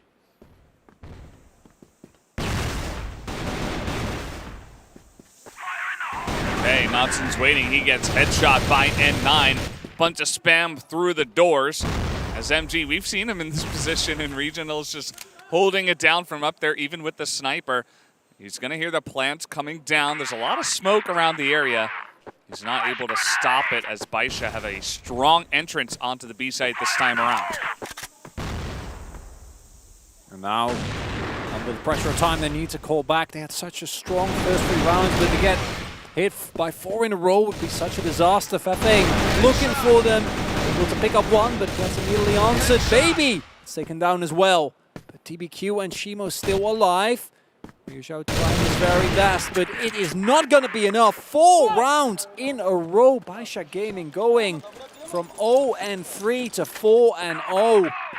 And this is the dominance that we were kind of expecting from this team, especially on the BL side. It started slightly later than we thought, but still Baisha Gaming carrying on what they can do, even on Black Widow, showing the map doesn't matter. So we can keep up the win rate. Of course, it will slightly go down after losing 3 rounds. But still high enough. Yeah. And Imperial, because they are so pressured, sometimes when, and everyone knows that Baisha Gaming loves to have this B storage push and have the smokes up all the time, even fake it into the central double door push. But in knowing that, I wish Imperial makes some big decision, risky rotations all the way into that BL base. Not really happening from a short. Yet, as Shimo is also at the base, seeing if anyone is actually making that type of huge rotation in and out. Just making sure and considering what we've seen Fefe and Lucam do repeatedly. Not too surprising. They got caught off a couple of times, and do see that duo now considering whether they want to move towards that side road through the alley, but choosing not to, as Xiao walks in, just immediately gets demolished, and that is enough reason for them to say, let's just go in anyway. And DBQ salvages the situation somehow. Now, at the very least, they can get into the side, but still working from a deficit. Shimo gets taken down, DBQ, low health. 1 versus 3, and I think we might be looking at an even roundup. 4 versus 4 goes down. And that is going to be a very, very close first half coming through here on Black Widow. First time we see the map this tournament. Yeah, and, you know, as G-Clef is saying, they love to go for that push, but eventually, as we've seen every team, even the best, you just get red eventually. Like, they're going to say, okay, you're going to go for it again. As here we go. This time it's A short, and it doesn't seem like Imperial were ready for this push, though, but the transition is quick. They have Fefe in position, Notson as well to get a kill, but there's a lot of pressure from so many different angles. Hard to hold off both short and the pressure from long from Xiao, and they are not quite able to. So Baisha Gaming will be able to get ahead here 5-4. This is a pretty close match so far. Yeah, what a quick, nasty final round for Baisha Gaming. But still, one more up from BL shows the amount of power they can provide against the Imperial. Imperial, it seemed like they were going to run away and with pretty solid defense at first. but Baisha Gaming strike back after a couple of rounds. So switching sides, expect a lot more defense towards B side for Baisha. Imperial, I think they have to really change up position since they have never revealed any of their strategy for the tournament yet on Black Widow. This is their time. This is their moment. It would not be a good feeling to go down a map to Baisha Gaming, or any Chinese team for that matter, that is in this tournament. And Nine's there, and he immediately gets knocked down by Knotson. Quick and easy for him. As Luke Combs getting in there as well. There's some pressure here on the double doors by Baby. I imagine Baby checking in and out, smoking out the sideway, and even going towards that BL base. Sneak in there and look for some easy headshots. This time he did get a lot of damage from those wall shot. Going to reinforce into B site, splitting 2-2. Not quite working out as of yet. Imperial, they're not in a rush, preferring to take their time, as we do see an aggressive push come through here from Baisha, not wanting to go further than that. Nade comes in, BBQ, and that's one for Shimo. Zhao able to pick up the headshot, make his way out as well, as they are looking to make their way onto the side. Xiao is waiting, but doesn't seem to be ready for this. Multiple people, that's one, that's two! And you cannot stop this man. He is holding down a site. And Imperial, they want to retreat, but the problem is they left the bomb behind. C4 is near Xiao, and this is the reason why Baisha Gaming, the other three riflemen, they were confident enough to go out to the B storage, leaving this guy alone. A long, a short covered. One sniper, and the other three was all the way other side on the map. The level of confidence that Baisha Gaming has right now is through the roof. It's kind of insane what this player's been able to do. I feel like he came to play from round 1, whereas the rest of his team joined him at around, round 4 or 5. And here he is again. He's still on fire. Not able to get that drag, though, as Ruzhao will be able to take him out. But he's being surrounded, and there's only 9 seconds left to get the plant anyway. So he's going to have to try to go for it. Baby, I like this angle, but it's not good enough for Ruzhao. It's going to be the easy shot down, 6-4 for Baisha Gaming. Oh, Baisha, they, not just in their sniper, all of their rifles, they trust each other, backing up right after. Their rotation is way too quick, and Imperial must be ready for that. And that flash delay was good, but even through the flash, all the Baisha member would just jump on top, knowing that it has to be a bomb plant. The time was ticking down. The gaming sense, the understanding of their understanding of Crossfire is just insane. So it's a match again. Just a single person holding off. This time is DBQ trying to get as much done as he possibly can, as they do find and Nine that not having the greatest day thus far, even though he has been exceptional in CFS 2021 up until this point. Keep trying to put pressure here, even rotating the rest of the team over. 3 people in the waiting, though. Not sure how this is going to end up going. That's one. Maybe finds almost a second one, not quite enough. Q and Shima trying to back him up. Health bars low. And in the end, it is a favorable trade, but Fefe and Ryu's are very, very wounded. Need to avoid every single bullet if they want to be able to actually get onto the side, and thus far, still haven't been able to. Yeah, with the low HP, they would love to pick off Xiao, but he's ready with the pistol. He wants to clean up the low HP targets. But MG will take care of him. Switched back into AK. When did he do that? With so many dead bodies nearby. Shimo getting aggressive. It's not going to work out in storage.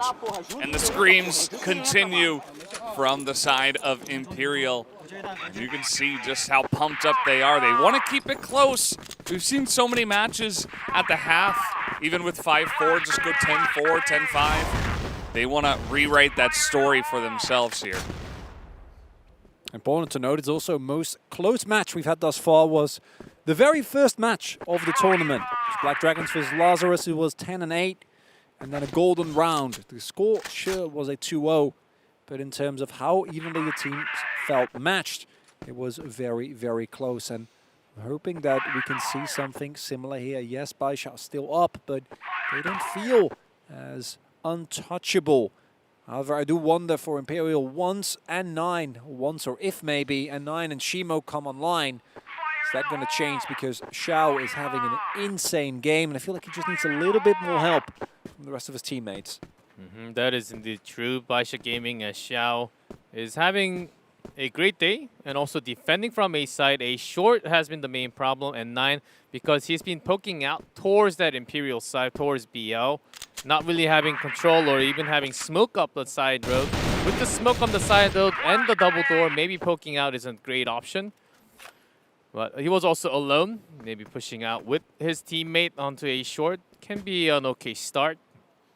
So after dropping down a couple of times, changed his position back onto the double doors, 3-man defense B side, and again, basically A side dominated and controlled by Xiao again. They only need one, as long as but it's against Xiao. all 4 members here. Yeah. What about the rotations come? Rotations are coming in. I know. Will it be on time is the question. And 9 is here. Fefe turns. And now it's just chaos as Xiao is able to get one as well. Ryu Zhao able to take the flanker away, but that's just about it. And Xiao still stands. He doesn't get the one drag, and actually Natson's been having a crazy performance so far, but it doesn't look like it'll be enough unless MG can go 1v2. Yeah, as BB's got the flank here. MG didn't see Baby coming down, so he might be lost on timing. Misses his shot, and both of them just collapse down. DBQ gets the final kill. Baisha Gaming, their defense is also solid when it comes to this many rounds of Black Widow. And again, it feels like Imperial, they can road, they can poke, and in the end, it's not going to be enough. Q finds multiple. Shimo now at the ready as well, and after a couple of close rounds, this is feeling like a blowout. MG taken low. You can hear the shouting in the venue. It's terrifying. As Baisha Gaming is just taking names again, and this is the issue. It feels like, yes, Xiao has been amazing. He's been the fundamental, trustworthy player that Baisha Gaming need, but now everyone else is winning as well, and then you see how one-sided it can truly get. 8-5, Imperial fighting for their spot in the semi-finals, and dropping here would make it infinitely harder. Yeah, you might be right about that. As Baisha Gaming, they're not really stopping, and they're keeping different pressure around the map once they push a short, and then last time it was the B storage directly into the sideway and the waters. This time they back up and covering A short with double men, and Imperial not knowing where they would strike from. Keeping it passive right now because Baisha Gaming, they end up using a lot of utility. So just burning time, slowly moving around near their own base. There's a lot of members here on the road. Let's see how aggressive Baisha really want to get. Ooh, N9. Close one. Could have eaten that potato. It was not meant to be. N9 is still here, but Lucom's going to get the good angle, but maybe they won't expect a second member. An aggressive Chinese strategy is coming out. And now they can just back away, knowing that it's 4v3, try to hold on to the sites as Imperial. They've been taking their time with trying to get these plants down. Hasn't necessarily been working out for them. Shimo down below A short.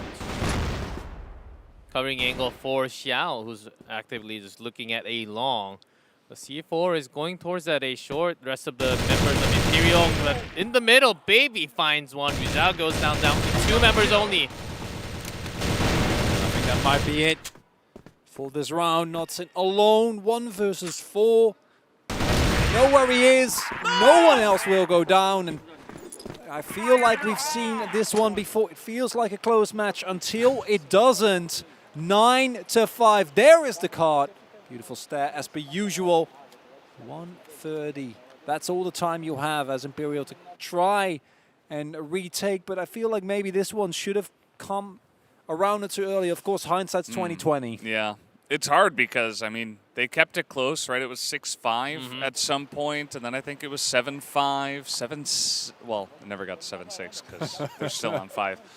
Yeah, and then once it got to 8-5, he held up the card, and here we are at 9-5, so it's hard to say. I mean, it's really rough. I'm actually really impressed by Imperial's showing today. Even if they do lose, I think that they're playing great Crossfire. It's just the competition is so high in these grand finals that you can't expect to, you know, some teams have to go up and some teams have to go down. You can see that they're very frustrated, but sometimes the sharks will bite you. Yeah, and usually when you get bitten, you don't make it out alive. And no, maybe this is the damage has been done. Shark. Damage has been done to Imperial. Let's see if this tactical pause is enough for them to bandage up and get him ready. It has to be 4 straight rounds in a row. Force them to extra round and to win the map. Yeah, from the Blacklist side on Black Widow, the map is the problem. Really. But once they get a hang of it, we've seen some miracles happen for Imperial in the past tournaments, even last year. Yeah. Imperial is, they're kind of a crazy team. Sometimes you get 6 out of 10, sometimes you get 12 out of 10 in terms of what they can deliver. Maybe they can turn on the Jets now. Maybe they have enough nitrous. But Xiao's going to start us off with a snipe, and the push through A short doesn't look good. A couple of members will go down on the side of Imperial on that try. As you can see that it's a little bit disjointed, right? Members are dying on short while Notzen's got the bomb way outside of B, nowhere close. Like, it's not a Celebi type push where you're trying to be sneaky. It's just members getting picked off. Yeah, so Imperial, I imagine they were trying to just open up A long and check from the waters and get their position from their own side and then work things out from there on. But this time, Baisha Gaming, they actually had a member nearby A short, and also Xiao was openly looking at A long in a different position. So Imperial did get caught by the information they had from all the round that happened before. Smartly enough, Baisha Gaming switching that around after the tactical pause. And I think the main problem that Imperial is facing is not their own level of play. I feel like, as you're saying, Valdos, they're playing great Crossfire, but they're doing it against Baisha Gaming. And these guys are just insane.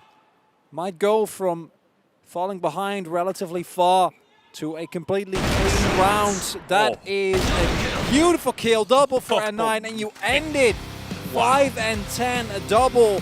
Bit of a redemption story for him, and more importantly, this one felt so close, and now I'm looking at it, it's 10-5, second half. Not even close, that's what we thought. You know, Baisha Gaming, yes, their BL was really, really good. Turns out that it's good in general.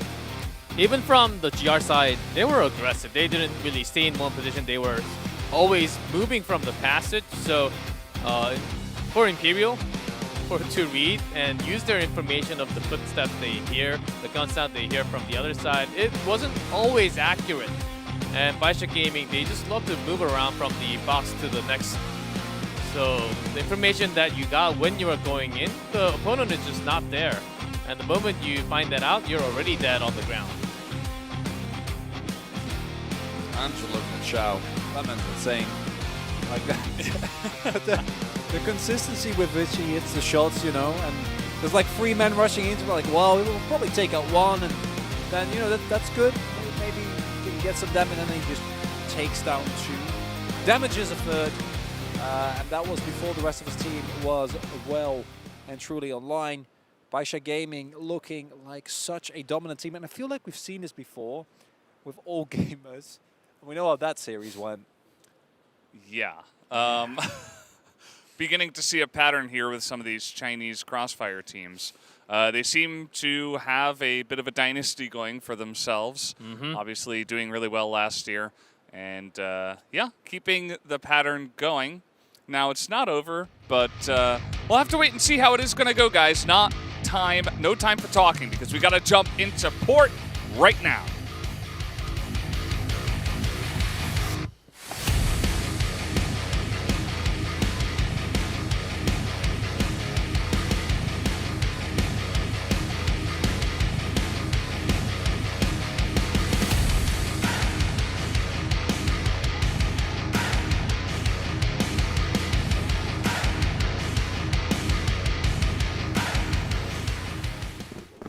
All right, here we go. Imperial Esports looking to start here on the Blacklist side of Port. I think they can still contest if they bring 2 more maps, but it has to be in dominant round score. Very dominant round score because Celebi was able to win against Team Myth with a 2-0 and 2-10-4. Have to do the calculations after, but Imperial must win around like 10-5, 10-6 at least, I think, to go to the semifinals. Yeah. Maybe even better than that. So they know it's on the line. Basically, you have to sweep Baisha Gaming. I wish them the best of luck, but we'll see. Starts round at a time, round by round. They get the kill onto DBQ. Good start. They're still on top of them, but this time the drop not working out. It's just Baby and Xiao left, one on either side, and feeling a lot harder. Baby trying to do his best work here, but picks up one. Xiao picks up another, still a 1 versus 3 scenario. And if it was anyone but Xiao, I would have been sure that this one was done and dusted, but it is Xiao. So I'm not so sure about that one just yet. But with 2 members, MG and Lucam, they should have this one in the bag. All right, he's got an M4 this time, and he's got some sick shots. Pistol. Low on health. Can he actually put the bullet into MG? 5 bullets on his magazine. No way. Nope, not this time. MG is going to land those shots. Really nicely done. That was so much pressure out of one of the best players we have in the tournament. Almost pulled off a 1-3, yes.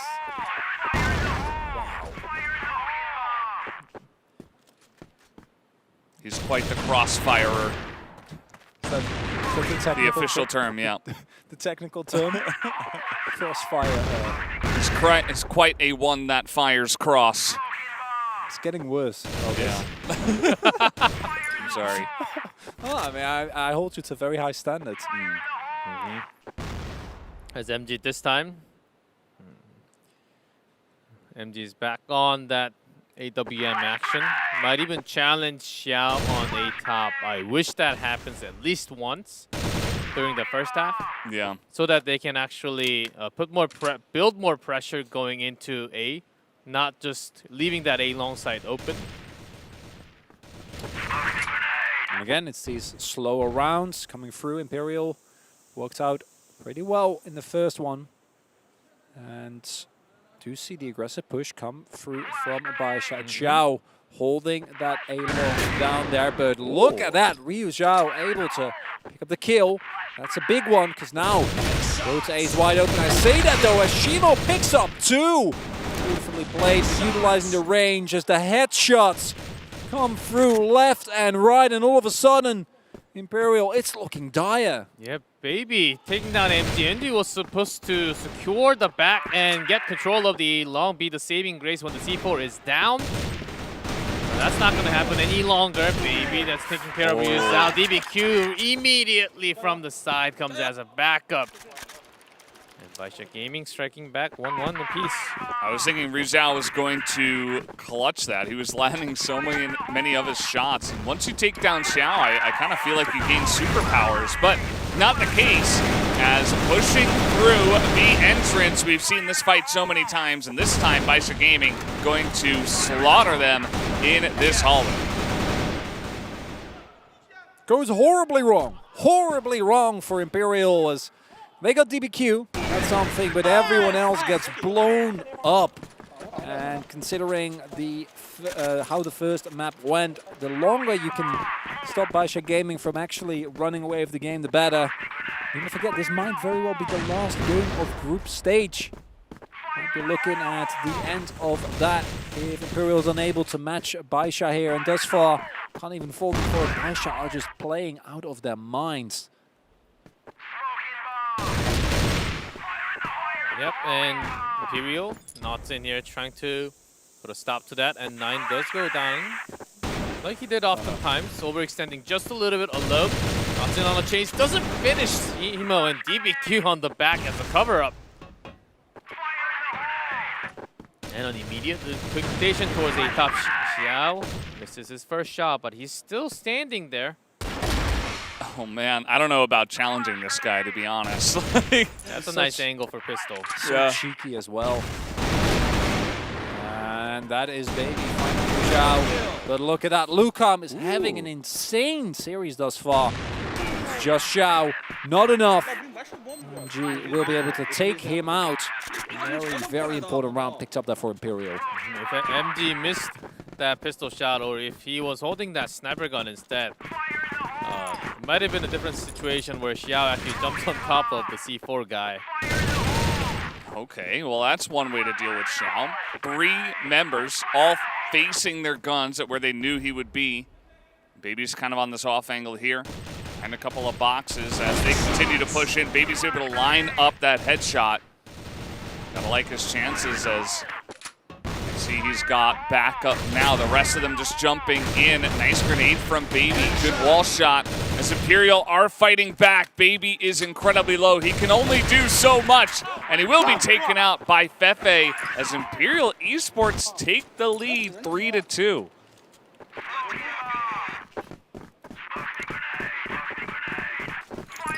And for the first time, we're from the BL side, as a long push has certainly been effective against Baisha. Their defense is not so. It jumps directly on top. Yuzao wants to run away, and the other members, I think Imperial was looking to push into the B entrance at the same time, but found way too many defensive members of N9 and also Shimo. And Zhao not able to hit the shot. Will get taken, although will get taken down in the end. Health bars are very, very low. The one good nade can completely change the turn of this fight if they are able to find it. We might see a first tactical pause by the Chinese team, or a swap in big position. I didn't even consider that. Here's Shimo, and he's just gonna get sniped down 4-2. Look at Imperial Esports go. They're putting a lot of pressure on Blacklist Sports side. This is something you can do if you start to get that tempo going. You can just out-angle, outgun your opponents, and Imperial are proving they can do it. Yeah, Xiao, after going down that many times, still holding a top, but now with Baby right next to him as a rifle, so he does have an immediate backup near him after feeling that A side has been penetrated. Thought that Imperial would switch into B side, still putting pressure near the sideway and also double door. DBQ near the tunnel, gets 2 immediately. N9 comes in from the side as a backup from the bridge. And all of a sudden, Imperial, they thought they had the lead. They do in round score, but not right now. And you know Xiao is there. Last time Zhao was able to immediately take him down. N9 then scaling comfortably, getting more and more of these headshots. Baby with aggressive play, able to pick them up, and Baisha Gaming at the very least making sure that this lead doesn't become too big. And yes, in the last map, I don't think it was quite as apparent, but let's not forget what Baisha Gaming has done in the past on offense. The moment that they switch to Blacklist, I would feel terrified as Imperial, so you want to get as big of a lead as you possibly can.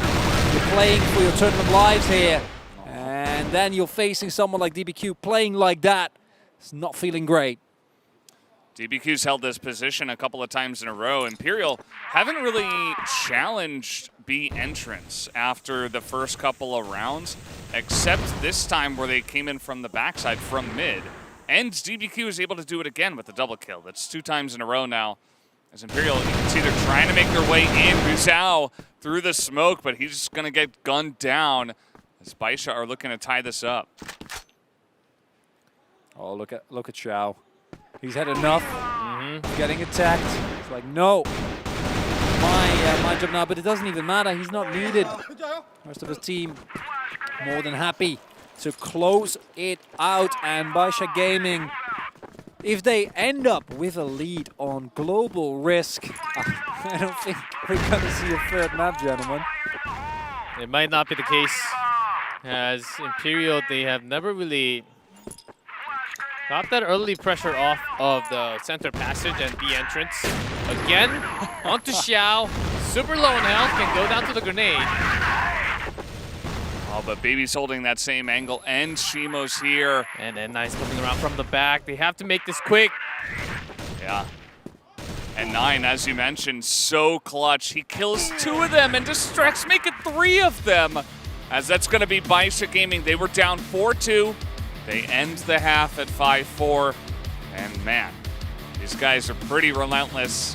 Imperial are playing so well on the Blacklist side, but now down a round and switching sides. I'm not sure about this one.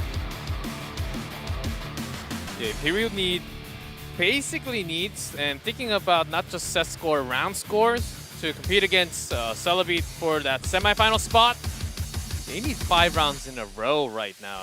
Yeah. Win all these, 6 in a row, then get onto the next one, and then also somehow win that with a favorable score. And like I said, I'm going to be honest, let's see how this Blacklist goes, but if Baisha Gaming's previous record is anything to go by, they will be even more dominating than they were on GR. Yeah, because of the number situation here of making it into the semifinals, the pressure is building on every player. They know that this is happening. They were expecting some type of a score, but it's getting further away. And on the other hand, Baisha Gaming, they have 0 pressure. They can do whatever they want, wherever they want to go. They can make that rotation happen, and it is time.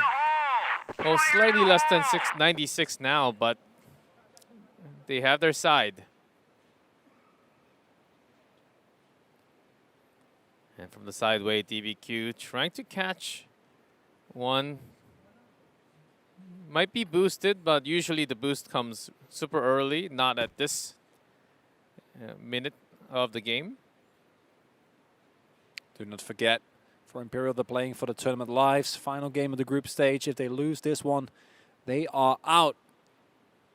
Celebi Lost Legends make it through as second place in the group, and Baisha Gaming with an insanely dominant score will make it, as N9 says, hello, you're very close. Understandable. Free kill.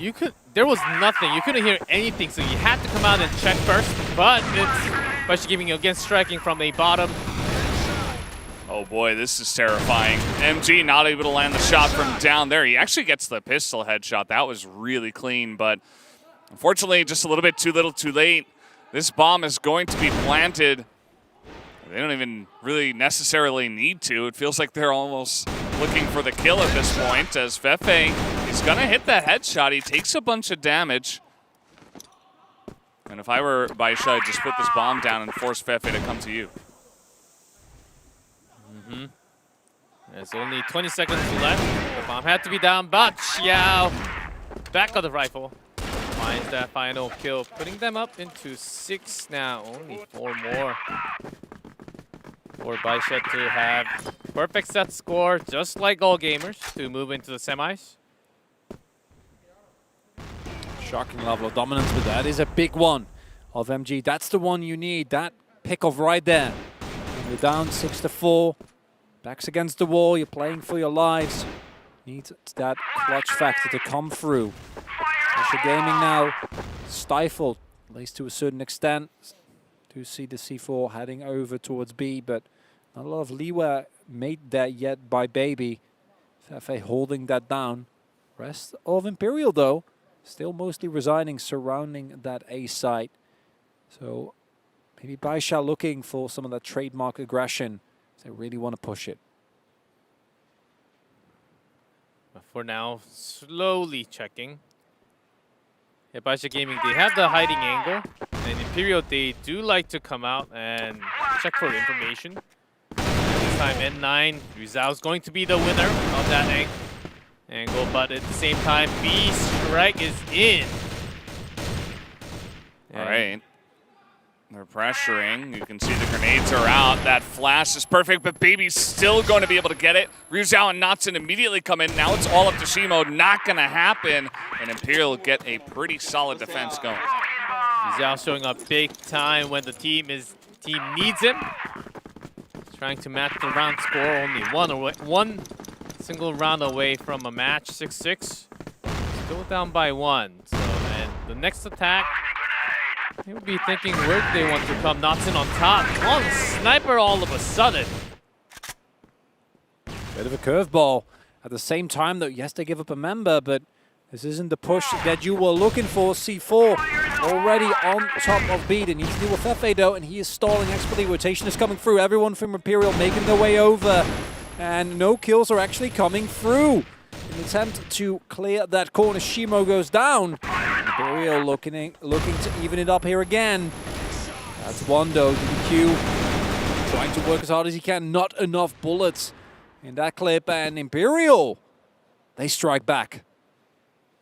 Strike back pretty hard with the solid defense here. Just N9 left, who loves to flank from the side, but yeah, with that C4 right at the aisle on that B, going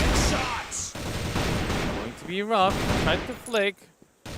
Didn't take any damage from the first fight. Notson, who's like, oh, remember me? From the beginning of the round, I'm back here with my pistol. And yeah, this is pretty impressive. Imperial Esports on the GR side of port. They are making it happen a couple rounds in a row. Gotta admire the tenacity. Maybe in the back of their mind, they know, oh, there's a chance we make it through to the semifinals is basically zero at this point. But they do not care. They want to give it their best performance. They want to win against Baisha at least once.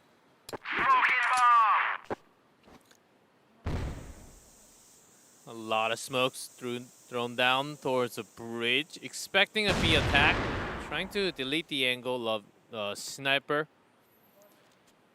Especially Xia, who's just looking at a long if anyone comes towards that loading dock. Not a lot of actual action coming through, at least for now. Both teams taking their time. Don't see Imperial pushing up as far anymore. And now Baisha Gaming converge towards that B side, moving in.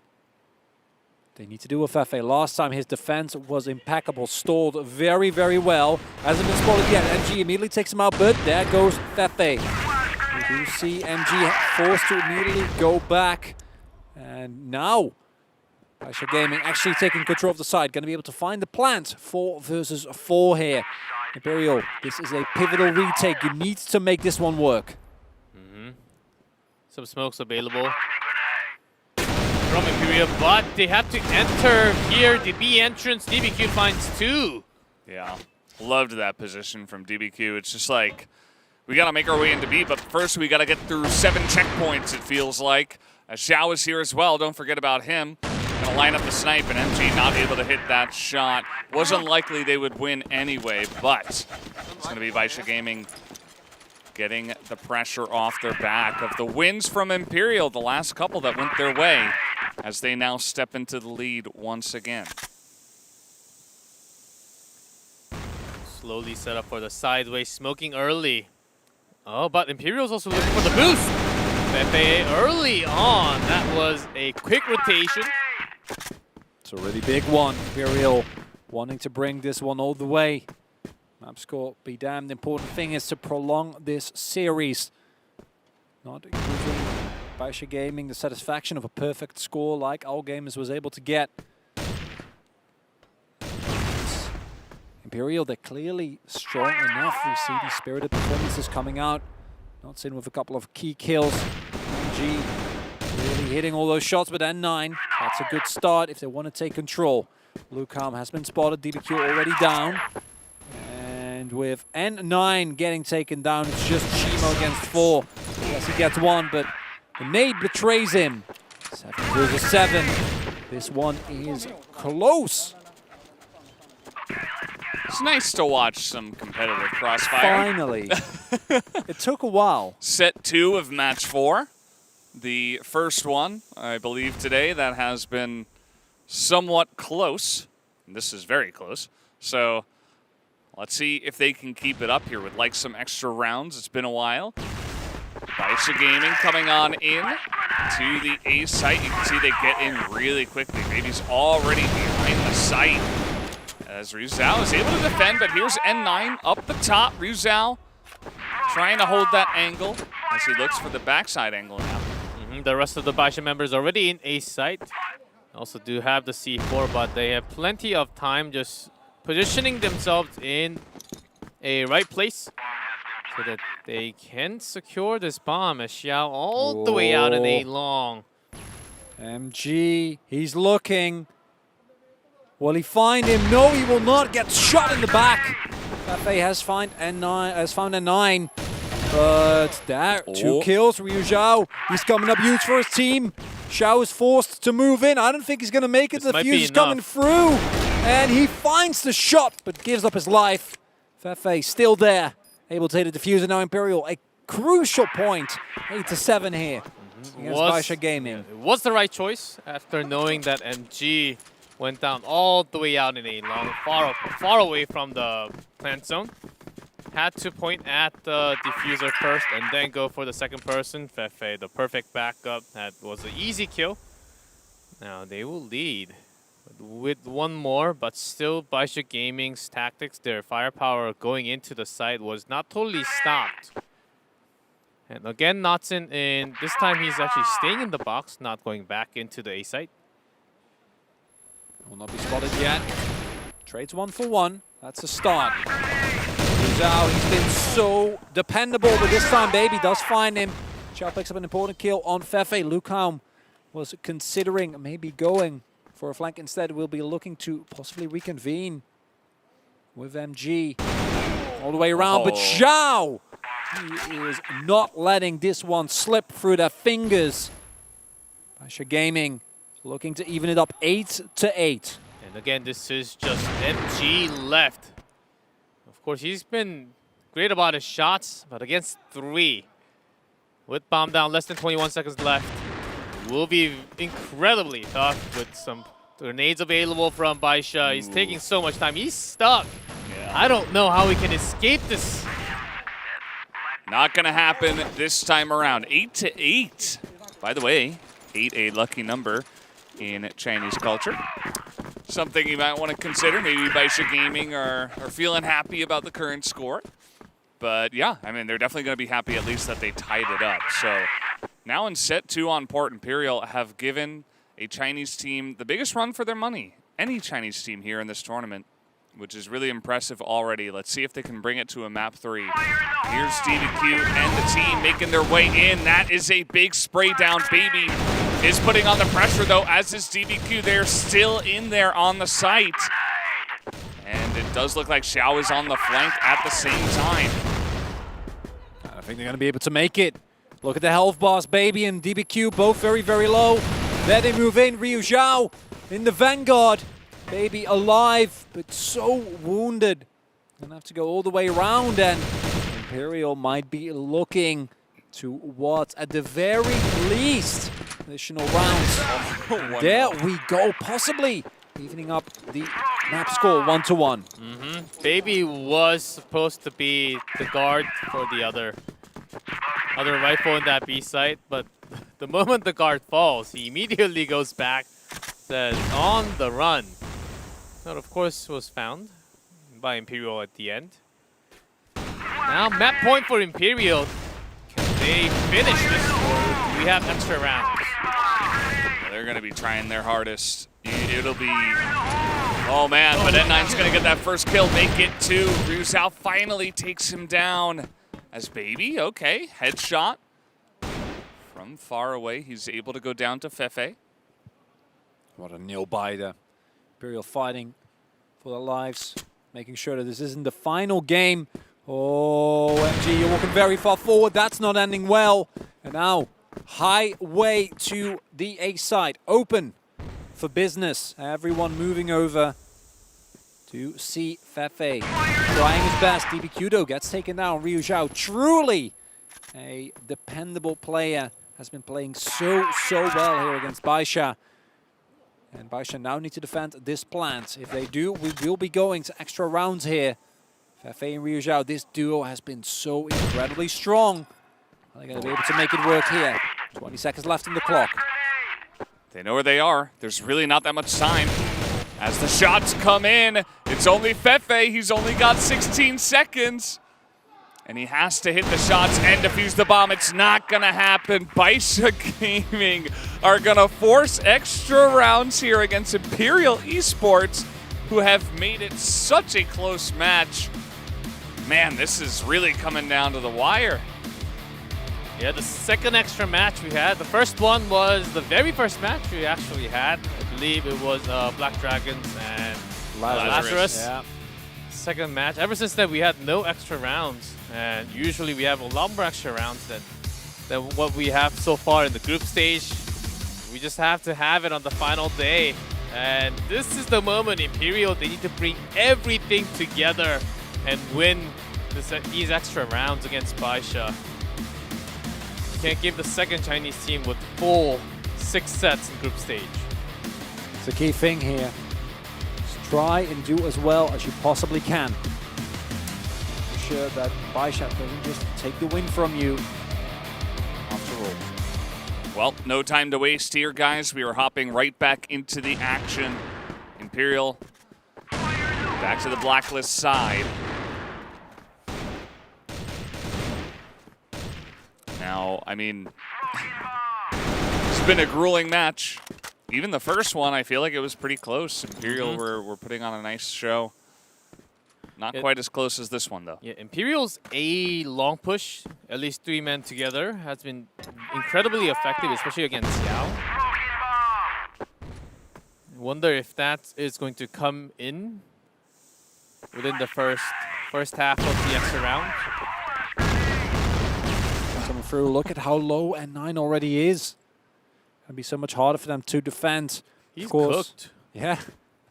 He's done. He's a boiled potato. He's still alive, and Imperial doesn't really know exactly how much damage they, but a headshot, of course, wins.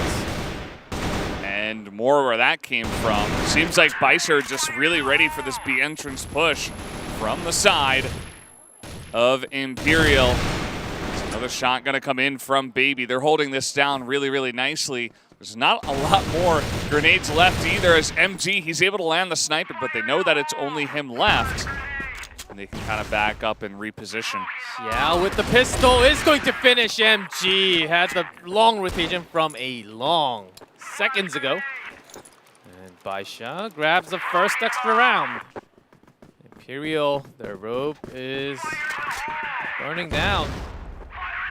And what a deception it would be after being able to get to extra rounds, to get that lead, get match point, give it away, but then get to the extra rounds, be the first team that does so against the Chinese team, and then not make it. But slowly starting to feel like that's the reality that Team Imperial might be living in. Continuous pressure coming through already. Key pick on Fefe, and he has been one of the main instigators for Imperial. If he goes down, it's going to be a lot harder for the remainers. Lucan, though, also coming up huge. Made their way onto the side. DBQ very, very low. Lucan will take him down. Hasn't spotted the rest yet. And that is a big pick on N9. Shimo also not getting anything. Triple for Lucan. Will make it a quadra. And with that, starting to feel like we might be evening up here yet again. Lucan moved in so quickly that he killed the angle from the side. Couldn't really back him up. This 1v3 into the alley. That's a hard job to be done against all 3 members of Imperial. Now 1 apiece. And Imperial, I think they have to get maximum round from BL. Once we have the switch, Baisha will again attack. They're pretty swift with their plays, too. I mean, they're already over here trying to put pressure on to Xiao, but he's got his sidekick Baby right there to back him up.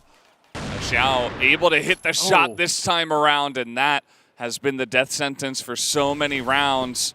If Xiao is able to do his thing, and it kind of looks like that's what's going to happen here. 3v5 now, as Knotson not able to get the job done either.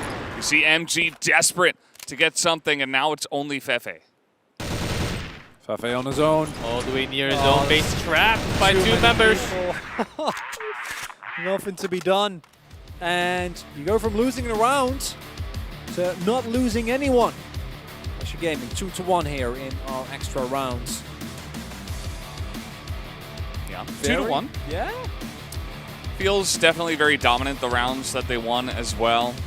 You can see, I mean, Imperial, they want to finish it off strong, but they're not exactly happy because, I mean, they know the stakes, they know the situation. Even if they win this, I think it's pretty much a done deal at this point that they don't make it into the semis. So they want to give it their all. You know, they're still going to fist bump. They're still going to try at their hardest, but they'll do it while not feeling the best. As we are jumping onto the map right now once again for the opposite half of the extra rounds here. As in we go. Baisha Gaming not going to waste any time running on through B entrance. Immediate B entrance open. B is empty. Imperial making a huge rotation in. They are quick. They are in position. Xiao takes one more down. It is up to 2 members to come, and Natsun goes down. Just Lucam left in that bait position. And you get more, but that will be the end. What a quick finish. Insane. Baisha Gaming just making it look so easy. We know how good Team Imperial is. We know this is not a thing that many teams can do, but seemingly unmatched are Baisha Gaming at the very least in this group. Baisha Gaming a match point. Imperial loses MG, the best sniper of the team. Yeah, they're not wasting any time with this either. They hit the blacklist side and they're right back with the engines roaring as they are charging on in. Sometimes not even as a team. You can see the bomb is still down on the back side. It's mainly just N9 who goes in, picks up a kill. And now he's kind of, you know, a lone rogue up here on sideways by himself with not much health. Was on a check just in case anyone comes from A long from Imperial side. And having one in the sideways, rest 4 moving swiftly into B open. Only Fefe in defense. Not going to find the best timing.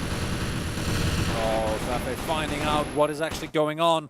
Lucam, yes, he gets a kill on that 9, but that is a sacrifice that Baisha is going to be happy to give up. 3 members still alive, fighting for the tournament lives. Yu Zhao, that's 1, that's 2. The baby still standing. So getting taken low, and Ryu Zhao on his own. With an AWM. He has an AWM as well. Not able to get the flick and not able to get the job done. Baisha Gaming will win the match, and they will secure first place in Group B as the undeniable best team in this group. Unfortunately, that does mean that Imperial will go home, but Baisha Gaming, props to them on a nearly flawless group stage as well. Yeah, incredible showing, especially their, not just in BL, their global risk. I should say, instead of defense, their offense from the global risk has also been, you know, incredible scene to watch. They don't really like to stay on one spot, always changing their momentum, hitting at different timing, making it really hard to predict from the other side. A big challenge, not just from the teams from Group A and B, really the momentum and the rotation from these 2 Chinese teams. It's going to be a big homework even going forward for the 2 other semi-final teams that got second place in each group. I really appreciate you calling it homework, but the semis are tomorrow, so they have some time. Usually you get the homework on the day. Yeah, a little bit of time left, but also just shows, and something that Veldis and you both kept coming back to during the day was also, yeah, these guys are just kind of rushing because they don't want to show their actual strategies yet. And yeah, that is a painful loss. No shame in that. Gave it their all, but these teams are just too good. Baisha Gaming, they came so close, but unfortunately in the end, it wasn't enough. The opponents this year, China was even stronger compared to last year. There were lots of competitive moments in group stage. This year, 2 Chinese teams, All Gamers and Baisha Gaming, they seem so strong. And this time Imperial could not really deliver too many rounds, and they will drop in from group stage. They had many roster changes throughout the year, and I thought they had the best version, but to go against a different region, it's always a big challenge. Yeah. And it's always really fun to watch Brazil versus China. This time China is going to get the best of them. Baisha Gaming will move on feel sorry for Fefe trying to lead this team. You know, he's been through so much to try to make it here, but unfortunately his road will stop alongside of the other Imperial Esports members. So that's it for today. That was our final match. It ended up being 10-5 and then 13-10. And then I think that's part of the reason why the players on Imperial are emotional, because it was so close. You know, they could taste it, the potential upset, how glorious that would have been, but not meant to be this time around. And turns out it is DBQ that will take the MVP for today. I feel like it was really him and Xiao. Xiao in terms of sniping prowess, and DBQ in straight up gunfights, able to get so much done. Very dependable for the rest of his team. Also assisting not just the sniper alongside the riflers. Even if the first entry rifler went down, DBQ was always right next to it, at least trading, making it even or better for the team. So that's why he got the MVP. Absolutely. Well, guys, that was the final match that we did have for the day. And we are going to take a look at a bunch of the standings, the rankings from the group stage, because this is the final day of the group stage. Of course, as we mentioned, tomorrow starts the semifinals and then the finals on the final day of Sunday. And yeah, I think we already know who's where. Yeah, I think we called it right, but I think they're just double checking all the numbers, the sets, the rounds, the KDs of all the players. I think that's what we were waiting for. I thought you were supposed to do that, G-Clef. The math major. I mean well, I can't split myself in half and go back into the production either. Is it that too much to ask? Well, only Clonicler can actually do that. Clonicler. Oh my god, that's amazing. Never heard that one before. No, of course, I want to make sure that everything works out. And I got to say, I was coming into the day expecting maybe a 2-0, maybe 2, but at the very least 1-1-2 to stick with the running theme which we've seen over the last couple of days. But today in groups, there was no resistance. There was only 2-0 sweeps. And not even, I mean, this was a close 2-0, yeah, right? I'm not doing this one. This was the 1-2-0 that was close. The other ones were not close at all. I mean, maybe a little bit in that first one, that's it. I mean, that was about it. So sometimes that's the way it goes. And yeah, I mean, it makes it more obvious. You know, the teams that won today are mostly the teams that are going to make it to the next round. So that's that. And according to my calculations, 100% sure both of the Chinese teams made it to the semifinals. Whoa, what a call. This guy's impressive. Live and that's still calculating. Oh, he does math on air. What a hero. Never do math on air. Never. That's why we always wait for the production to check, double check, triple check before we have the standings. Just need to make sure. But man, group stages, all done and dusted after 3 days. A lot of series. It was a lot of fun, a lot of quick action. Especially we've seen these type of quick actions from China last year and the years before, of course. But this year especially, the other regions were just not really as well prepped, I think, or just not as well getting used to the environment or the speed of the Chinese teams. That's something that really they just have to grasp after taking hits, couple of rounds, or maybe in their first match, but after their second match and how the group stage was formed. If they get hit by the Chinese teams and you only have 2 more matches left, so it's a lot of pressure from that moment on. I think the format was really also really hard to come off from for the other regions. Yeah, and I think, something we hear a lot around the world of esports even is that, going to international tournaments can be some of the best practice. So I hope that, some of these teams, they come in here, they play against the Chinese teams, and they say, man, like, maybe we could adopt that style. Or, like, how can we defend against that next time? Because, China's going to be here next year. There's no doubt about it, right? Like, they're going to be here with 2 more teams. Maybe it's the same, maybe it's not. Maybe Similar we'll have style. more teams. Yeah, who knows? I mean, it's something that everybody's going to have to prepare for. It's not easy, obviously. And it's not only the style. Like some of these guys and their shooting ability is kind of insane. Yes, and talked about format, but a lot of these teams had the quarantine time, had a lot of time to practice even before Korea and after coming into Korea. So, of course, it was fair for all games. Yeah. And here is today's result. Of course, 2-0s all around. Definitely the last 2-0 was the closest. And that was about it. That's a nice piece, right? We start and end with the closest 2-0s that we get. Yeah. And All Gamers and Black Dragons look like your math was indeed correct, G-Clef. Wow. We'll be making it to the semi-finals, but look the way in which All Gamers dominated this group, right? 3-0, 6 sets, 38 rounds up. I'm waiting for the second stream. Okay, 3-0-6-38. Will we have a better number for Baisha or not?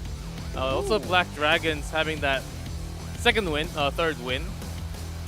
Third match win was crucial that they move up to second place. Lazarus came close, but not this time at the internationals.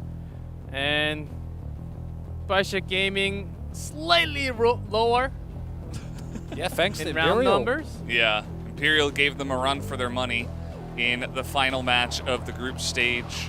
You see that Celebi Last Legends will be the second team out of Group B.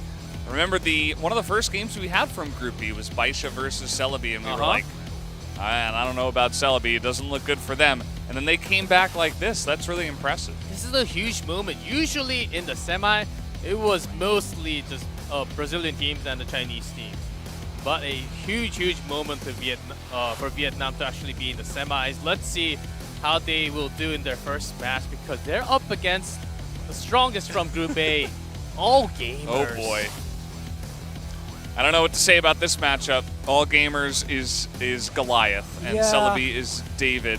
And I mean, Celebi looked good, but it's just that All Gamers just look so good. I think that second matchup, especially after what we saw Imperial just do, that's the one where, as Black Dragons, you're like, we can do this. We have a shot at actually taking down Baisha Gaming. But yeah, that first one, All Gamers, completely unchecked.